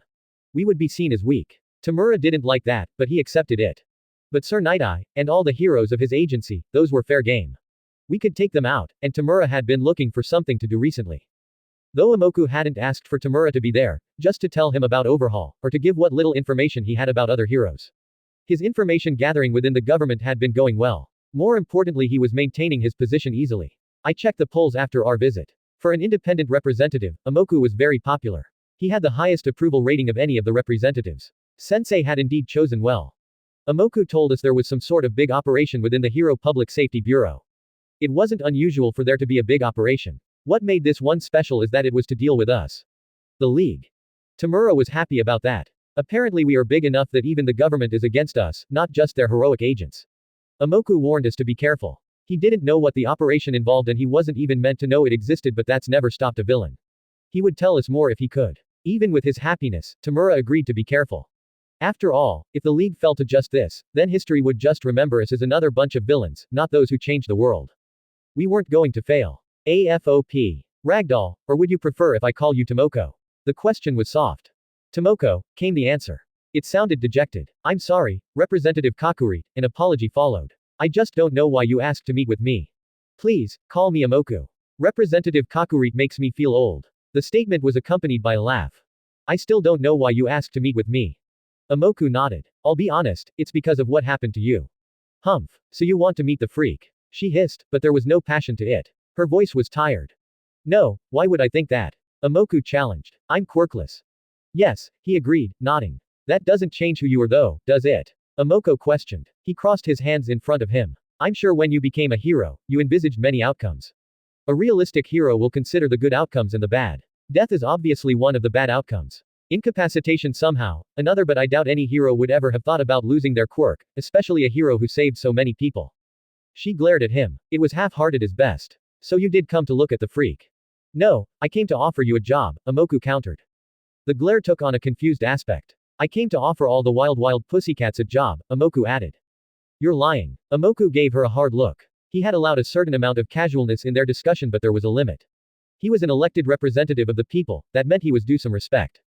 I'm sorry, Representative, Tomoko apologized. I understand it is unexpected, Amoku waved away the apology graciously. I'm sure that you are aware that as a group the Pussycats' ranking has dropped. That was putting it mildly. The fall in their ranking was comparable to Endeavor's. They had gone from rank 32 to 411. It was to be expected, and I'm sure your teammates will be able to regain their standing. He told her. But I won't. But you won't, Amoku agreed. It might be cruel, but it was reality. Ragdoll's quirk was gone and Sensei wasn't going to give it back anytime soon. That's why I want to offer you all an alternative, or just to you if the others want to continue. Tomoko was silent for a few moments. Amoku could tell she was thinking. She sighed heavily. What is it? She was obviously expecting it to be some sort of work to help him. Even without your quirk you can help people, Amoku told her. You can save people, he added for good measure. He had a soft smile. It covered the snarl he wanted to express from the similar memory he had of words like this. He wondered if all might even remember them. I can't do anything. I can't feel them anymore, she objected. So you are saying your quirk is the only way you can do your job? Amoku stated. I must have a problem in my office then, he continued, since the only office staff I employ are quirkless. I hate to think of the state of my paperwork if quirks are the only way to get things done. He mocked. It's not the same. I can't feel them anymore, Tomoko repeated. Her eyes flashed. If I can't feel them, I can't tell the others where they are. Amoku snorted. That is true, but you can still save people without a quirk. How? She demanded, disbelief liberally coating her voice. By joining the rescue services as a dispatch officer, Amoku told her. You have skills beyond your quirk and defining yourself only by what your quirk allowed you to do is limiting. I know you can move beyond this. I know you can do better and I want to give you the chance. Rescue services. Tomoko seemed confused. The people you've worked alongside in large disasters, Amoku reminded her. Heroes were so quick to forget. Sometimes disasters were so large that heroes couldn't get everyone. Then rescue services did the work. And even more generally, it wasn't like the police were just waiting for a hero to arrest someone for them. Heroes forgot there was a whole support structure that did the grunt work that kept them looking good. They need dispatchers, and I suspect, with your ability to keep track of things, you'd be one of their best. But I can't keep track of things. Tomoko objected. Of course you can, Amoku said. Your quirk helped, but, he tapped his head, you also have to have been smart enough to keep up. So you can do it without your quirk. Maybe it won't be as easy, but you can do it. You can still save people. Her yellow eyes looked at him. Amoku kept his expression encouraging. She blinked at him and he heard her breath exhale.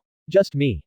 Amoku understood. All the wild pussycats if you, and they want, he repeated what he had said earlier. It would be a better statement if they all came, but if he could even get one, then that would also work. I'll ask, Tomoko told him. Amoku smiled. He had her. AFOP. It's been relatively quiet lately. That is a bad thing. People get slack. People have been slack, which is why once again we are now stuck in a single room. The league's core numbers haven't gone up recently, but we have gained more associates. Those who form part of the action squad have those they order on behalf of the league. That means that at least we all fit into the room. It's just one of many retreat points we have. Tamura learned enough to set them up in advance. Once we figure out what happened, and know the extent of any compromise, we will move to one of our backup locations. But it brings back unpleasant memories. And we lost the Nomu in our escape. It is the reason we managed to escape, but it is still a loss. Tamura is raging. He's doing it silently, but the main thing to figure out is what to do next, and of course, who betrayed us. I suspect it was no one. I suspect it was simple comfort, that too many of us were seen coming and going from the bar. As I said, quiet leads to complacency. I suppose I should be thankful that it means no one betrayed us. And the one thing I can say for sure is that we managed to take the anti-quirk bullets with us. If that was the point of the raid, then we still have them. That is our victory, even with the loss of the Nomu. I expect any plan to take out Overhaul will be superseded now. We have to strike back, we have to do something to show that the League is still there. It is our obligation and our right as the League. It is expected and I know Tamura is planning it. He has come a long way, just the way Sensei wanted. They've both come a long way. AFOP. It's an ambush. Mirio screamed into his comm, even as he phased. It's the League, he managed to get out before the device fell off him. He recognized the black warp gate several had emerged from. He sank into the ground as several shots impacted where he had been. Fire, Mirio recognized. That meant Dabi was there and it probably meant the little girl who had needed help was Himiko Toga. Miro controlled himself and went forward, estimating where the girl might be. All the League had been implicated in many jobs. Kurogiri was their transport but Himiko was their spy. If he could take out any of the League then it would a good thing. We are on our way. The voice came from his comm, shockingly loud to make sure he heard. There would be no other information given, since the agency knew his comm would no longer be hissed. But that gave the villains notice that they had a time limit. Mirio burst from the ground. He'd timed it right and was rewarded with the wide eyes of Himiko. He swung one arm, letting his quirk fade. She saw it and reacted but she was too slow and Mirio's fist hit her temple. Himiko collapsed into a heap. This was meant to be a routine patrol. That's why he, a sidekick, was out on his own. Sir Nighteye knew he could be trusted from his internship. He phased again as another ball of fire lanced through his position. And was that gas? That changed the priorities. Before he fell back into the ground Mirio looked around. He could see members of the League everywhere, including one covered in hands. Tamura Shigaraki was here, but he couldn't see the mustard. Not every hero had memorized who was in the League and their abilities, but Mirio had a stake in that. With All Might being his mentor, and, more than that, with him carrying on the legacy of One for All, he felt obligated to destroy the organization All for One had made. All Might had taken out the leader, Mirio now had to take out the rest. Still phased, he powered up One for All, readying a punch and then he pushed up, emerging from the ground. He smiled as he realized he was on target behind Muscular. He hit the large villain as hard as he could. Usually he would have held back, or tried with his own strength but he knew how strong this villain was. The man staggered and tried to hit him but Mirio was already gone. One for All was still new to him. He had the strength but he was working on integrating it into his fighting style. It was hard work but it would be worth it. That's why he was with Sir Nightaye's agency still. The man knew All Might and knew how to help. He heard the call, gas masks, and assumed the League would be donning them.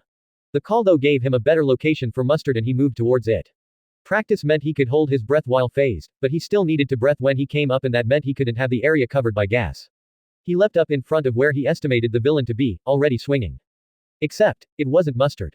Mirio felt his eyes widen even as he swung. The other villain obviously knew what he was thinking because he grinned, right before he collapsed. But the damage was done. Mirio took a breath. It was bad. He could taste the gas but he gritted his teeth.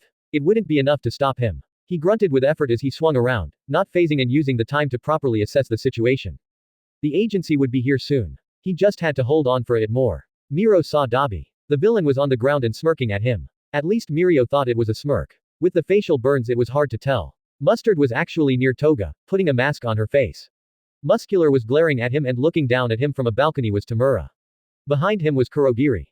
It was most of the League. At least, the ones who were powerful. Before he had to take another breath, Mirio phased again. Just in time. He caught sight of a small warp gate right in front of him and he felt something pass through him before he sank into the ground. He knew where Mustard was now, and even if he couldn't take out that villain he could get one of the masks. Mirio re-emerged where he knew Mustard would be. The other villain apparently knew that's what he'd do because Mustard tried to put up a defense. It didn't work and he dropped. Mirio was happy about that and grabbed at a mask. He'd have to figure out what went through him later, for now he needed that mask. The air he breathed through it wasn't fresh. It was hot and tepid but it was clean. That was good. He glared at the League. They still seemed confident. There was no reason for them not to be but Mirio couldn't help a smile when he heard the noise of the agency arriving. More pests, Tamura growled, and Mirio saw the gun in his hands. That explained what had passed through him. They'd tried to shoot him, though this was a new thing for the League. Tamura didn't usually use a weapon. The hand-covered villain glared at the newly arrived heroes.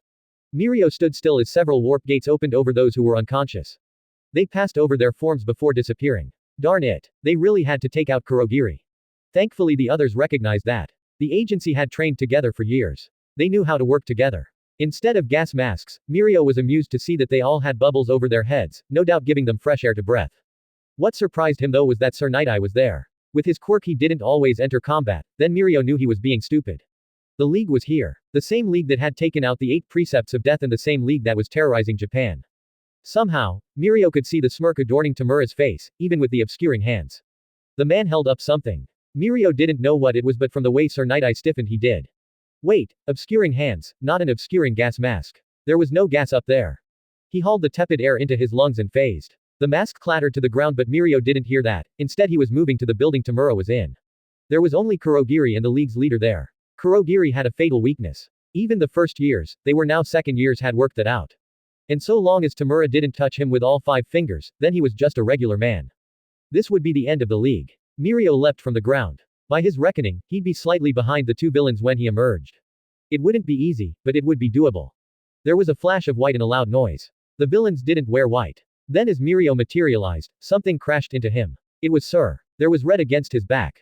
TCH. Mirio recognized Shigaraki's voice. That was the last bullet, he said.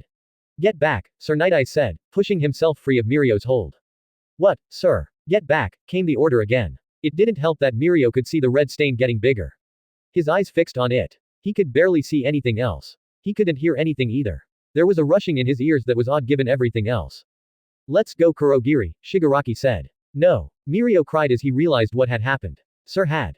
Kurogiri said nothing and Mirio could only watch as the warp gate opened and the 2 villains disappeared. Sir Nighteye stumbled forward. Mirio caught him. Sir. He cried. He couldn't do anything as the man fell. No, please, sir.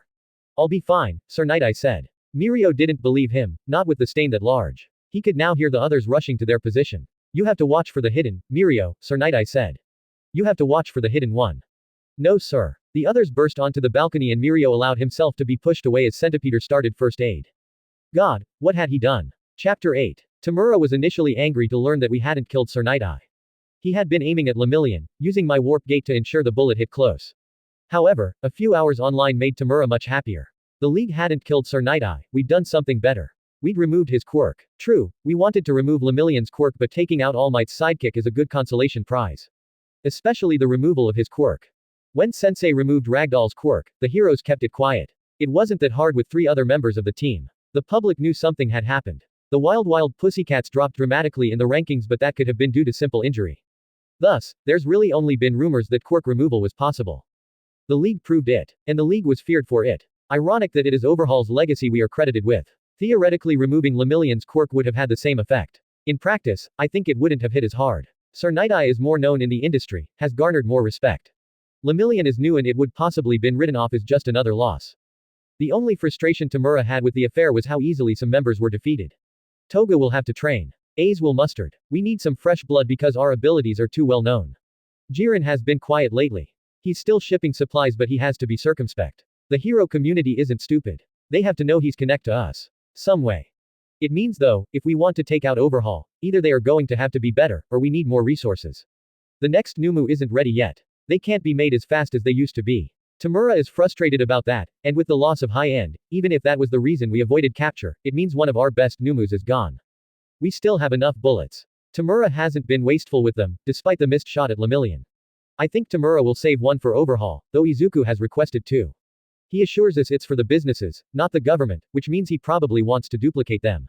I don't like the idea but I think Tamura does. The concept of being able to get more, especially with the fallout from Sir Nighteye, is attractive. Dabi continues to meet with Hawks, who after this last incident appears to be more than eager to change sides. He's given us some information. Nothing very dangerous yet. Tidbits. He knows they are, and he knows we will check their veracity. It will be a devastating blow to lose another number 1 hero, especially since there is no heroic way to spin defection. We need more resources, though Izuku is already giving us everything he can. The businesses Sensei left are profitable and that profit goes to us. But even so, it's a large war, one we have to continue to fight and one where both sides lose. We kill the heroes and they. Perhaps there is a way to get what we want. AFOP. I think as a nation, as a world we should be ashamed. Nedzu listened to the speech. It was being given live and while he was not human, he appreciated good oration when he heard it. Imoku Kakurit was a first-term representative but he was a very good speaker. The man rat knew he was going to go far, despite Imoku's status as an independent. Nedzu could tell. And that worried him. We have forgotten where we came from. We refuse to look back because we are afraid. And in that fear we are lashing out at those who remind us of that past. How else can you explain an 80% difference in suicide rates, not just in Japan, but globally, between those of us blessed with a quirk, and those who were born normal, without a quirk? There was something. He'd only met Imoku Kakurit once. The man had been affable, pleasant, even when giving the news of the new assessments. He had been genuinely caring, just as he was now. 80% more. Kakurit was reinforcing his point. Do we think we can just ignore it, that it will go away? Of course not. We forget that not so very long ago, we were all quirkless. We don't like to hear it, we don't like to know it, and we ignore that 20% of the population born today is not blessed with a quirk. Instead, we persecute these people. We bully and belittle them. We try to pretend they don't exist. Imoku paused at that announcement. Nedzu nodded slightly. This was a political speech given at a press conference, and like all political speeches, there would be fact-checking done on it available to the public. UA's principal already knew Kakuriti's facts would be true. The politician was one of those who preferred to rely on truth rather than easily disproved lies. Such an earnest politician should be celebrated, but perhaps that was the problem. Japan has a long history of ignoring what it does not like. Have we already forgotten our shame? Have we forgotten how insular we were? How we called those of mixed race not Japanese? We made a mockery of ourselves then. We forgot that there is no mixed race, there is only one race on this planet, human. But we were content to draw shallow definitions. We were content to push the issue aside, ignoring the pain it caused. Are we once again content that if it is not public, if it does not affect us, there is no shame? That forgets that an absence of shame is not the presence of honor. It forgets that ignorance, that deliberate dismissal, is the very definition of dishonor. Shota, Nedzu said to the other in his office. What do you think? Class 2A's homeroom teacher looked at the TV, his eyes focused on the politician who was speaking. He makes a good speech. Nedzu knew he shouldn't have expected much more. He gave the imitation of a smile. He does, the principal agreed. Aizawa couldn't keep up with his intellect, but he was smart enough not to make himself appear dumb. You've never thought about him. Those who are quirkless, we consider beneath us. We don't notice when they disappear. We just look away. But we know where they are going. We've always known, we just choose not to know. We choose to look away as those who are quirkless are pushed to the edges of society. Are bullied, belittled, and discriminated against. We feel as if we do nothing wrong when they are turned away. We feel as if we can because they are somehow lesser. Not really, Shota replied. Nedzu looked at the pro-hero. Perhaps you should, he suggested. On the screen he could see the way several reporters were looking down at their phones. No doubt they were already checking Imoku's words. From the distasteful expressions the principal could see, the reporters weren't liking what they found, but since they hadn't interrupted, the rat man already knew the reporters hadn't caught Kakurit in a lie. Those we deem quirkless, and even those with quirks deemed useless, gather in our slums and our ghettos. They have no other choice. Why? Are they less human? No. It is proof that our society has become skewed. Too often do we blindly worship those with strong quirks, and ignore others. Too often do we focus on that one aspect, the quirk, ignoring the man beneath. The politician didn't name anyone, but Nedzu was confident that even the most dense would understand the reference to Endeavor. Aizawa must have thought so too as he glared at the screen. Endeavor was still causing Heroes problems, even after the Hero Public Safety Bureau delisted him. The court cases were dragging on. Not as sensational as they had been, but a constant grind, a constant mark against the work heroes were doing. We have forgotten compassion, and I will change that. As an elected representative of the people, all people, I am going to instigate a policy in my offices to try to counteract the injustices being done, to try to bring some balance back to the world. Where there are two applicants for a job, both equally qualified, no more will I allow discrimination against one who is quirkless. I will hire only quirkless people because I know that they are people too, and I will treat them as the humans, with dignity and compassion that they have the right to. Perhaps I should, Shota agreed, as Imoku opened the floor to questions. There was a barrage of noise as all the reporters cried out for attention. Imoku picked one and the others silenced. Is that for your political offices or your business interests? Nedzu nodded at the question. It was a very good one. Imoku Kakurit had come to the public's attention as a director of quite a few businesses. The type of business that just ran and didn't cause problems. Very quickly though he'd moved into politics. As far as I can, all of my offices, Imoku replied with a smile. There are a few positions in my various companies that benefit from specific quirks, so those will still be hired out. I view the quirk then as part of the qualification for the job unfortunately, but most jobs do not require the use of quirks, and I believe we have forgotten that in society's almost single-minded focus on them. UA's principal saw the way Aizawa's eyes narrowed. The lower part of the pro-hero's face was covered in his capture weapon, but the gesture meant he'd probably resisted the urge to snort. On screen Imoku gestured for another question. Is this part of any new legislation you want to get through? Another pointed question. Nedzu could see the way Shota was becoming interested, but the underground hero wasn't known for his optimism. If something, or someone, looked too good to be true, then it usually was. Aizawa had made his hero career looking into such things. Imoku gave a pleased smile at the question. Actually, it is, he said firmly. I haven't quite got it written yet, because there have been more immediate issues, but I do want to introduce legislation to the parliament that will make it illegal to discriminate against anyone on the basis of their quirk. We seem to have forgotten that quirk or not, humans are humans, and we all have the same basic rights. I find it sad that such a thing might need to be legislated, but if that's what it takes, then that is what I will fight for. He's good, Aizawa murmured. Even with his intellect, it took a moment for Nedzu to realize what Shota meant. Imoku Kakurti's words were good, but so was his acting. Inwardly Nedzu was pleased. If the underground pro-hero was thinking that, he'd go the extra in investigating, and the principal felt that to learn anything of note about Kakuri, it was going to require a plus-ultra attitude. AFOP. The facility where they are holding the Numus thankfully isn't Tartarus. But it isn't going to be easy to break into either. Dabi asked Hawks to confirm which Numus were incarcerated. I think he was pleased to learn that his Numu is still alive. As is the original Numu created to kill All Might at the USJ. That news pleased Tamura. I managed to remind him that we shouldn't retrieve any Numu that wasn't conditioned to obey one of us. Sensei did have a few that obeyed only him. Tamura listened but dismissed my concerns. Those Numu captured have been those who obey him. He is not concerned. I just hope there aren't any extras.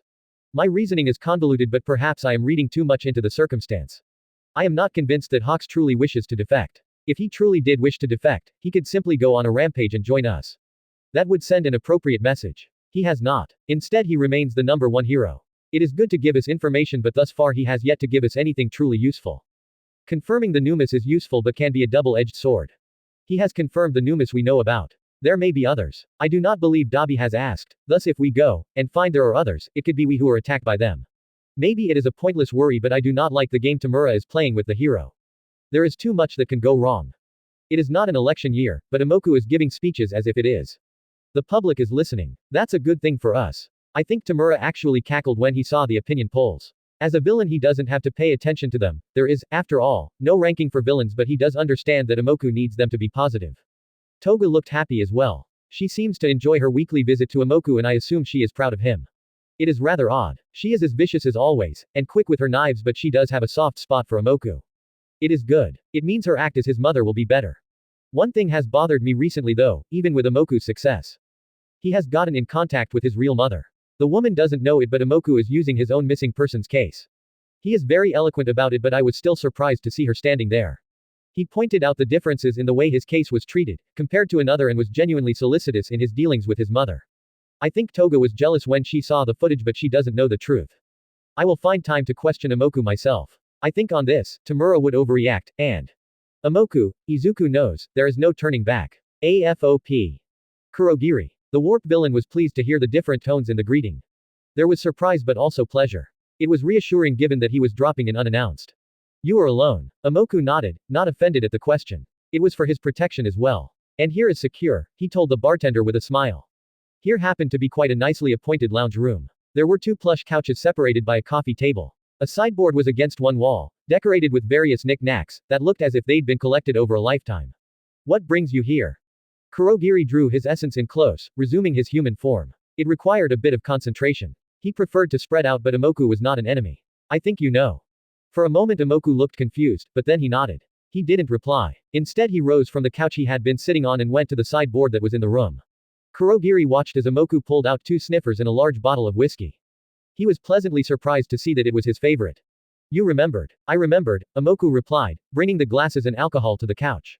He put them on the table and again left, disappearing briefly. When he returned he had a small bowl of ice, tongs delicately balanced on the top, and a jug of water. The bartender watched as Imoku prepared his drink. The boy really had remembered, Kurogiri thought as he accepted a glass. I take it you disapprove, Imoku said after they'd both taken a sip. Kurogiri sighed. It is not my place to approve, he said diplomatically. But you do. What did Tamura say? Imoku asked. The warp villain shook his head. He doesn't know. Imoku snorted at that and gave Kurogiri an odd smile. It has its dangers, the man admitted, and while Imoku was at least 40 now, thanks to Sensei's quirk, Kurogiri saw again the 14-year-old he had been. I can't say that I have never missed her, he added. Kurogiri remained silent. He was thankful that Izuku was telling him the truth. And he knew from the way the boy was sitting that he was speaking with Izuku, not Imoku. He was sure that after Sensei's training Izuku could lie with the best of them, but this was a hurt Izuku. This was the child the league had taken in, and Kurogiri would listen. I do miss her, and I regret her pain, Izuku said, swallowing hard. But, with that single word his voice was hard. I will make sure she is the last. He wasn't sure what Izuku meant with that. Izuku saw his confusion. As always the boy could read him. Or at least, that's what I'd say if I was giving a speech. I know she won't be the last hurt this way, but maybe this way I can make her pain mean something, maybe I can give her something to live for. Kurogiri nodded. And nothing I've said is a lie. Really, Izuku confirmed. Sensei taught me that the greatest pain lies with the truth. That's what make it so sad. The police spent 2 days on my case. 2 days and then they moved on. No leads, they said. Not worth pursuing. That makes me angry. You know it is true, the bartender felt obliged to point out. With Sensei involved, there never was going to be any leads. That doesn't make it right. Izuku was unexpectedly fierce. No, it doesn't. There was another case after mine, Izuku continued, ignoring his response. A boy I once knew. He disappeared under similar circumstances. Kurogiri felt a wave of apprehension at the words. Thinking back, which wasn't really that far back, he suspected he knew who Izuku was talking about. A couple of the League's associates had been questioned, which simply told the warp villain that someone in the Winged Boy's family had been involved with something very bad. He'd stopped thinking about it after that. The police spent weeks on the case. There were no leads, but somehow it was worth pursuing. The only difference in the case is that he had a quirk. Why did they give her neither hope nor closure? The warp villain didn't say anything. There was nothing to say. Some might say they were sorry, but what did he have to be sorry about? Nothing. This was society's failing. This was what they were trying to prevent. That's why the system has to change, Kurogiri eventually reminded Izuku. That's why the system has to change, he agreed. And making it illegal to discriminate on the basis of a quirk is just one way I will change the system. And the others? The bartender asked, referring to the removal of heroes. That was their true goal. Baby steps, Kurogiri. Baby steps, Izuku told him with a grin. Once the world accepts that the quirkless are people too, it makes it easier to have them accept that the majority of villains aren't really villains. Besides, the government is about to announce compulsory yearly assessment of active heroes, and they actually took it a step further, without my prompting, he added with a laugh. What have they done? Kurogiri was intrigued both at the news and Izuku's mention of prompting.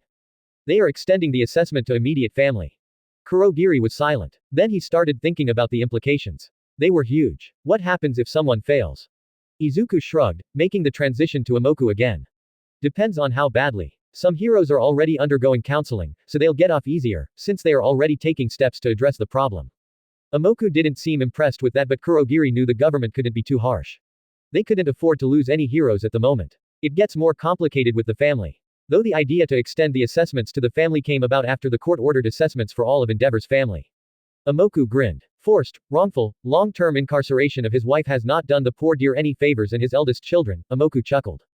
But his youngest, Kurogiri reminded him. Endeavor's youngest was still enrolled in UA's hero course. His results, or at least an edited version, had been released to the public to prove that despite everything, little Shoto did want to be a hero for the right reasons. The foundation will crumble, Imoku shrugged. Shoto was just one more up-and-coming hero, nothing more. I imagine it will, Kurogiri agreed. He'd seen what that type of abuse did. It festered until it could be held back no longer. They sat together in comfortable silence. Kurogiri let himself have the opportunity to enjoy his whiskey. There was so little time these days for just relaxing. I do have something for you this week, Imoku broke the silence eventually. Tamura asked for it a while back, so I was waiting to see Himiko, but if you are here, I might as well tell you now. It's not that time sensitive. The bartender tilted his head in askance. Imoku put his glass on the table before he rose and disappeared. When he returned, he was holding a sheaf of paper. He held it out for Kurogiri to take. You won't be surprised, the politician told him. I'm sure you are suspicious already. Kurogiri wanted to read the documents now, but he knew it was best to wait. With Imoku's hints, he could only imagine how bad it might be for them. This did not bode well, and Kurogiri wasn't buoyed when a sharp grin spread to Imoku's features. The laugh was pure evil. I usually don't mind putting Tamura straight, Imoku said. The warp villain's mind flashed through all the times Izuku and Tamura had had private talks, or where Izuku had explained something to Tamura. He tried not to gulp. I'm actually glad I don't have to tell him this. Kurogiri suppressed a shiver. He really didn't like the sound of that. AFOP. There are several things happening in the world that the League has largely ignored. Not because they are not important to us. They are. But because there are so many other things to do. I am thankful that I read the information Izuku gave me when I saw him before I gave it to Tamura.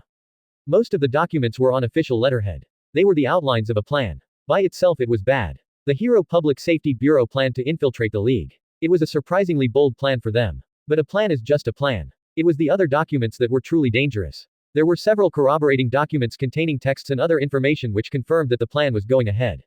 Again, that didn't surprise me. The League was now leading most of the underworld. The organized part anyway. There were a few Yakuza families who kept to themselves, and there was always random thugs who thought they could make a quick buck or a name for themselves with their quirk. But the League was where most wanted to be. The original members were enjoying the notoriety, but they were learning that it also took work. So the fact that there was a plan from the HPSB didn't surprise me. What surprised me was the hero chosen to implement that plan. Hawks, the number one hero. Though, looking at the documents, at the time the plan was proposed, he was only the number 2, and it seemed as if Endeavor would cement his position in number 1 by sheer dint of solved cases, if nothing else. To say Tamura was livid would be an understatement.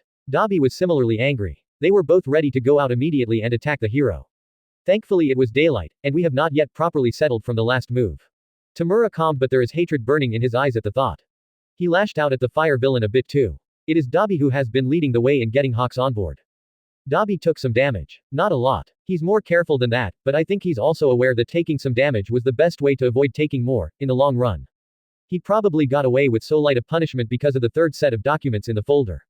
Izuku has always been interested in quirks. He had supplied an outline of Hawks, complete with official information, and notes on where he believed the information to be deliberately lacking. On the last page of handwritten notes, there was a battle plan, designed to take Hawks out. It required Dabi and several Nomu. I have no idea how Izuku knew we'd be going after the imprisoned Nomu. It's possible he didn't know and his plan was his suggestion that we do. That would be a wise thing to do, actually. It would have given Tamura a subtle nudge in that direction while allowing him to behave as if he'd thought of the plan himself. He might still do that. I know the plan came from Izuku, but the others don't, and Tamura knows I will not contradict him. In public, which includes in front of the League. Leadership rests on such fragile trust, after all. It has cemented our plan to go after the Nomu. Tomura is planning it properly now. It has evolved from the break in and get them into something approaching workable. But that is our plans. It ignores the efforts of Izuku. I believe many of his plans are coming to fruition as well. Not everything, but I can see the foundation. The government has implemented assessments on all heroes. They are to be yearly, but if a big event happens, then they are to be conducted in the aftermath, after a suitable healing time, of course. So far, no one has been tested. The HPSB is still setting up the schedule, but it will be soon. Knowing what I do of heroes, it will be amusing. They probably won't make the failures public, but they will have to do something. That's one advantage villains have over the government and heroes. They have to play by the rules. We don't.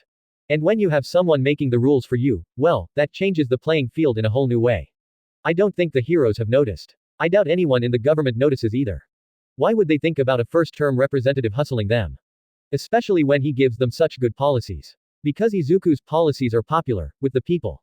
Until now the heroes have comforted themselves that those who have been failing the assessments were not suitable for life as a hero. They have been blind and short-sighted, but the public was supportive. That's what the government saw. They saw the public approval at their care for the yet-to-be heroes. The government saw the public approval for ensuring the mental health of future heroes. There is some petty acceptance there, I'm sure, from those with quirks too weak to be heroes and stupid dreams. They will be assured that they could have passed. They will be assured that it is a good thing. The government now sees public approval for ensuring the ongoing mental health of those who are heroes. They see the upturn from their electorates. They fail to see the long term. They fail to see that sometimes for the benefit of all, one must be cruel. They fail to see how the heroes will fall, how in a few years' time, even if nothing else is done, there will not be enough heroes. I'm sure some see the problem. Others are focused on their opinion polls. It's the little things that give a villain strength. I never thought I'd be thankful that we don't have opinion polls. For us things are much simpler. Either you succeed or you die.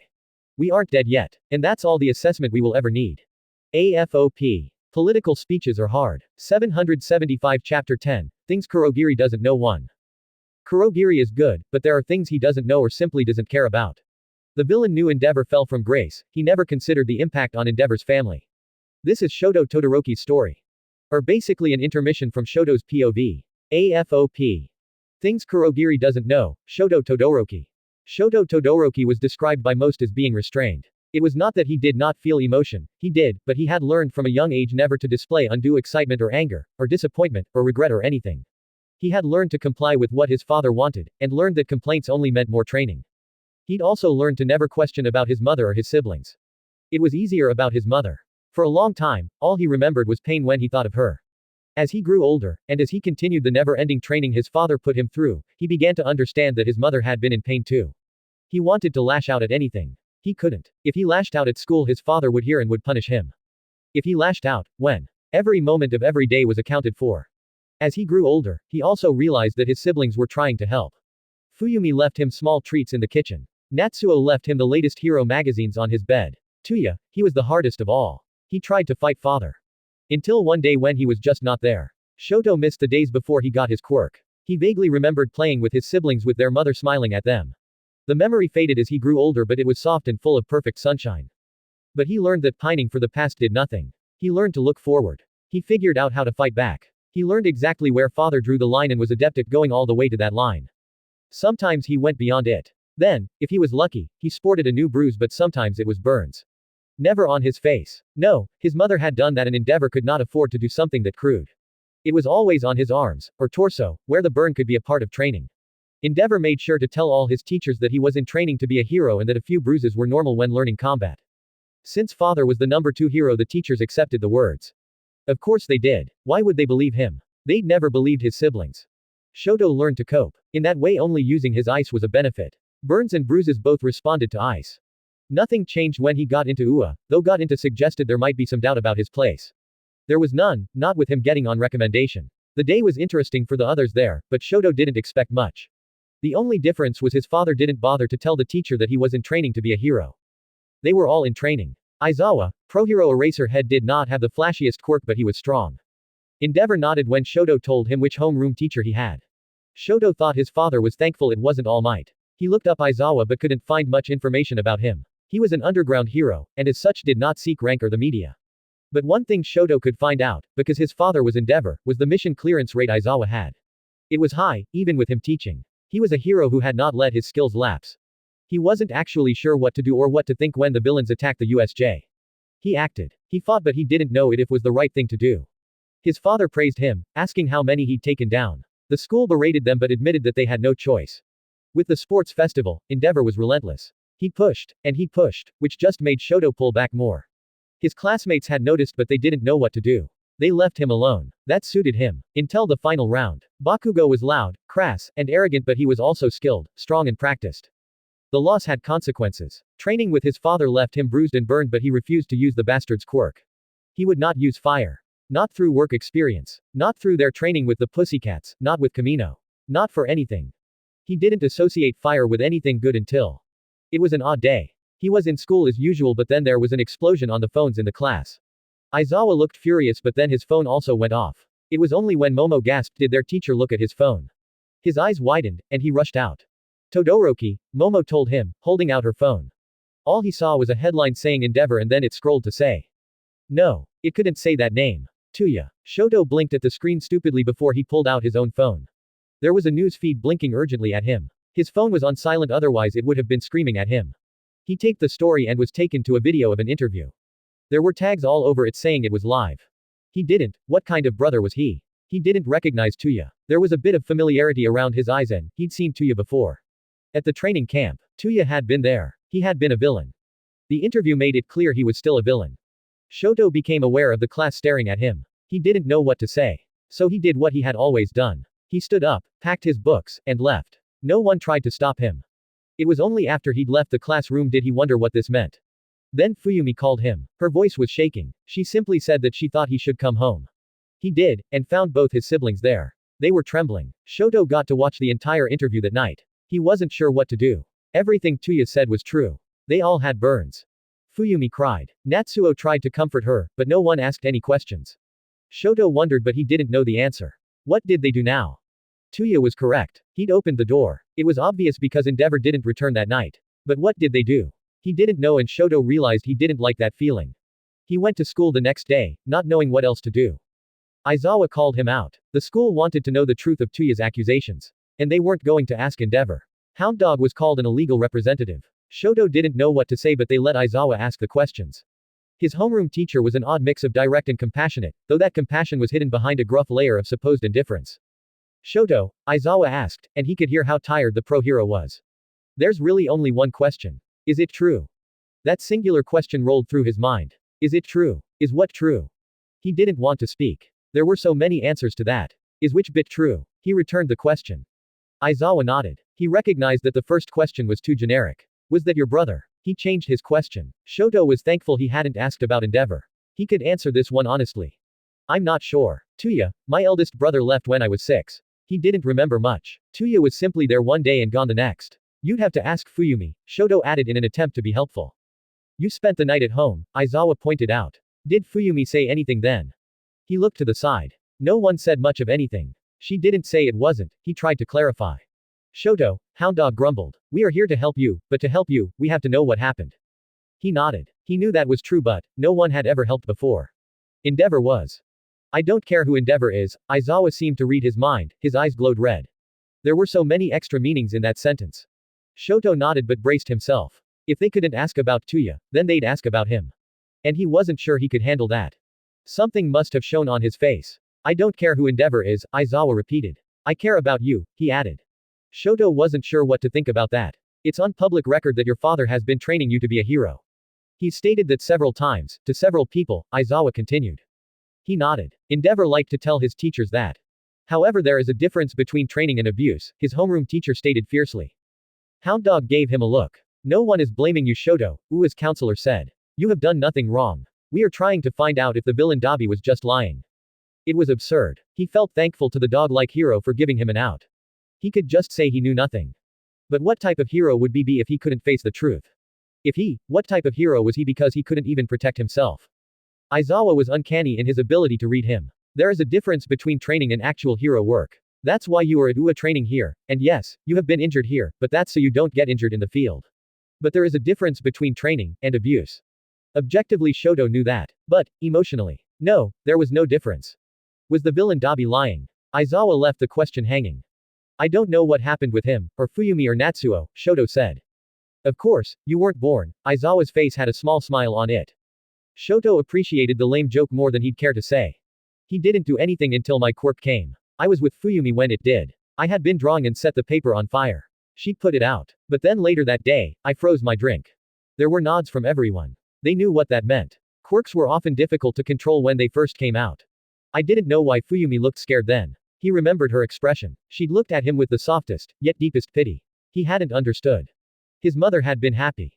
Shoto knew now that she had believed that Endeavor would calm down, would change, now that he had his precious child with both quirks. Except he didn't. If anything, Endeavor became more driven. Nothing was ever good enough. He no longer had time to play. He never saw his siblings. All he could do was train, and study. That was acceptable. But his bones ached. His muscles ached. He felt hot and cold at the same time. He just ached. It took him a while to learn it was quirk exhaustion. It was his constant companion. The ache and the feeling of tiredness, though Endeavor was careful to ensure that there weren't too many physical symptoms. It was early on, when Tuya disappeared. And then his mother, though he understood that far more than his eldest brother. Then his life became nothing but pain. You learned? Aizawa asked carefully. Shoto bit the inside of his lip. He didn't want to answer that but knew he had to. Yes. He was not proud of how quiet his voice was. Endeavor would yell. Father began training me, Shoto said. Physical training mostly, but I had to keep my grades up. He got in tutors if I needed them, though once Fuyumi was qualified, she could help me. It was the only time he got to see his sister. Your scar, his homeroom teacher prompted. That was on record. Endeavor had ensured that because it meant he could get rid of his wife. I reminded her too much of him, Shoto whispered. The physical pain had hurt, but that had healed. The pain of separation hadn't. At first he hadn't understood, but over time he had, and he forgave her. Yet, he couldn't tell her that. There was no opportunity. There was never any opportunity to be himself. But she was suffering herself, he defended his mother. She had gone through it all. Aizawa gave him a flat look before nodding. Shoto, you know there is a difference between training and abuse. Did your father ever hurt you? He asked pointedly. He wanted to make sure I was ready. Did your father ever hurt you? Aizawa repeated his question. They were just trainee. Did your father ever hurt you? Aizawa was relentless. He didn't. Shoto never completed the sentence. His homeroom teacher's eyes were red and glaring at him. Yes. The admission hurt. It burned in his chest, but it was freeing. He felt nauseous with relief. Aizawa drew a heavy breath and shared a glance with Hound Dog. UA's counselor shook his head. There was a moment when Aizawa didn't look pleased, but his features cleared quickly. One last question, he said. Did Dabi lie about anything? Shoto shook his head. I don't think so. Aizawa didn't look surprised at that. He grimaced, but it was not the grimace of someone dealing with information they didn't already know. It was the grimace of someone who already knew the answer and know the problems it would cause. You can go, he said. What happens now? Shoto asked. That depends on a lot of things, Aizawa told him. You are one of those things, he added. You, your siblings and your mother will have to decide what to do. He nodded, but he hadn't really understood then. Natsuo explained it later. He had looked up the rules, had looked up what was possible, though Tuya's interview was enough to case Endeavor problems. It caused them all problems. There were those who screamed that all of Endeavor's children were villains. The HPSB came to see him over that, when they extended the Heroes Must Be Heroes psyche assessment. They wanted to publish his results. There was never any mention that he would not pass. Shoto appreciated that. There were also those who thought that Endeavor should just be forgiven. The man had done much for society. He cleared the most missions of any hero, except for All Might. All Might cleared the same and was far more popular with the public than him. There was no competition between the two. Endeavor might think there was, but All Might had won it years ago. That's why he existed. Shoto knew that. But Endeavor no longer seemed to care. He was busy all the time. He had been busy since taking over the #1 position, but this was different. Natsuo had initiated court action. That was all that consumed Endeavor. He cut his first and second sons out of his will. He did everything he could, but Natsuo had the support of many. Dabi, Tuya had, as he said, opened the door. He hadn't just opened it a crack. He'd kicked it open and burned it down. The fire had caught on the rest of the house. And Endeavor, for all his control, could not stop it. Shoto watched. He wasn't sure what to feel. It was confusing for him. At times he felt so much, at others, there was nothing. He passed the assessment. He was almost surprised. His father had said he would be a hero from the time his quirk emerged. He had never really thought about it much, but taking the assessment helped. It clarified things for me. Somewhere along the line, Shoto had decided he wanted to be a hero. The assessment confirmed it, though both Natsuo and Fuyumi had told him they wouldn't think anything less of him if he failed. He understood their reasoning. He'd never been a choice. No one who knew that would blame him. But he wasn't stupid. He knew Japan was comforted with the knowledge that he'd passed. They weren't comforted with the rest of the results. So many failed. There wasn't time to contemplate that. Time continued. Endeavor's court cases finally came to an end. Enji avoided jail, but his hero license was revoked and he had to pay a very large sum to Natsuo, Fuyumi, his wife and himself. Shoto had agreed with Natsuo and Fuyumi that after everything was done, they would set up a place for their mother to live. They bought her a house. She contributed, and was happy. He visited her. The first time was trying. He didn't cry. He didn't know how to cry, but she did. Yet it was a healing visit. It was good for them both. They had pain they had to work thought, but it was a beginning. He made time to visit her, and the relationship grew. The court even ordered a token amount put aside for Tuya, but since he was an acknowledged villain, any victims could claim against his known assets. The money didn't last for long. Tuya made no attempt to claim it. But for Shoto, the amount was enough that with management, he'd never have to work. But he wanted to. He wanted to make sure that no one else had to go through it. He wanted to save people like his mother, who had suffered so much in silence. He wanted to help, to show the world that he was not his father. It was a nice thought, in a world that was getting harder. Shoto held on to it. It was all he could do. 9. Chapter 9.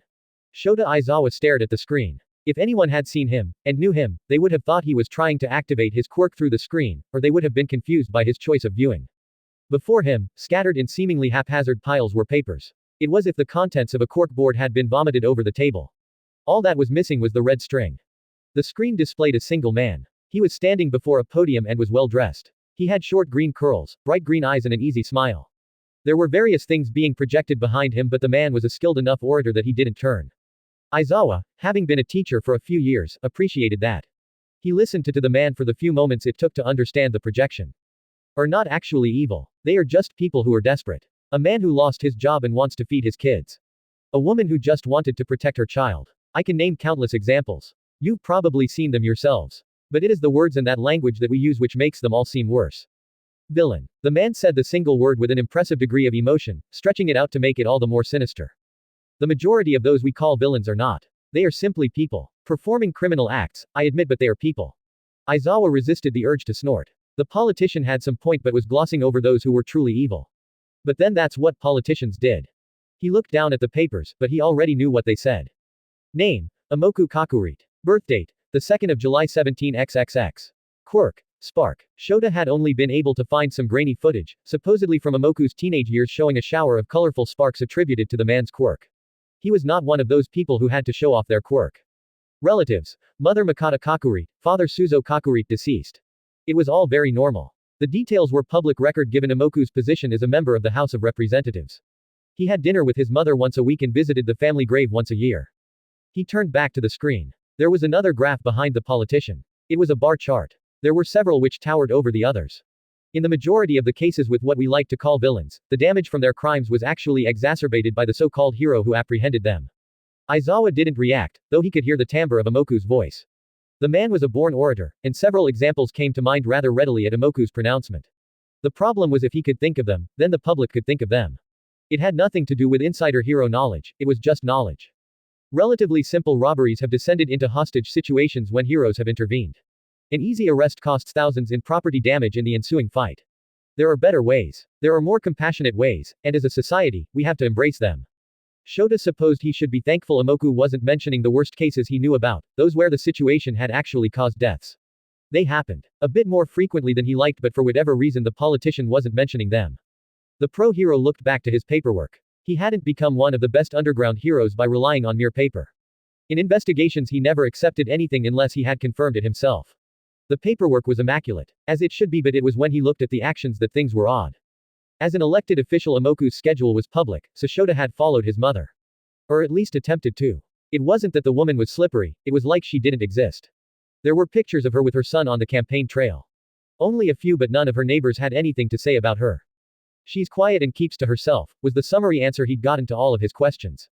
Yet there was a bank account in the woman's name. Even as a pro-hero, Shota couldn't find out the balance or any transaction details, not just on his suspicion, but he knew, from observations, that she only ate out once a week, when her son was there.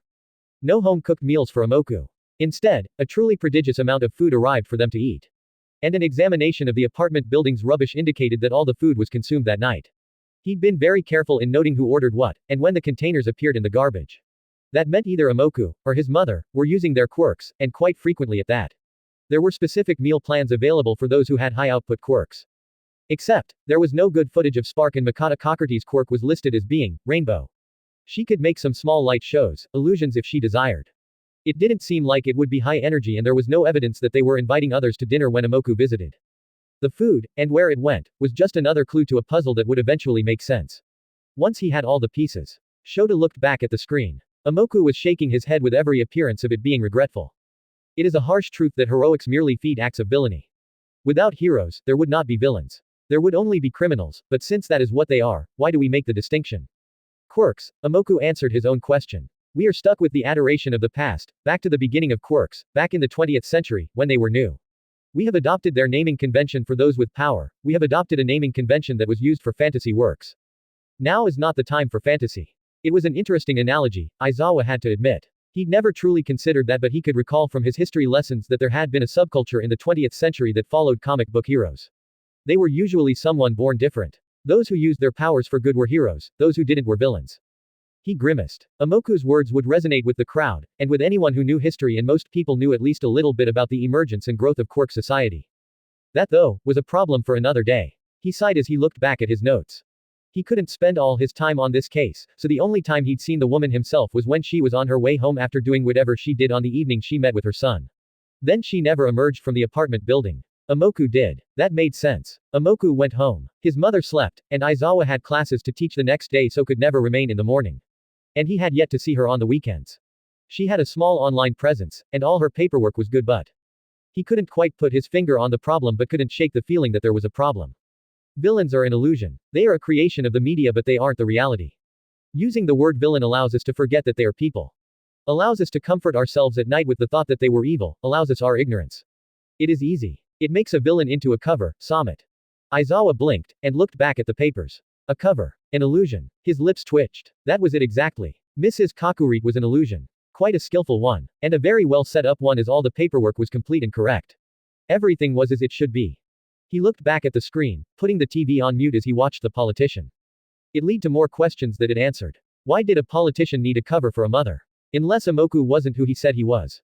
Shota shivered. The realization resonated with him, and he felt a surety he'd only felt a few times in his life. If Imoku Kakurite was not truly Imoku, then who the hell was he? AFOP. The raid on the facility where the government was attempting to treat the Nomus went well. Without orders, Nomu were reasonably docile, so the facility wasn't that well protected. The League simply took over one of the security points, one that had access to the building's PA, and then Tamura and Dabi simply ordered the Nomu to come to them. It actually worked very well. I am still not certain how many Nomu the heroes retrieved during the incident where Sensei was captured, but having Tamura and Dabi call their Nomu meant that only those properly conditioned came to us. Each Nomu has a specific handler, besides Sensei of course. Tamura has control over the most, but Dabi's chainsaw Nomu is still alive. The fire villain was happy about that, though not as happy as Tamura was to learn that High-End was still operational. High-End actually displays intelligence. It is simple intelligence, but it recognized its master and was pleased to see Tamura. I am thankful that before the mission, Tamura at least remembered to tell those who were still laboring to create further Nomu that several would be coming back. They had the room ready to accept them, and each of the Nomu seemed pleased to rest in their huge tubes. Of course, now that the Nomu have been retrieved, there is the question of what the League's next target is. Overhaul or Hawks? Both are tempting for different reasons. Overhaul for his knowledge. He is the one who conceived quirk erasing bullets and then found the means to create them. Hawks for the double cross the hero is intending to perform. Tamura wants the heads of both, though his burning desire for Hawks has diminished. That does not mean he will ever forgive the hero, but he is now able to more calmly think about the situation. That is what makes Tamura dangerous. Not the fact that he will lash out in anger, but the fact that once he calms down, he does not truly let go of his anger, instead he plans. Hawks is the larger danger, since we are still playing along with his plan and taking him out will make the most impact on society. Taking out the number one hero, again, will cement the league's reputation in general society. Overhaul has knowledge, but the concept is now public so there are others thinking about it, others trying to make it work. Overhaul might find another way but that will take time. Thus Hawks should be our target. There is another, far more pragmatic reason to take down Hawks first. As a hero, he is much easier to find. Overhaul has gone to ground. After we took back the quirk erasure bullets, the former Yakuza has been very careful to remain under the radar. I am forced to wonder if the government have arrested him and simply not announced it to the world. That would be like them, especially if one of the underground heroes took him out. Though, I like to think I am well informed about the underground heroes. I do not recall one strong enough to do that. That doesn't mean there isn't one, just that they are truly being underground. If they are that strong, and that dedicated, I imagine when hero society falls, they will become a vigilante. I imagine those who have passed the little assessment the Hero Public Safety Bureau has established will all become vigilantes, because they are the ones who truly want to be heroes for what the public would call heroic reasons. I also imagine that they will be watched carefully. They will be expected to lead by example which would go against what they truly desired. I am looking forward to that day. AFOP. It's taken me a long time to find you. Imoku started at the voice. So did Toga, who is currently masquerading as his mother. He turned, looking down the corridor to the speaker. A man stepped out of the shadows. Not literally out of the shadows, but he moved so that he was properly illuminated. Imoku felt he should recognize the dark hair and black eyes but, he didn't. Toga did. She hissed but said nothing. It wasn't really an appropriate sound for his mother and Imoku waved one hand at her to see if he could bluff his way out of this. He was reasonably sure the answer would be no, but it never hurt to try. My business hours are posted, Imoku said mildly, as if this man was one of his constituents. I would be happy to see you tomorrow. Oh, I think you should see me now, the man insisted, coming forward. This isn't going to be a conversation that should be had in public, now, is it, Mrs. Kakurit? Imoku spared a glance at Toga. Her disguise was holding but her expression was not as cheerful as it usually was. Of course, she said. We've been rude, Imoku, and we should invite the man in. He gave Toga a proper look but she just nodded. Imoku sighed as Toga opened the door wider. He stepped through, aware of the man behind him. Don't even think about using your quirk, came the soft warning. Imoku looked over to the man. There was something swirling in his hand. You appear to have me at a disadvantage, he said, still trying to remember who this was. The man chuckled as they moved through the apartment's small vestibule into the lounge room. Since Imoku earned a lot, mostly from his business dealings, the apartment was nothing like the one he had shared with his mother, not that long ago. This was a rich apartment. There was a lot of space, and two leather couches faced each other over a low coffee table. A plush armchair was set up to enjoy the view, which at the moment was the lights of the city. They took seats on opposing couches, settling comfortably before looking back at each other. He's Overhaul, Toga snarled. She didn't make any move to attack though, their seated position could explain why. The word finally triggered Imoku's memory. Overhaul was the one who had developed the anti-quirk bullets. You mean Tamura hasn't killed him? He asked. He would have thought that Tamura would have done something about Overhaul by now. Overhaul didn't laugh. Tamura hasn't killed me but you have Tamura to thank for letting me know you exist. Oh. Imoku made the murmur a question, while he collated what Overhaul would know about him in his mind. It wasn't much. He didn't really know the man and the main weakness was that he didn't know how much Tamura might have said, or implied about him. The league was always too well funded. They recovered too quickly, the man told him. Their resources weren't the norm, that was the first clue. Even for someone as moronic as Tamura, without cash, there is nothing he can do. So I began searching. It's taken me a long time to find you, though I have Toga here to thank. Overhaul's face stretched into a grin. You suck at watching your back, he told the girl. She bristled but Imoku put one hand out, which seemed to calm her. Overhaul chuckled. I wondered about that, he murmured. About what? Toga hissed. Which of you is more highly ranked, he replied, not even looking at her. Imoku shook his head before he fixed his eyes on Overhaul. That would be me, he told the man as he tried to focus his quirk. No quirks. Overhaul growled, lifting the swirling vortex again and something tumbled to the ground. Imoku let his fade. How had Overhaul detected it? Or, he glanced at Toga. She appeared deflated. One of her knives was at her feet. Overhaul meant her quirk, though Imoku wondered what she had been about to do. Obviously she needed to draw blood but knives were not a part of her quirk and she wouldn't drop it, that was something Overhaul had done. I guess the question is what do you want? He asked, waving one hand at Toga again. He'd handle this. Just the answers to a few questions, and then I'll deal with business, Overhaul replied before he made an odd movement. Toga made a small sound. Imoku glanced to her as he felt her movement. She was clawing at her face. Her mouth was gone and she was digging into the skin. Her nose was still clear, so the man wasn't trying to kill her yet. A very interesting quirk, Izuku said honestly. He'd never seen something quite like it. Calm, Toga, calm, he told her. Her eyes locked onto his and Imoku gave her a reassuring nod. A demonstration, Overhaul told him. Besides, I don't want her interfering. The politician knew what that meant. I'm always happy to discuss business, he responded to the earlier suggestion with a sharp smile that let Overhaul know that he wouldn't go without a fight. The former Yakuza just gave him a thin smile, dismissing his threat. Most of it is coming together for me, he said conversationally, just by confirming your existence. You funnel money to the League and have capitalized on their efforts to change the rules. Imoku gave Overhaul his own thin smile as he nodded, there was little point in denying it. It has benefited the League, and your long-term plan is very exciting. It's almost a shame that I have to take you out, unless you want to. No, Imoku interrupted before Overhaul could complete his offer. It was a pity he couldn't use his quirk when he spoke like that, but saying yes would finish this far too quickly. Pity, I think you'd find that I am a much more reasonable boss than Tamura. At that Izuku was forced to give the Yakuza a wry smile. Probably, he allowed, extending himself a little, but I am a member of the League, and the League does not betray their own. Overhaul gave him a look that clearly said he thought Imoku was being naive. Once they start sinking, Tamura will be abandoned. Especially without you. Without the resources you provide, he can't recover. You should think about it. You could save any you liked. Imoku shook his head. Overhaul was thinking the League was something like he'd known. There was no point in explaining. You'd never trust me. He placed particular emphasis on the word trust. It was a very interesting concept. Toga had calmed and was looking at him oddly before she blinked and nodded to herself. Imoku thought she'd figured out what he was going to do, but she didn't know it all.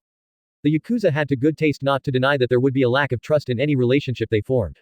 A pity then, though I will be entertained by the chaos this will cause. I don't think you will have much time to be entertained, Imoku said, leaning back, extending himself again. This was what made things so interesting. He had to trust that he had control. He always had to trust that he did, even at the times when it appeared he didn't. The murder of a representative will be investigated closely. They will find it's you. He didn't seem to say anything further. Though to his mind, he could also see how his half-fulfilled plans would collapse. Some would continue but the overall goal would be missed. Oh, I know, Overhaul was relaxed. But consider that they will also find Toga with you.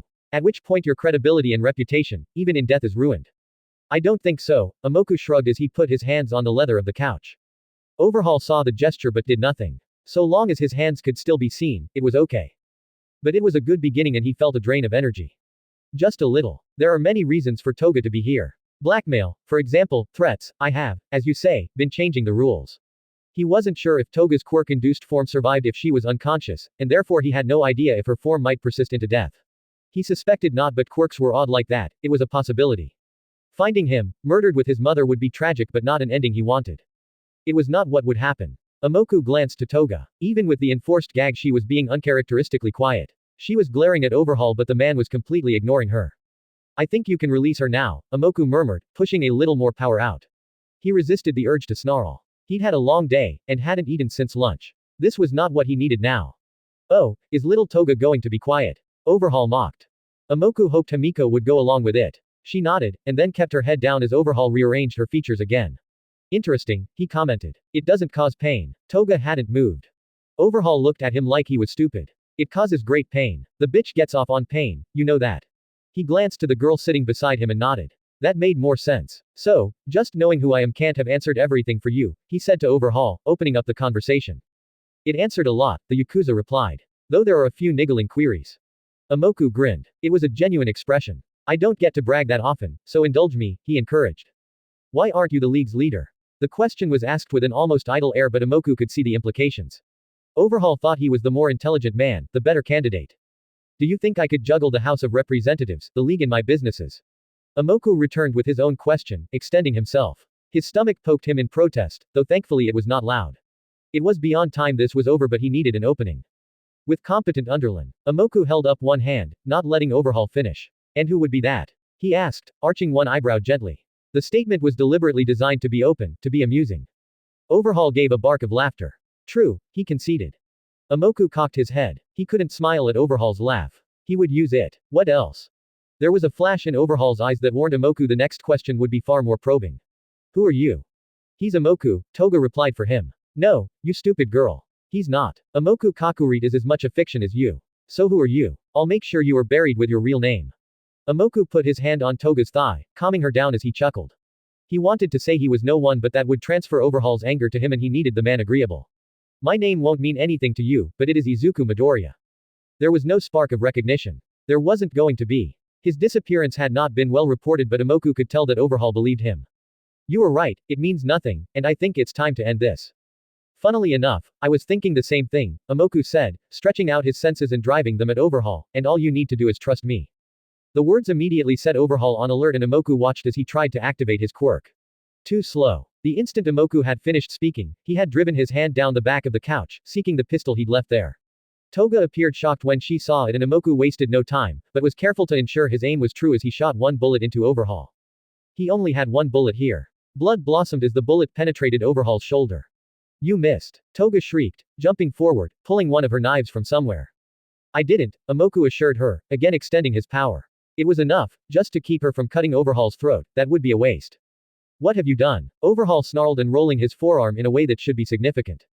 Himiko, knife at the throat, but there is no need to cut, Imoku instructed, before deciding it was better if he didn't rise.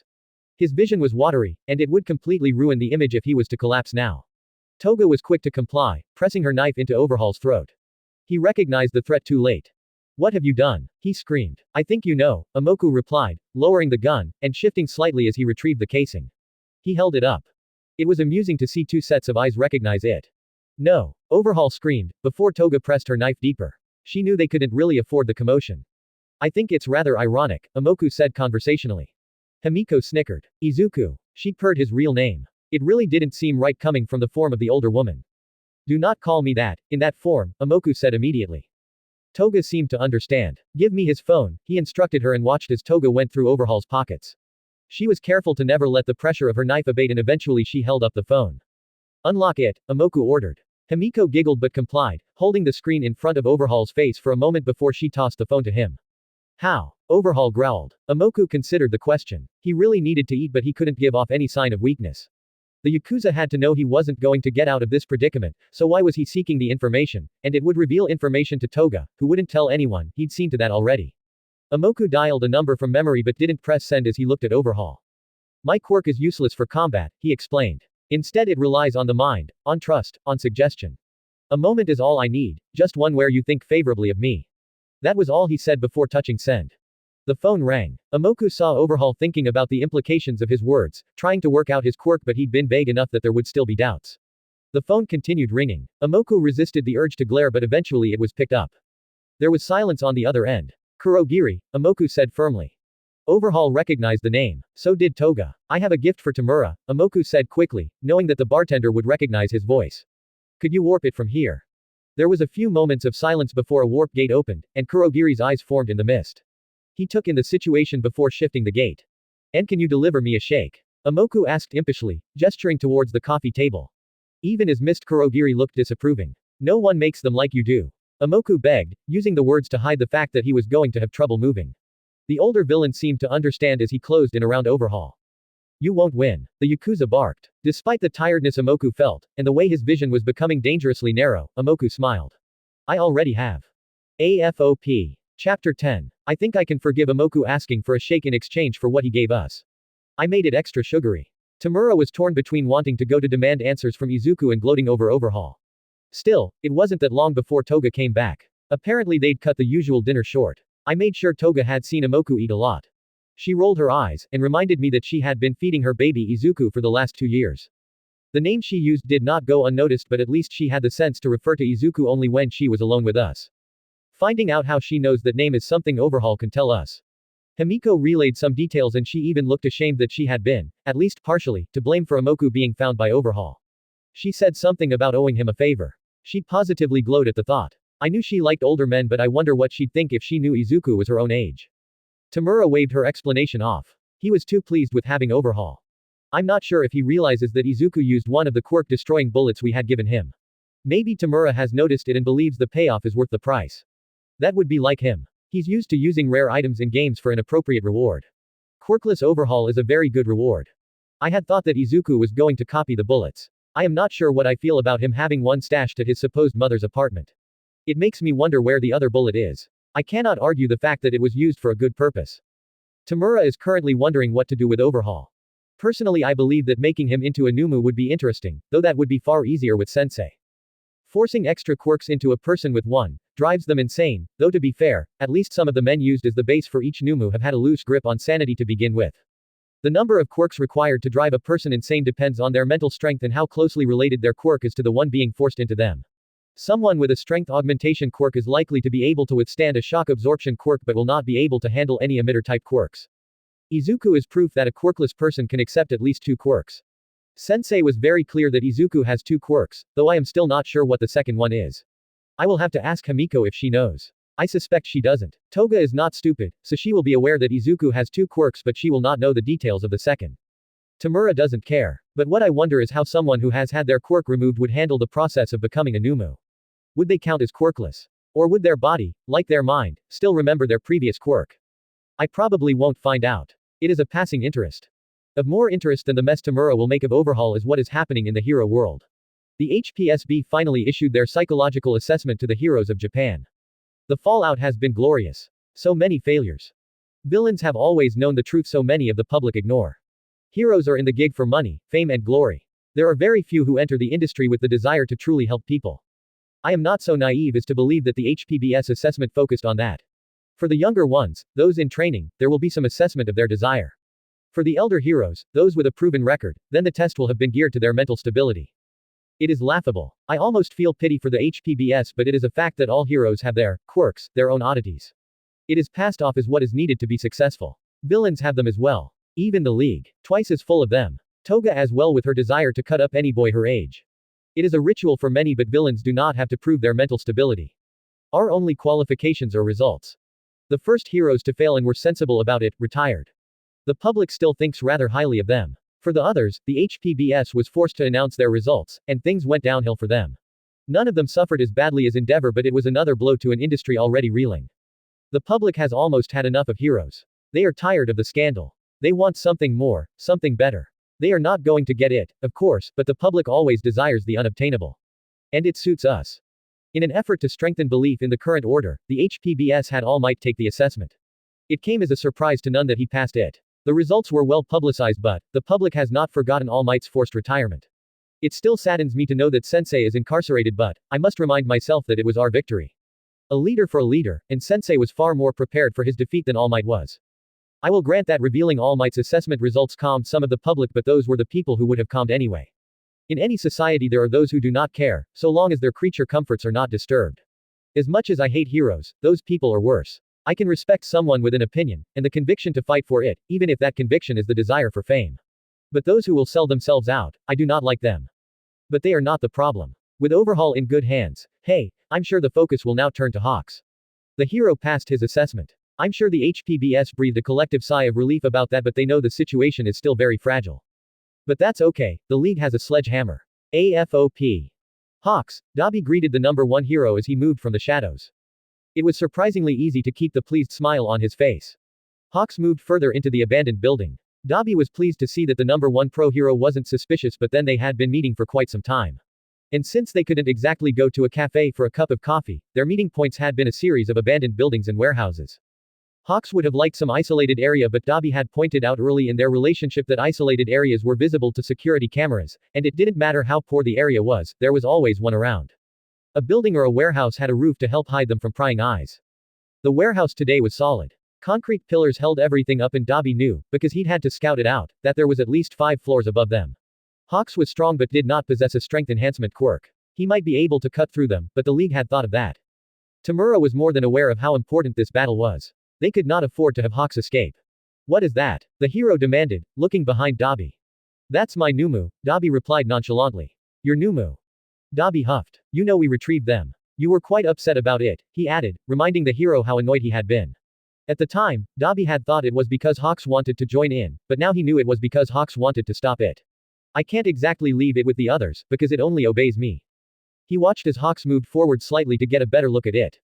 The chainsaw one, Dabi explained, knowing that as the number 1 hero would be familiar with the various designs.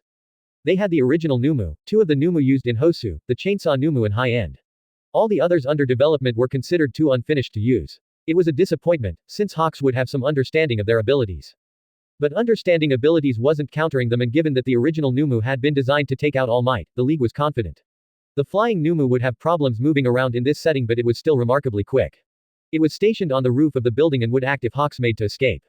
It's bigger than I thought, Hawks said, moving slightly closer. The hero was naturally wary and kept a bit of distance. Dabi was used to that and he shrugged at the statement. The Nomu just was.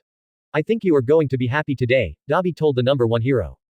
Oh. The fire villain gestured to the side. Tamura wants to meet you, he said before the familiar swirl of Kurogiri's warp gate appeared. There was a flash of surprise on the man's face before Dabi saw him settle. I've wanted to meet him as well, Hawks replied as Tamura emerged. Kurogiri reformed behind him. Dabi knew the warp villain had transported the other members of the league as well as the Numas. Tamura was dressed formally. That meant the full set of disembodied hands were gripping him. He still wore a simple black pullover, black pants with his red shoes. Dabi could see his eyes peering out from between the fingers of the hand covering his face. The two of them faced off against each other. Dabi has been telling me some interesting news, Tamura announced.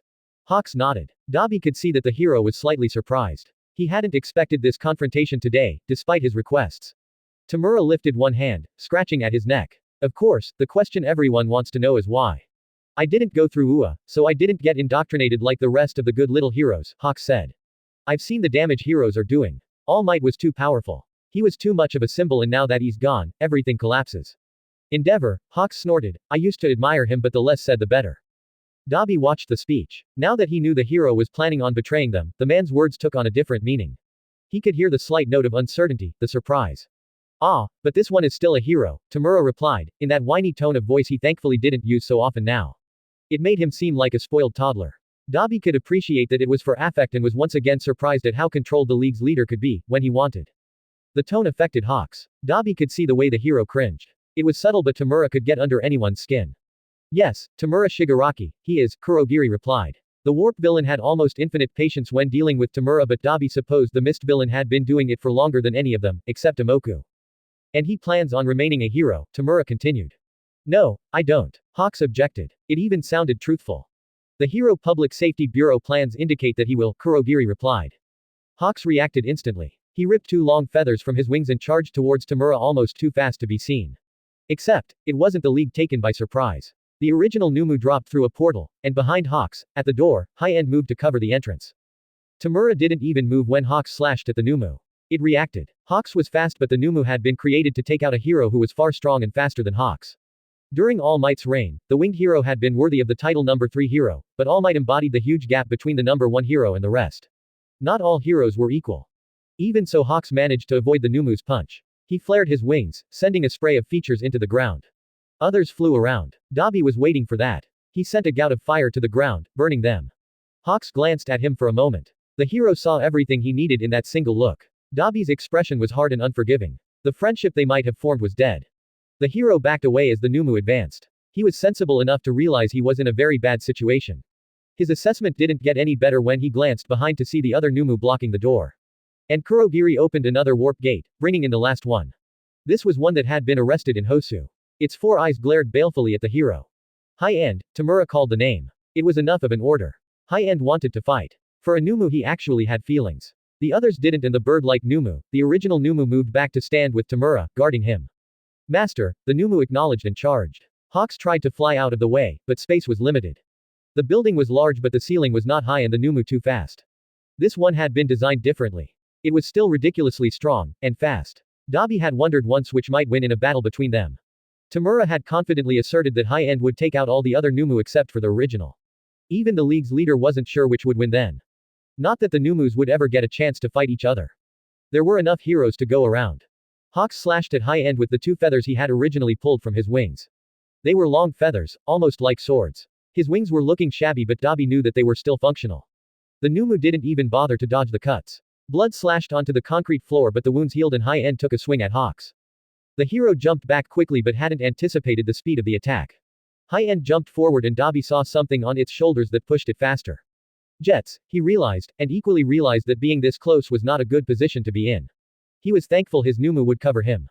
The layout now made sense. While there were other members of the league present, they were on the other floors, positioned there to attempt to slow down Hawks if he tried to go that way. Those on this floor were all covered by a Nomu. It would not be a usual tactic for a hero but Hawks could have tried to take any of them hostage. Not that it would have worked. Tamura didn't care about them, not even Kurogiri, though Dabi felt that Tamura would at least regret losing the warp villain. The rest of them, not so much.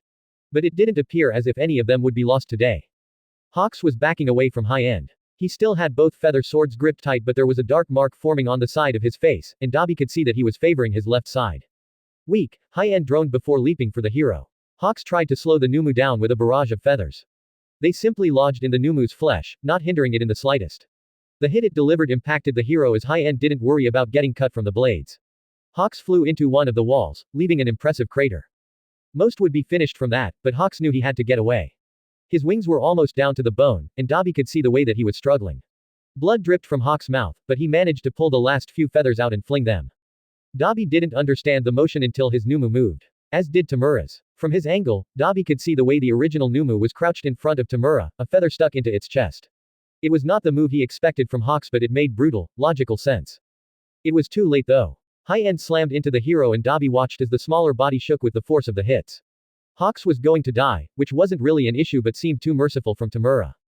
Stop. Dabi snorted as the order echoed his thoughts. It's weak, High-End complained. Yes, Tamura agreed, moving forward. The original Nomu moved with him. Is there something stronger? High-End demanded.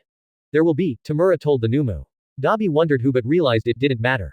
There might be someone stronger out there. The hero ranking was based on many things, not just strength, so it was possible that one of the up-and-coming heroes was stronger than they seemed. He doubted it. But maybe his little brother. Who knew? That was a problem for another day.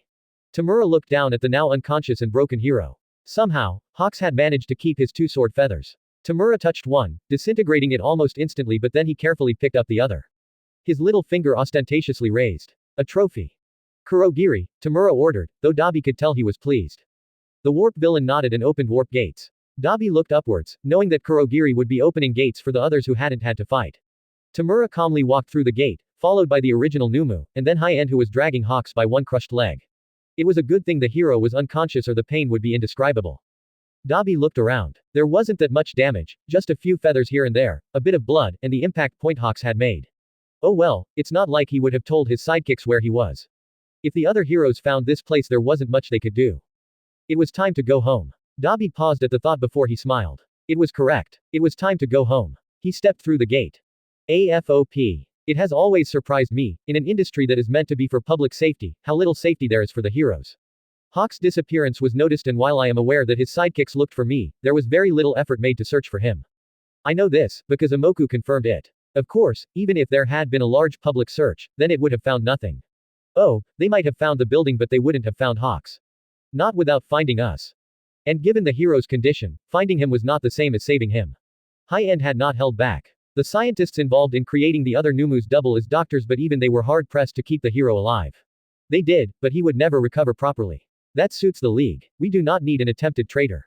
The heroes would argue that Hawks didn't actually betray us. He never got the chance. Technically that is true. But the League doesn't operate via technicalities. We operate via results, and there is no questioning Tamura's results. He has changed. When Sensei was captured, Tamura was a child. He was selfish and often he could not see reality. He is still selfish, but we all are to some extent, but now he sees reality, and when he doesn't like it, he knows how to change it so that it is more pleasing to him. Villains operate on results and Tamura's have been good. There is no escaping that. The underworld recognizes it, and Imoku has capitalized on it. I don't think Tamura completely understands that yet. He has focused on what affects him, which has been enough, but the rest of the League have been seeing what Imoku is doing. Toga has been good. Only the core members of the League know Imoku is a part of the League. Tamura, myself, Dabi, Toga, Mustard, Twice and Compress. Those who came in early. The newer members simply know Togo goes once a week to visit a contact. They do not know who he is. They sometimes ask Dabi how he arranged that interview. Those who think seriously about the incident do, anyway. Most people don't think about the logistics involved. But the message is out there. It began slowly, but it is accelerating. The world as we know it has almost fallen. Faith in heroes is at an all-time low, and Imoku has already planted the seeds of the future. So many villains just rage against the system. So many claim they want to change it, but they do not truly think about the transition, or what happens next. I am proud that the League has. The heroes will not appreciate it, but the League has managed so much. We are managing that transition, so that when they fall there will not be chaos. We are managing the change, never taking it too fast. They will never thank us. Tamura doesn't see it either. I doubt many will. The future will. The future will look back on these years, and those then will know how carefully everything was controlled, how much work it took to ensure everything came together. Sensei always said it took more practice, more work to make something seem effortless. It is Imoku who is doing that work. He is doing it well. No one suspects him. I'm sure there are those who suspect he is guilty of something. That's inevitable, given his positions in business and politics. But there is no one who suspects he is working for the League. That's what counts. The Hero Public Safety Bureau assessments continue. There have been more heroes failing, but most of the public have become tired of that. It makes sense. If the high-ranking heroes fail, then it stands to reason that those lower down the ranks will also fail. It is not news, though Imoku mentions it every now and then, gently hammering home the point, keeping the public aware. It is a subtle way of manipulating the environment. It keeps the public's mind open and ready for change. It makes the government aware of the need for change. And no one is any the wiser about Imoku's involvement. Overhaul knows, but Overhaul is in no position to talk. I think he is still alive, but I admit I haven't checked lately. If he is, then he's probably enjoying whatever Tamura is doing to Hawks. The two of them are being imprisoned near the other. I hope they enjoy each other's company, though how much either can talk is in question. For the moment, the League is simply enjoying our success. We have not won yet, but it is just a matter of time. AFOP. Mirio sat quietly at the table while he waited. The room was plain but soundproofed. He could see cameras in each of the corners. It felt like he was a prisoner, but he knew the door was open. He could walk out at any time. He wouldn't. And those who had sent him here knew he wouldn't. The door opened. A middle-aged woman walked in. She was dressed in a simple suit and carried a clipboard. Mirio watched as she took the seat across the table. She laid the clipboard on the table, paper side down, before looking up at him. Mirio closed his eyes at her expression, and for once he didn't see. Mirio mentally shook the image away. He knew what her expression meant. He'd been expecting this. My name is Tsukiko Abusaki, she told him. I work as a psychologist for the Hero Public Safety Bureau. Mirio Tagata, he introduced himself. She nodded. She already knew that. In the wake of the League of Villains attack on the Nighteye agency, I administered your assessment, in accordance with the Heroes Must Be Heroes Bill, section 27.35.1. Mirio nodded. He knew what that section said. The basic part of the bill said that all heroes or those working as sidekicks had to have yearly psychological assessments. It made sense. It kept them from becoming too stressed. It kept them from bottling their problems inside. It kept them from going insane. The section Tsukiko was referring to was further down. It required that in the wake of a traumatic incident, all involved be assessed to ensure that they had recovered, or were recovering from the incident. It was generous. It was mature and compassionate, and Mirio was sure it was a good thing. The assessments were designed to keep heroes, and those who worked with them, sane. The community, and the public needed that. But he knew what his assessment would say. Your results indicate that you were unduly affected by the incident. Follow-up assessments reveal that even with treatment you have remained stressed.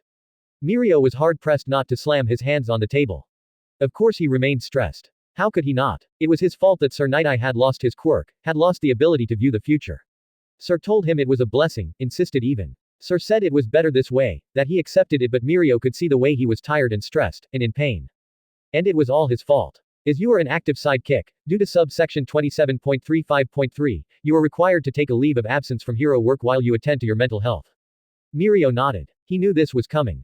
You can attend sessions with a HPBS appointed psychologist, or you can nominate your own, Tsukiko continued. I will take your recommendation, Mirio said. He wasn't sure who else he could see, and one good thing had come about from some of the heroes being forced into retirements.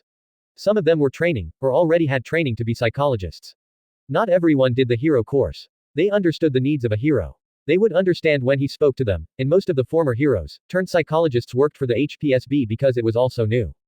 Mirio thought that in time they'd move on, branching out to start their own clinics. One of them, Amplifier, Mirio thought it was, had made the humorous connection, saying that working at the HPSB was the equivalent at working at a hero agency as a sidekick. You gained experience there before you went to start your own. So he'd feel better speaking with the HPSB psychologists. A civilian psychologist would do their best but just wouldn't understand. Tsukiko nodded, and flipped over the clipboard. She pulled a pen from her pocket and after flipping over several pages, she made a note. I will send you a list of those who are available, she told him. Thank you. Do you need to make arrangements with your agency? Tsukiko asked. Mirio shook his head. Sir Nighteye and Centipeder already knew. They had both tried to reassure him, and told him to get better so that he could return to work. They would hold a place for him. Tsukiko looked at him. Mirio said nothing. He looked back. She sighed. How do you feel about this? She asked at length. How did he feel about it? He didn't hate the assessments. They were for his protection, after all. They were for the protection of everyone.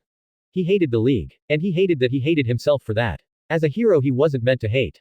But he did. He could feel the emotion burning in him. He wasn't sure how he could deal with it, unless he could face the League. But he couldn't face the League until he was better, and that required him to let go of his hate. How did he do that? Ua had taught him a lot, but they had never covered that. Frustrated, Mirio admitted honestly. Tsukiko gave him a pleased smile. I understand. It is not an unusual reaction, she told him. I know it seems like you won't get better, and that you will be banned from hero work forever, but that's not the case. With the help of the HPSB you will get better and you can return. And in the long run, it will be better for you, and for everyone. So, I would ask you to accept the frustration for the moment, and look to the future. Mirio nodded. This wasn't a therapy session, but an informative one. He took a deep breath and sighed. I'll try, he told her. He had no other choice. Things Kurogiri doesn't know, Inko Midoriya. Inko Midoriya was a simple woman. Sure, she knew life wasn't perfect, but she had her son, they had enough to eat and they loved each other. That was enough. She was content. Until the day Izuku never came home. At first she wasn't concerned. There had been a villain fight earlier in the day, and Izuku loved those.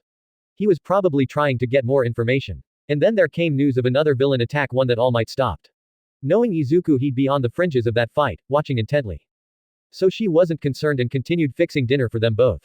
But then a half-hour late turned into an hour, that turned into 2 and there was no notification from him. Sometimes some of the villain fights took out transport and Izuku had to walk, but he always told her. Except this time he didn't. Inko tried calling him. There was no answer. More worryingly, the phone didn't go to messages. She got a message telling her that the number had been cut off. She tried again. She texted him, and then she got onto her social media and contacted him. Inko had promised Izuku she wouldn't stalk him online, but knowing those accounts had made her feel happier. They hadn't been touched. They were still there, but Izuku hadn't logged in since that morning. Inko called Mitsuki, and was half in tears when she spoke to her old friend. After some shouting and explosions, Mitsuki told her that Katsuki hadn't seen Izuku since he left school. There was a note in Mitsuki's voice that Inko wouldn't recognize until later. Mitsuki was worried, but that was for Katsuki since he had nearly died. It was 9 p.m. when Inko called the police. The food she had prepared had gone cold on the table, but she didn't care. She was comforted when they sent over someone immediately. She put on a pot of tea and let the policeman in, and she thought everything would be okay. It wasn't. They took her statement, but Inko could see something in their eyes when she described her son.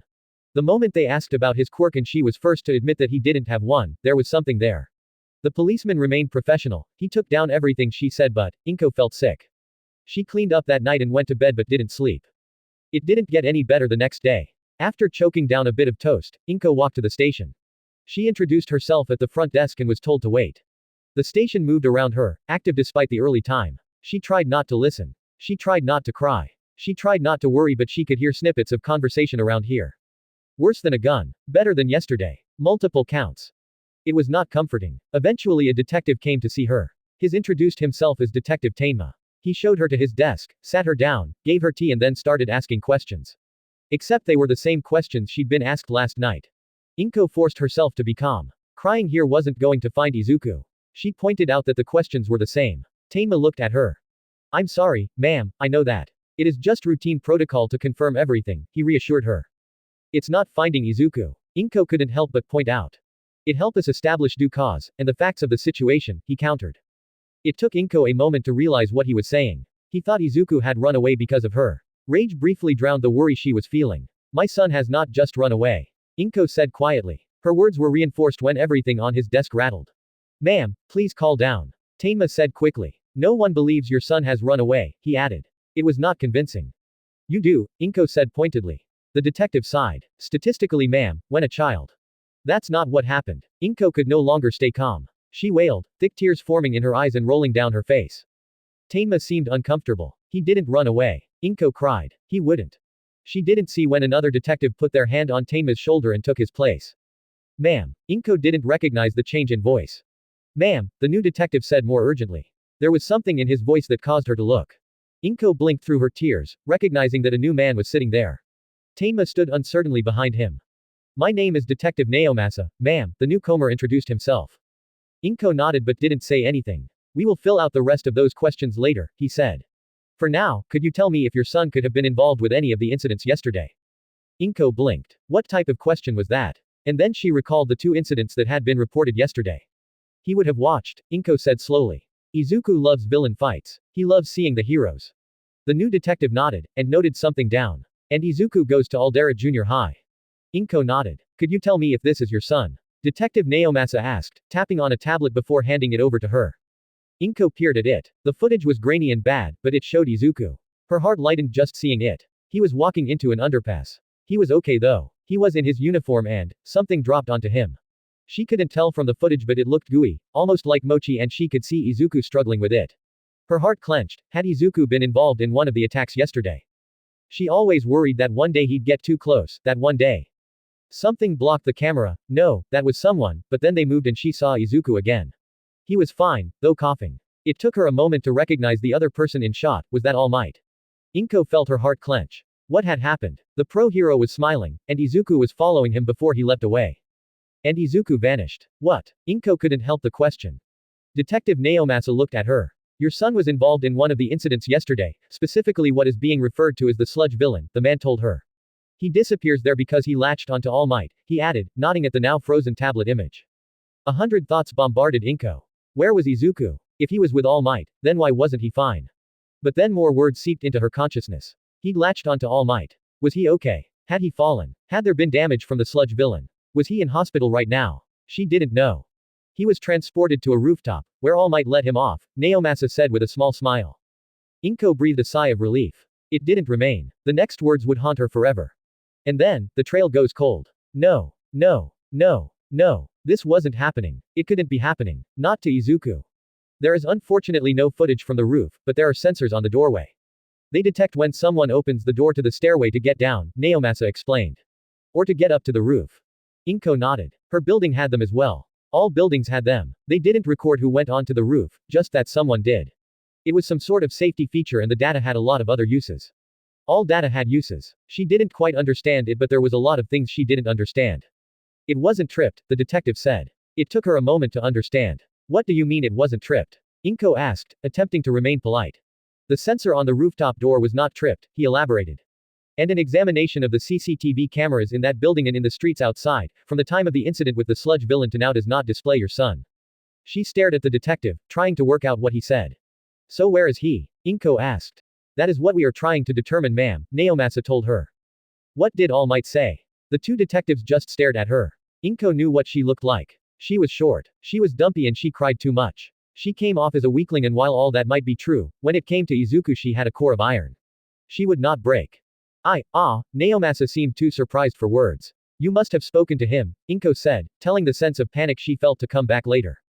We have, ma'am, the detective finally said. He confirmed that he rescued your son from the sludge villain and then left your son on the roof, before he leapt off again as part of the sludge villain had gotten away and he needed to subdue it. Inko correlated that against what she knew from the news. That made sense. There had been no report that the sludge villain had attacked anyone earlier in the day, just that it had attacked and had been subdued by All Might. The detective looked down to a tablet. At 1614 All Might initially subdued the sludge villain and at 1628, it reappeared and was subsequently taken down again. He read the report to her. 14 minutes, Inko thought. 14 minutes in which Izuku disappeared. It was far too long. She looked at the detectives, focusing on the second one as he seemed much more reasonable. You have to find him, she implored Detective Naomasa. He's all I have, she added in a whisper. Ma'am, we will do everything we can. She nodded, hating the feeling of hopelessness she felt. It was a feeling that didn't go away. A day turned into 2. 2 days turned into a week. The week turned into more. Every day Inko tried to keep up her hope, but it was hard. Izuku just wasn't there. He never came home. He never messaged. His phone remained dead. His online accounts remained dead. Each week, Inko cleaned his room, careful not to disturb anything, and she changed the sheets. But there was a hollow feeling in her gut that just wouldn't go away. It had started the moment she realized Izuku was missing. It grew exponentially when the detectives told her they had exhausted every lead. It was lying in her stomach, consuming everything. She barely ate, she barely drank, and her eyes were either ringed by black or puffy with tears. After the police gave up, she printed posters and took them around the city. She posted them everywhere she could. She questioned anyone who even glanced at them, but nothing changed. There was no news.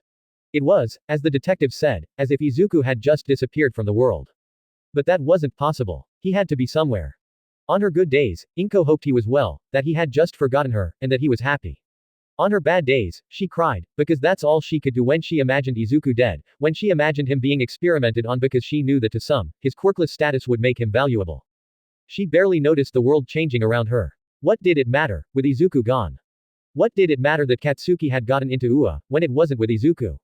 What did it matter that a villain killed one of those UA students? Izuku wasn't there. What did it matter that All Might had been forced to retire? He hadn't saved Izuku. What did anything matter? Those were the worst days, and Inko had to remind herself that she couldn't go. She had to stay, for when Izuku returned, she had to be waiting for him and she'd cook katsudon and everything would be well. She forced herself to work, and began taking shifts with various charities.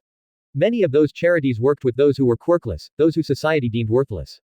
Izuku was not worthless. It was through them that she learned of a new politician, one who proclaimed that he would only hire those who didn't have a quirk. Everyone was skeptical. Of course they were, but the man actually went through with it. Inko went to one of his speeches with several of the quirkless people who had been hired by his companies. It burned the first time she laid eyes on him. She just stared, her eyes wide and her mouth agape.